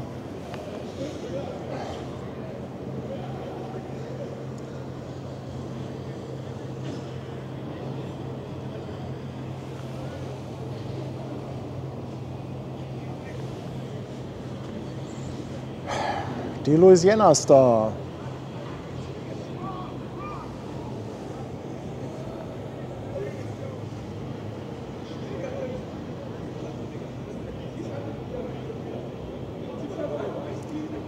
Europa ist kurz vor Blankenese. Ja, so ein bisschen braucht die noch, aber gut, wir ziehen das jetzt durch. Bushido, ganz lieben Dank für dein Prime Sub. Willkommen an Bord.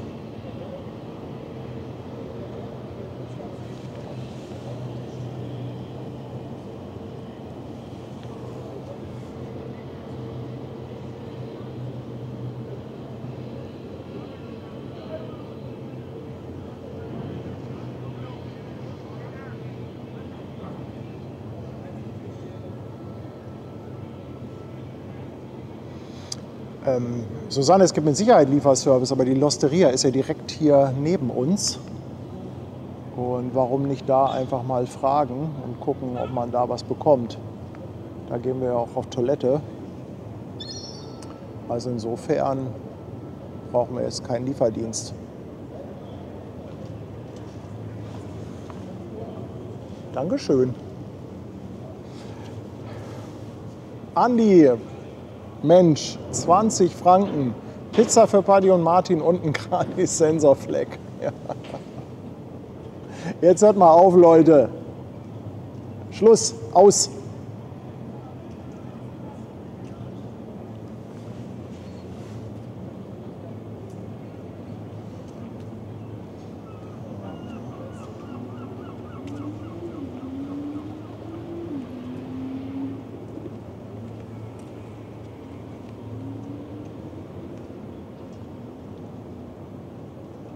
Kirsten, guten Hunger. Schön, dass du dabei warst.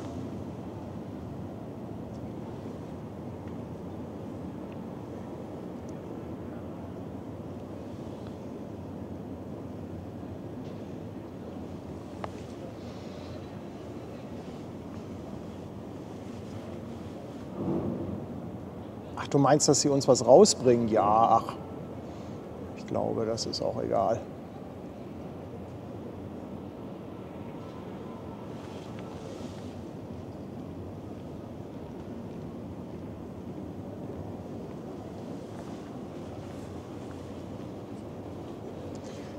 Ich glaube, die würden das sogar machen, aber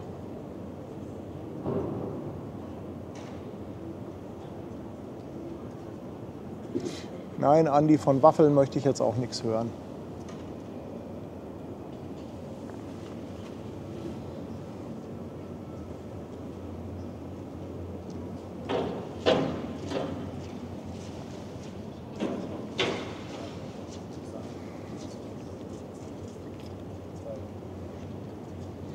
Ja, das Schaufelrad bei der Louisiana Star, das ist nur Deko, das stimmt.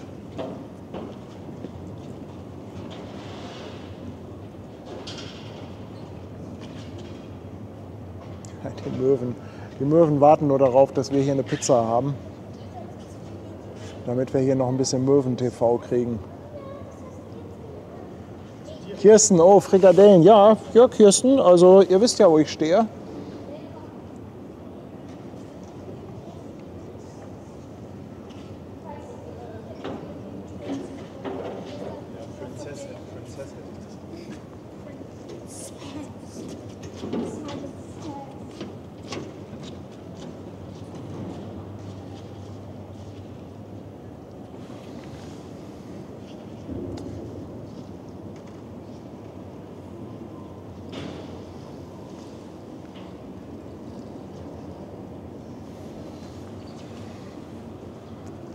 Ein bisschen Airtime für die Louisiana Star.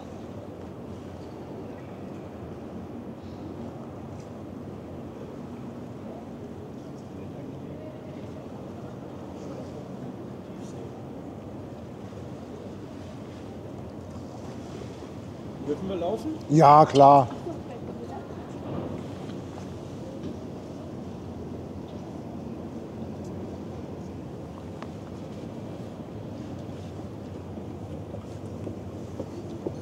Das ist aber lieb, Dankeschön. Ach, die sind alle so nett, fragen oder ducken sich, wenn sie durchs Bild laufen.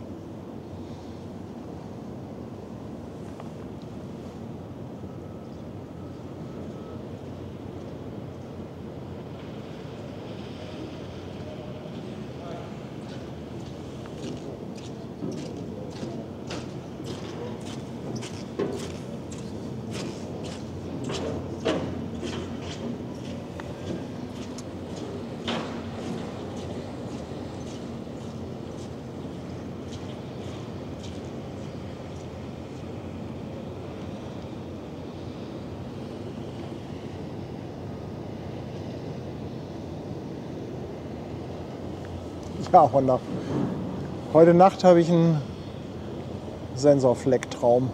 Trauma wahrscheinlich.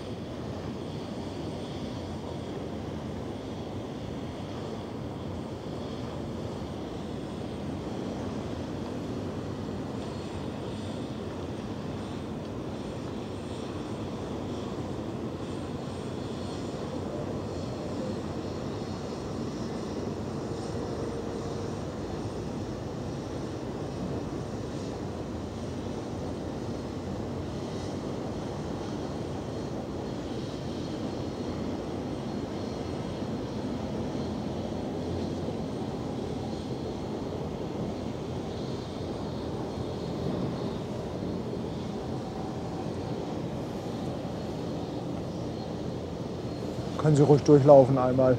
Oh, das ist aber lieb, Dankeschön.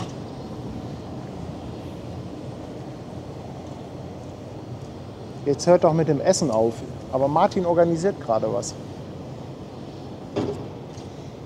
Jetzt habe ich allerdings ein neues Problem.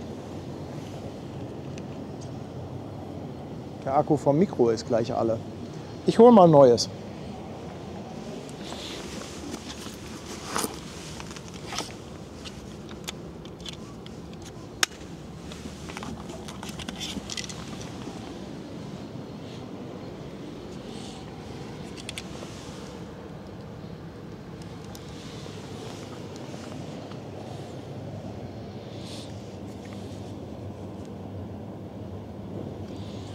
Mal schauen, ob wir das halbwegs unfallfrei gewechselt bekommen.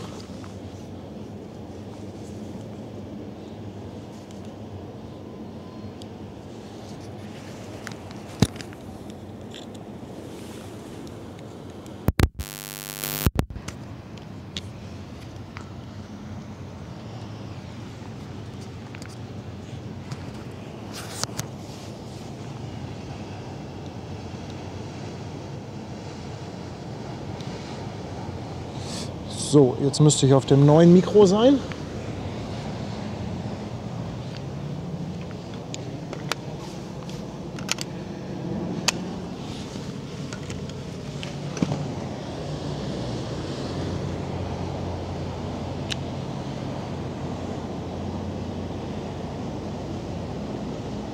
Da haben wir noch mal im schönen Licht eine Hafenfähre.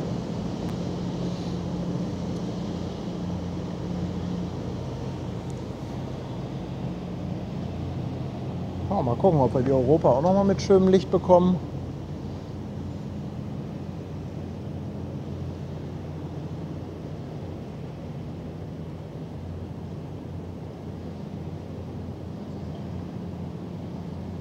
Nee, bis zum Walk streame ich bestimmt nicht durch.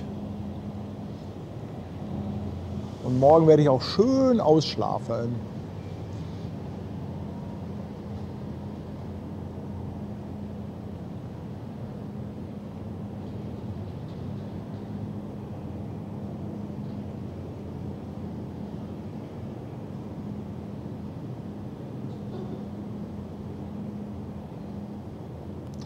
Könnt ihr mir Bescheid sagen, wenn die Europa so Bubendei-Ufer ist?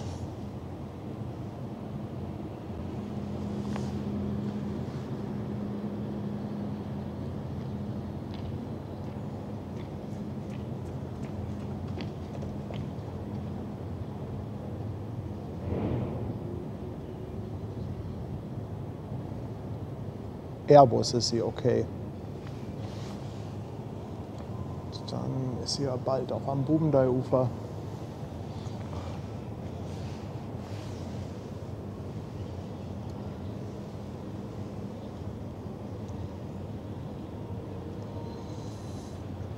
Hetnat, wir stehen hier mit so viel Abstand, dass die Leute durchgehen können, weil wir hier ein bisschen unterm Dach stehen, weil es heute immer mal wieder geregnet hat. Wenn Martin gleich wieder da ist, können wir eventuell die Kamera wieder etwas nach vorne ziehen.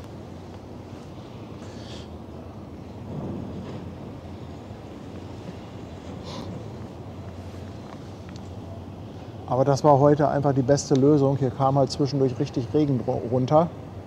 Und hier unterm Dach ist das eigentlich ganz cool. Martin versucht nur gerade was zu essen zu organisieren. Und alleine ist das schwierig, weil ich Stativ und Wagen mit Akku und so weiter verschieben müsste.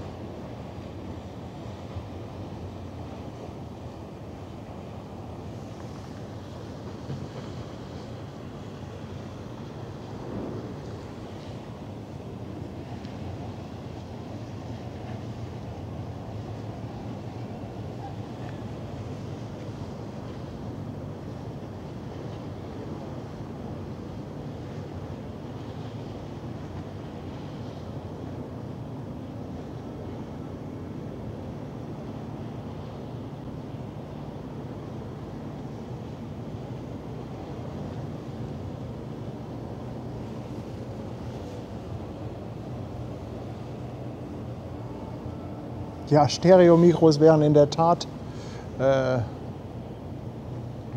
ganz coole Sache. Das habe ich schon mal überlegt, aber dann habe ich noch mehr Kabellage. Wenn ich jetzt noch hier für die Atmo Stereo-Mikros installiere, lasst uns erstmal gucken, dass wir 4K stabil etablieren. Und dann kommt die nächste Baustelle. Wenn alles läuft, dann denken wir uns was Neues aus, womit wir was kaputt machen können.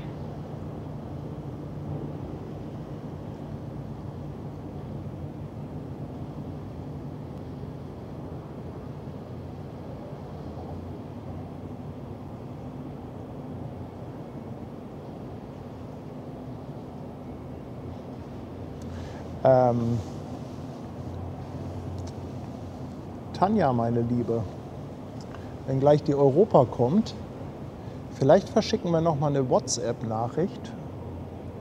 Eventuell können wir noch mal ein paar Kreuzfahrtfreunde aktivieren, wenn wir denen sagen, jetzt kommt die Europa noch rein im Stream. Ich bin mal gespannt, ob wir noch mal ein paar Zuschauer damit triggern können.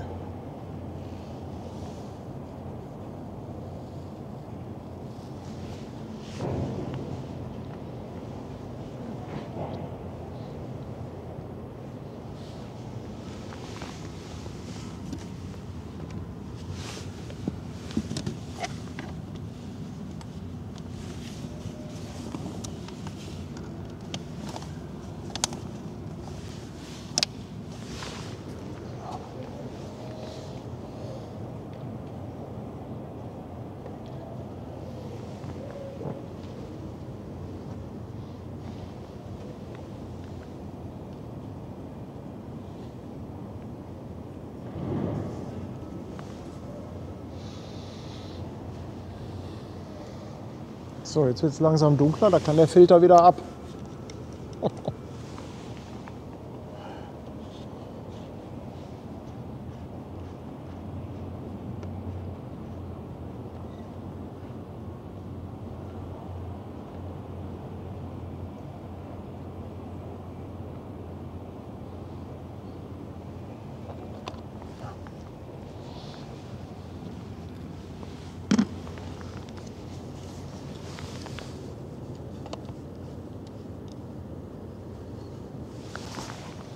Was für eine schöne Stimmung.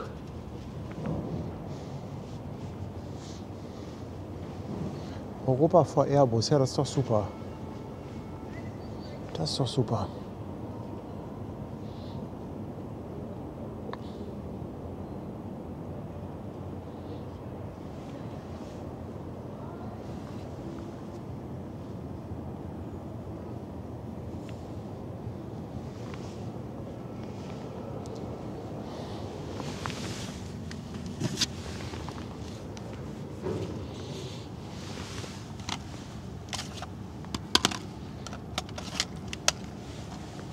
Ja, schon mal die Drohne nachladen.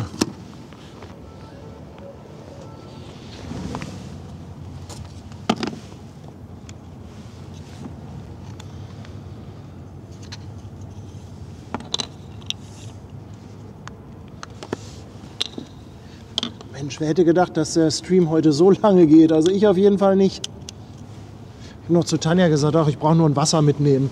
Das geht schnell heute. Bin ruckzuck wieder da. Aber manchmal kommt es anders, als man denkt.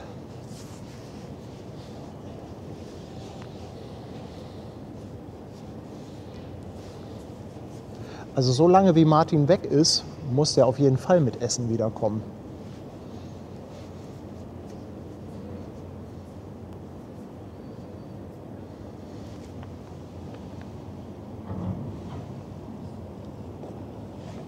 Kann auch ruhig durchlaufen.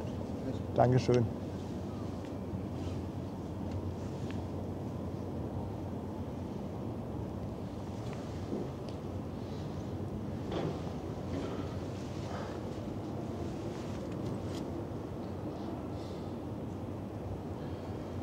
Ja, Moment haben wir noch. Aber danke, dass ihr so lange durchgehalten habt. Mensch, immer noch über 2000 Zuschauer auf Twitch und auf YouTube. Ganz, ganz dickes Dankeschön. Das ist ja mega. Ich hoffe, ihr lasst mal ein paar Likes da für den Stream. Wenn ein Stream so sensationell ist, dann könnt ihr auch mal aufs Däumchen drücken. Dankeschön.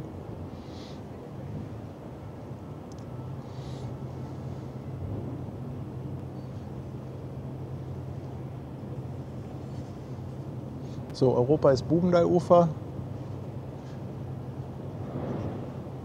Jetzt fehlt Martin, dass wir mit der Kamera vorziehen können.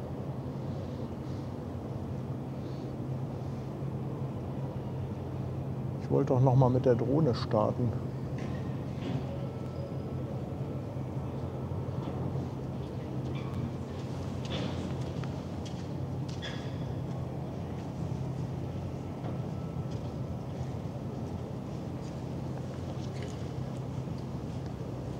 Das ist ja lieb, Mensch. Das ist ja cool. Dennis, Mann, Dankeschön. Du hast Durst. Und Danke. Der Martin, der hat noch nichts zu essen besorgt. Ich habe eben im Chat geschrieben. Das ist ja lieb. Unfassbar großartig, was du machst. Dankeschön. Unfassbar großartig. Da kommt hier schnell mal, kommt mal so ein Wasser um die Ecke. Gestreiften Handtuch auf der Zoll, die den Hund letztes gedreht Jahr. hat, wo wir eure Pullis auch anhaben. Ach, cool. Gestern Ja, sind wir mit unseren cool. Pullis Dankeschön. Und wir müssen noch zu Ludwig. Eine Currywurst holen? Eine Currywurst bei Ludwig. Ja, das ist doch klasse. Ja, gleich kommt ja noch die Europa. Die ist jetzt Bubendeiufer. Was haben die denn mit der One eben gemacht? Ja, die haben sie rückwärts verholt, damit die da in den Kühlbrand besser reinkommt. Wahrscheinlich wegen des Winkels, wie man reinfährt. Klasse, danke für das Wasser. Ganz, ganz dickes Total Dankeschön. gerne. Ich glaube, wir können nicht oft genug Danke sagen. Du hast uns schon so manche, oder uns vielen auch im Stream, die dich oder die euch zugucken, schon Tatort, nee. Irgendwas anderes im Fernsehen, nee. Hamburg-Hafenheim. Das ist ja lieb. Mega, mega gut. Nee, Sonntag- Mega Klasse, gut. ja, danke, danke schön. spazieren gegangen. Dankeschön, danke. Ja, jetzt gibt es ja wieder einen. Ja? Morgen? Ja. Warte mal, ich gucke mal, ob ich noch gegen Schlüsselanhänger tauschen kann. Gucke mal, was ich noch habe.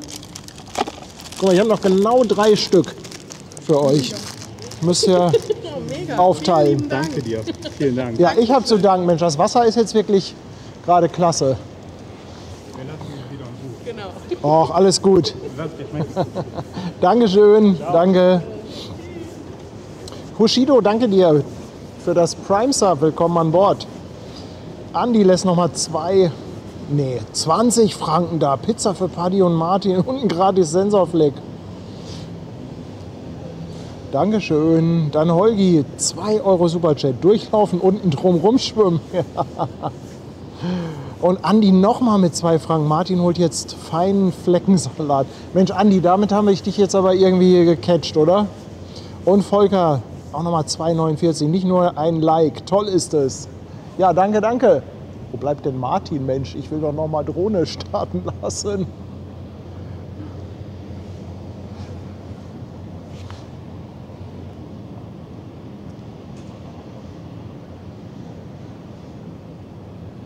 Ich glaube, ich kriege das auch alleine hin. Wenn ich die jetzt... Da ist nochmal eine WhatsApp. Ja, dann muss ich die jetzt nochmal gerade starten.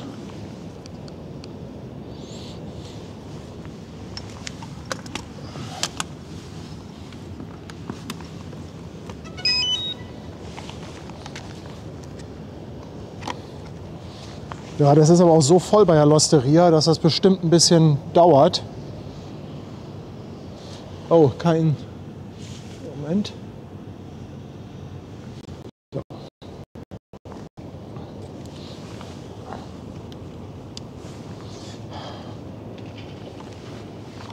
Holgi verpasst Arminia Bielefeld. Oh, da kommt Martin. Da kommt Martin. Mensch, Martin! Die Europa kommt. Aber danke, du hast Essen. Oh, jede Menge Essen hast du. Ich starte mal schnell.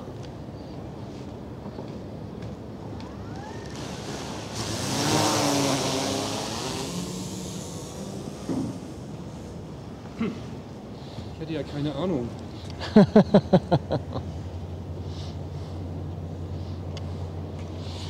So. Ist das was man so auf die Schnelle... Oh, so Pizzabrötchen. Willst du die mal hier in Greifweite legen? Das sind verschiedene. Einfach hier irgendwie auf dem Boden oder so. Ja, warte mal, da musst du ein bisschen aufpassen mit der... Ja, okay. Ja.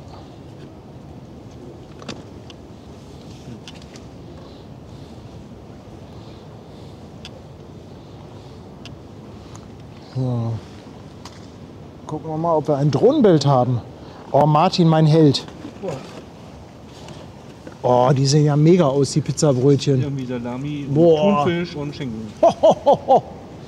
Leute.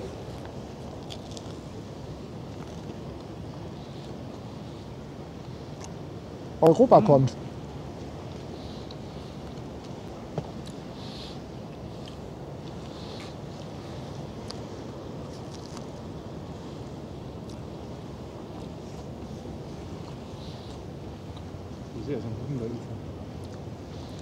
Ja. Können wir noch in Ruhe essen. Genau.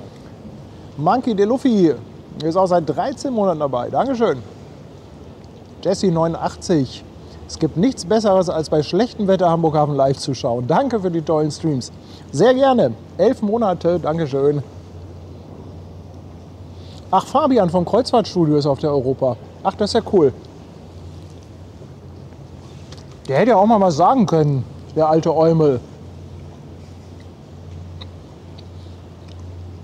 Ob der das mitkriegt, dass wir hier streamen? Bestimmt nicht. Schick ihm doch eine Mail.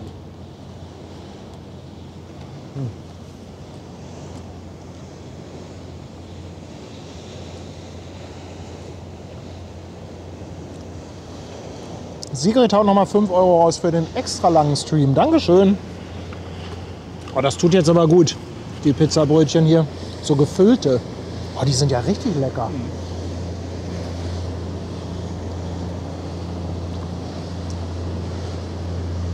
Also L'Osteria kann ich übrigens sehr empfehlen. Ist richtig, richtig lecker da.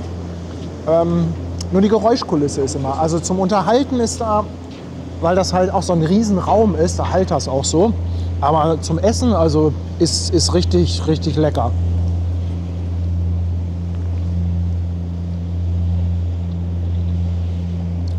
Das sind sogar gefüllte Pizzabrötchen.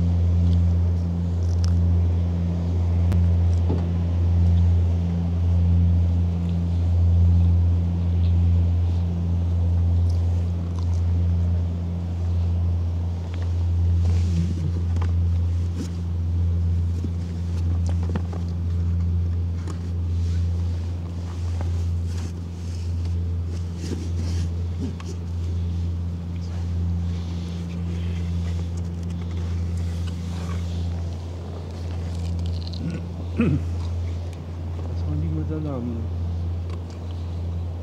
So, dann. Sag mal, kann das sein, dass du irgendwie hier für 4 Personen geholt hast? Die haben mich gefragt, wie viel Pizzabrötchen.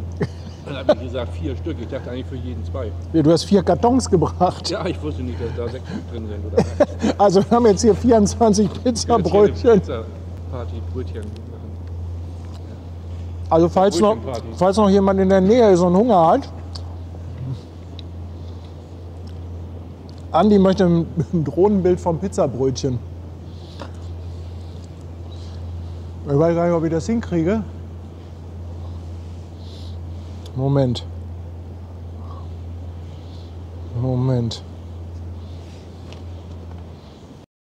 Also,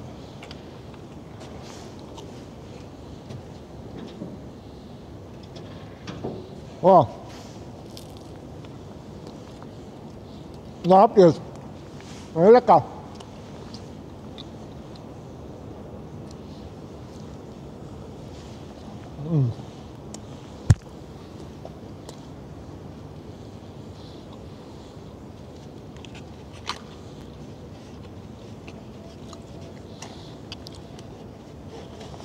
ich hatte noch nie Pizzabrötchen gekauft.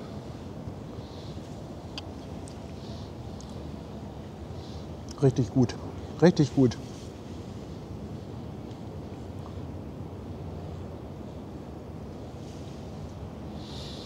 Ja, da kommt ja Europa. Mensch. Jetzt kommt gleich noch Torben ihm sein Horn.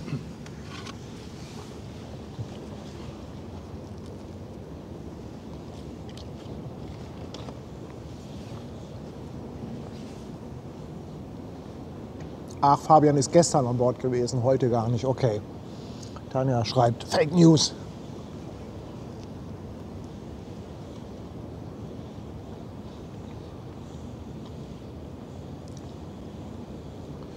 Oh, Sven bezahlt die Pizzabrötchen. 25 Euro. Danke, danke. Dankeschön.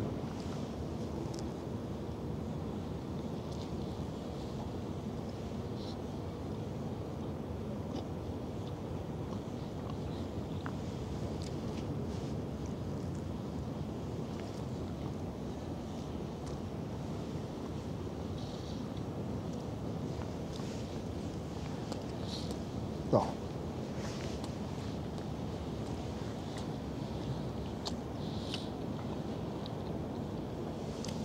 Super, wenn die Drohne da oben in der Luft steht, kann man klasse essen dabei.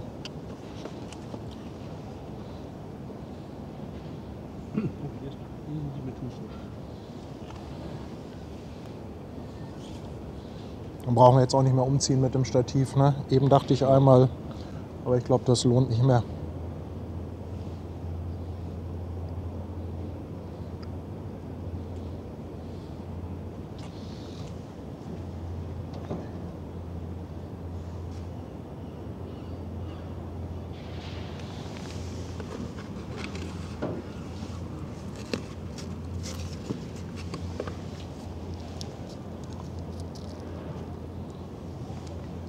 Oh, Thunfisch, auch gut.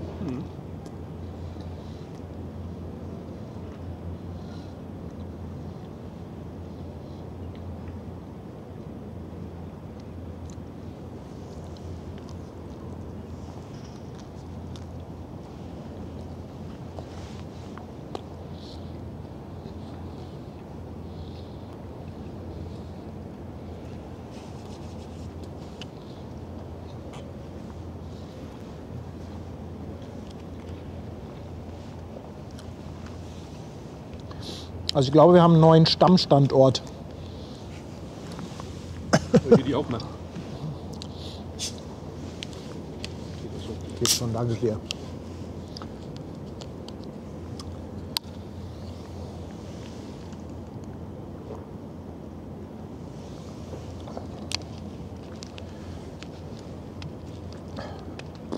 €5 kommen auch nochmal anonym rein.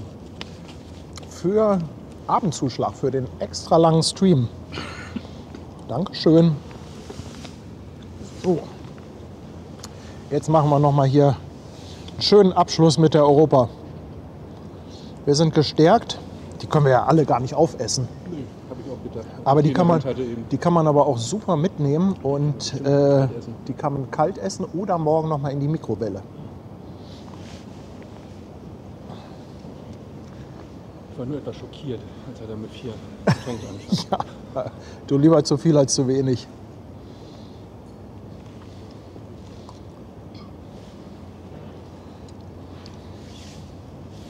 So, gucken wir mal, ob es ein Hörnchen gibt. Hey, Officer Snickers ist da, moin. Also falls ihr Hunger habt und ihr gerade auf Streife im Hafen seid, Wir schmeißen das runter. wir können euch was runterschmeißen. Fabian schickt auch nochmal 2,49 mit einem Danke für den tollen Stream. Dankeschön. Schwester Hansen schreit auch schon, bringen Sie mir bitte rum. Kann ich auch.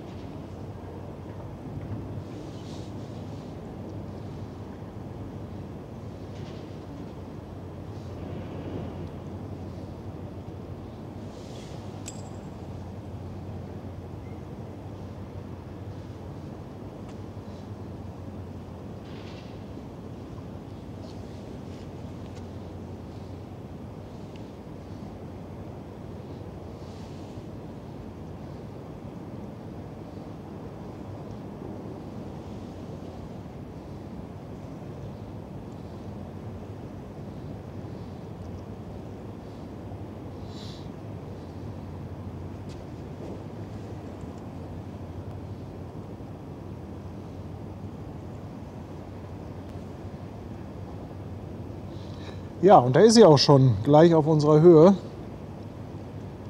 Schnell. Die ist flott unterwegs, ja.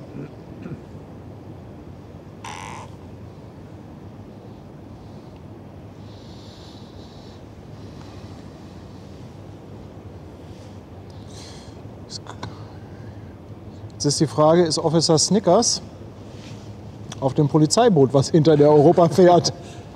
Nicht immer blinken. Was ist das für eine Yacht, John? Das ist ein Kreuzfahrtschiff.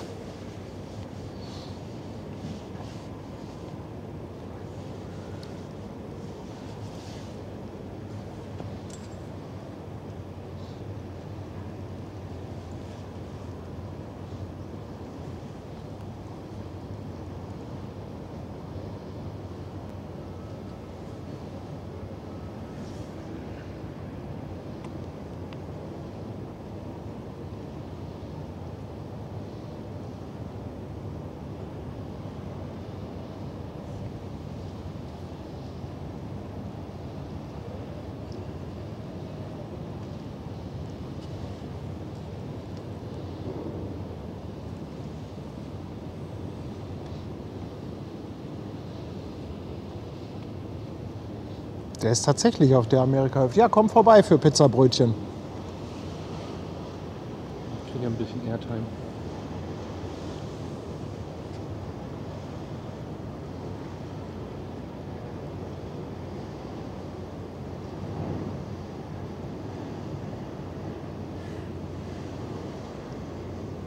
Kein Horn.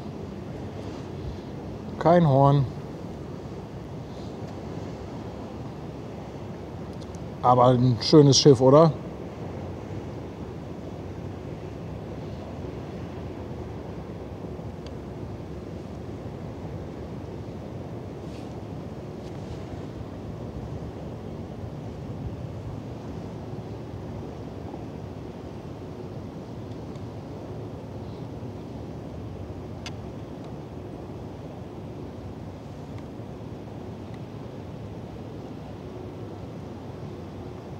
quietschen. Ja, ich war gerade im Fotomodus. Alles gut.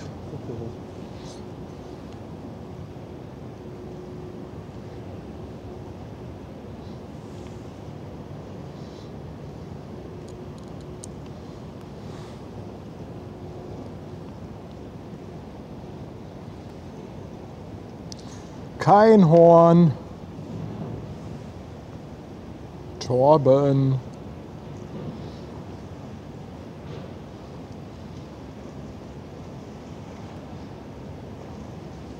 Egal, trotzdem schön.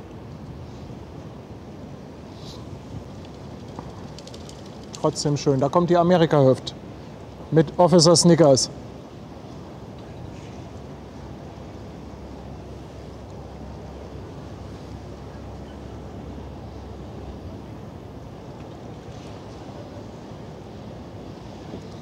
Ah, es gibt noch ein Festmahl an der Wache. Ja, das ist wahrscheinlich deutlich besser als das, was wir zu bieten haben.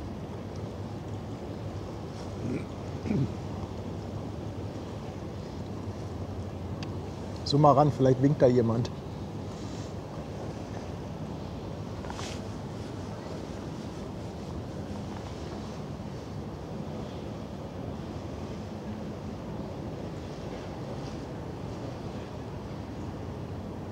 Er müsste sich sonst durch Lichtzeichen irgendwie mal Ja. bemerkbar machen. Und nicht so schnell fahren.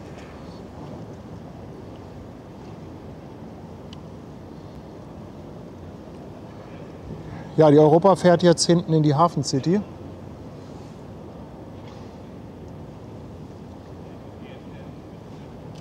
Ja, Tom, klar, Versuch war es wert. War ja auch sehr kurzfristig jetzt. Trotzdem hat sich gelohnt, finde ich, noch zu warten, oder? Klar.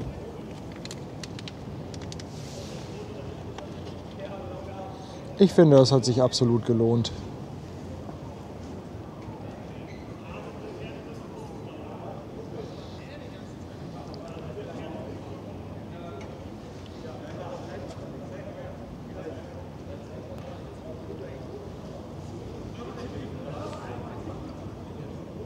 Oh, Melli, 20 € per PayPal. Ich wollte einfach mal Danke sagen für die ganzen Streams. Einfach nur mega. Herzlichen Dank, Melli. Dankeschön.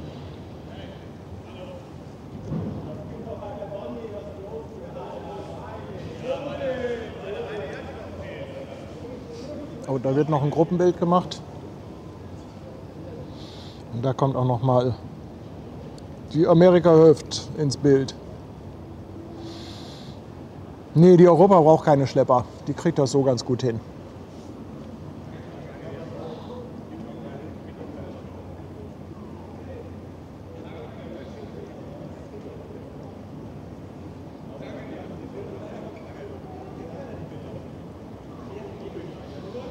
Wie lange streamen wir denn jetzt eigentlich?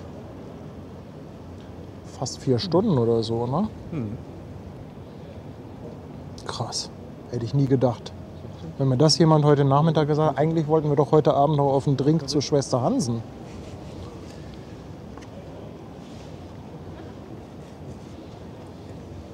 Die Nacht ist noch jung. Oh, ich bin aber alt.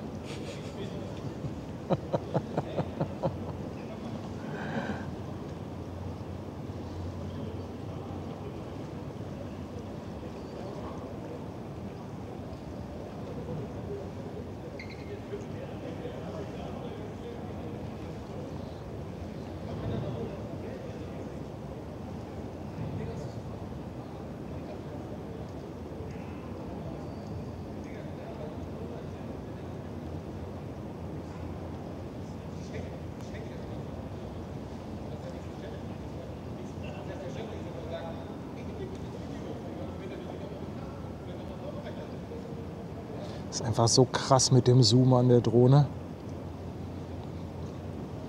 So cool.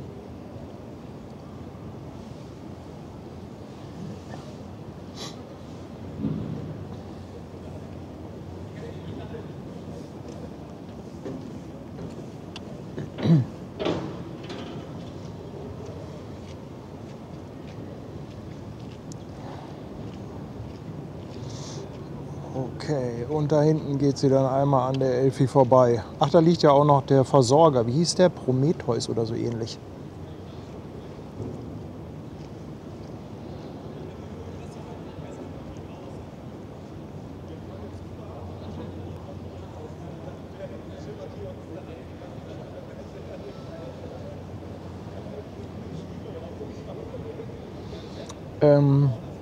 Wishmaster die Licht am Kreuzfahrtterminal an dem neuen in der Hafen City.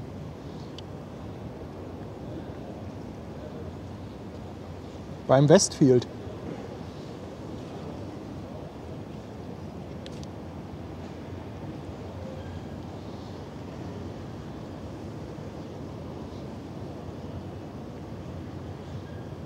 Ja, das können 1, 2, 3 Drinks werden, Frankie, da hast du recht.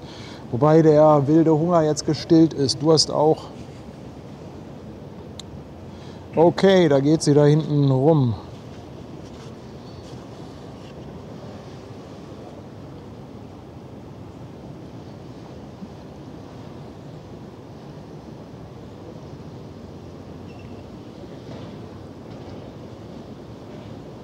Torben, ärger dich nicht. Der Versuch ist es wert. Und du weißt ja selber, da steckt man nicht drin. Ob der Captain gerade Bock hat oder nicht, das weiß man halt immer nicht. Okay, so, sie fährt da hinten ums Eck. Dann würde ich jetzt mal den Landeanflug Lufthansa starten. 1, wind 020 degrees, 8 knots, runway 05, clear to land.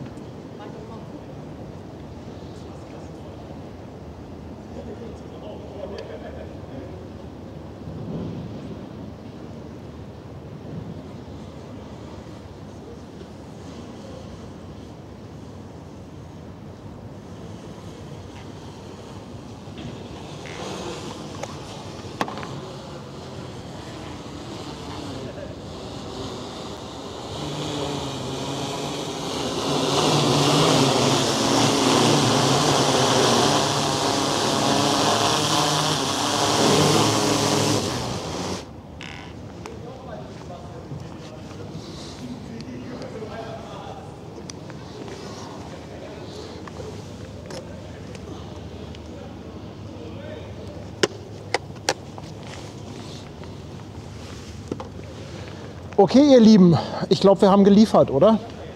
Was meinst du, Martin? Ich glaube, wir haben abgeliefert. Das war sehr gut. Ich fand, das war ein Mega-Stream. Also er war richtig gut. Also was wir heute alles hatten, hätte ich nie gedacht. Er hat sich so toll entwickelt. Aber dann die One, Annalisa P. als Zwischenprogramm, dann noch der Autotransporter, die Grimaldi. Also das war echt sensationell. Zum Abschluss noch die Europa. Torben, ganz, ganz lieben Dank, dass du es versucht hast. Gräm dich nicht. Jeder Versuch, oder ich sag mal, wer es nicht versucht, der gewinnt auch nicht, ne? Von daher, ja, ihr Lieben, Mensch, ganz, ganz dickes Dankeschön, dass ihr dabei wart, dass ihr so lange auch dabei wart. Fetten Dank fürs Einschalten, fetten Dank für diesen lustigen Chat. Ich hoffe, der ein oder andere träumt heute Nacht von Sensorflecken. Ja, vielen, vielen Dank natürlich auch an unsere Moderatoren, die wieder zahlreich da waren. Remo habe ich gesehen, Sandra war dabei, Kirsten, Schwester Hansen, ja, Sebastian Kolz ist sowieso unsere Maschine. Mensch, ein fettes Dankeschön. Ja, und natürlich auch an Tanja, die mir immer den Rücken frei hält. Ich glaube, Tanja ist auch ganz froh, dass sie doch nicht mitgekommen ist.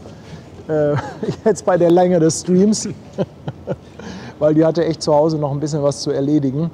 Ja, und also Leute, das ist, also mir fehlen die Worte, was ihr heute wieder rausgehauen habt an Spenden, an Mitgliedschaften, an Subs, an Bits, also wirklich mega, mega mäßig. Also ein ganz, ganz fettes Dankeschön. Morgen machen wir dann den Walk mit Ben, wahrscheinlich so, wie gesagt, 18:30, 18:45, ich check das alles nochmal, aber ihr habt ja ansonsten WhatsApp im Bild. Und dann würde ich jetzt sagen, habt noch einen ganz wundervollen Abend, ihr Lieben.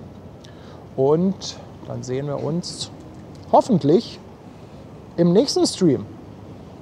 Tschüss, ihr Lieben. Tschüss.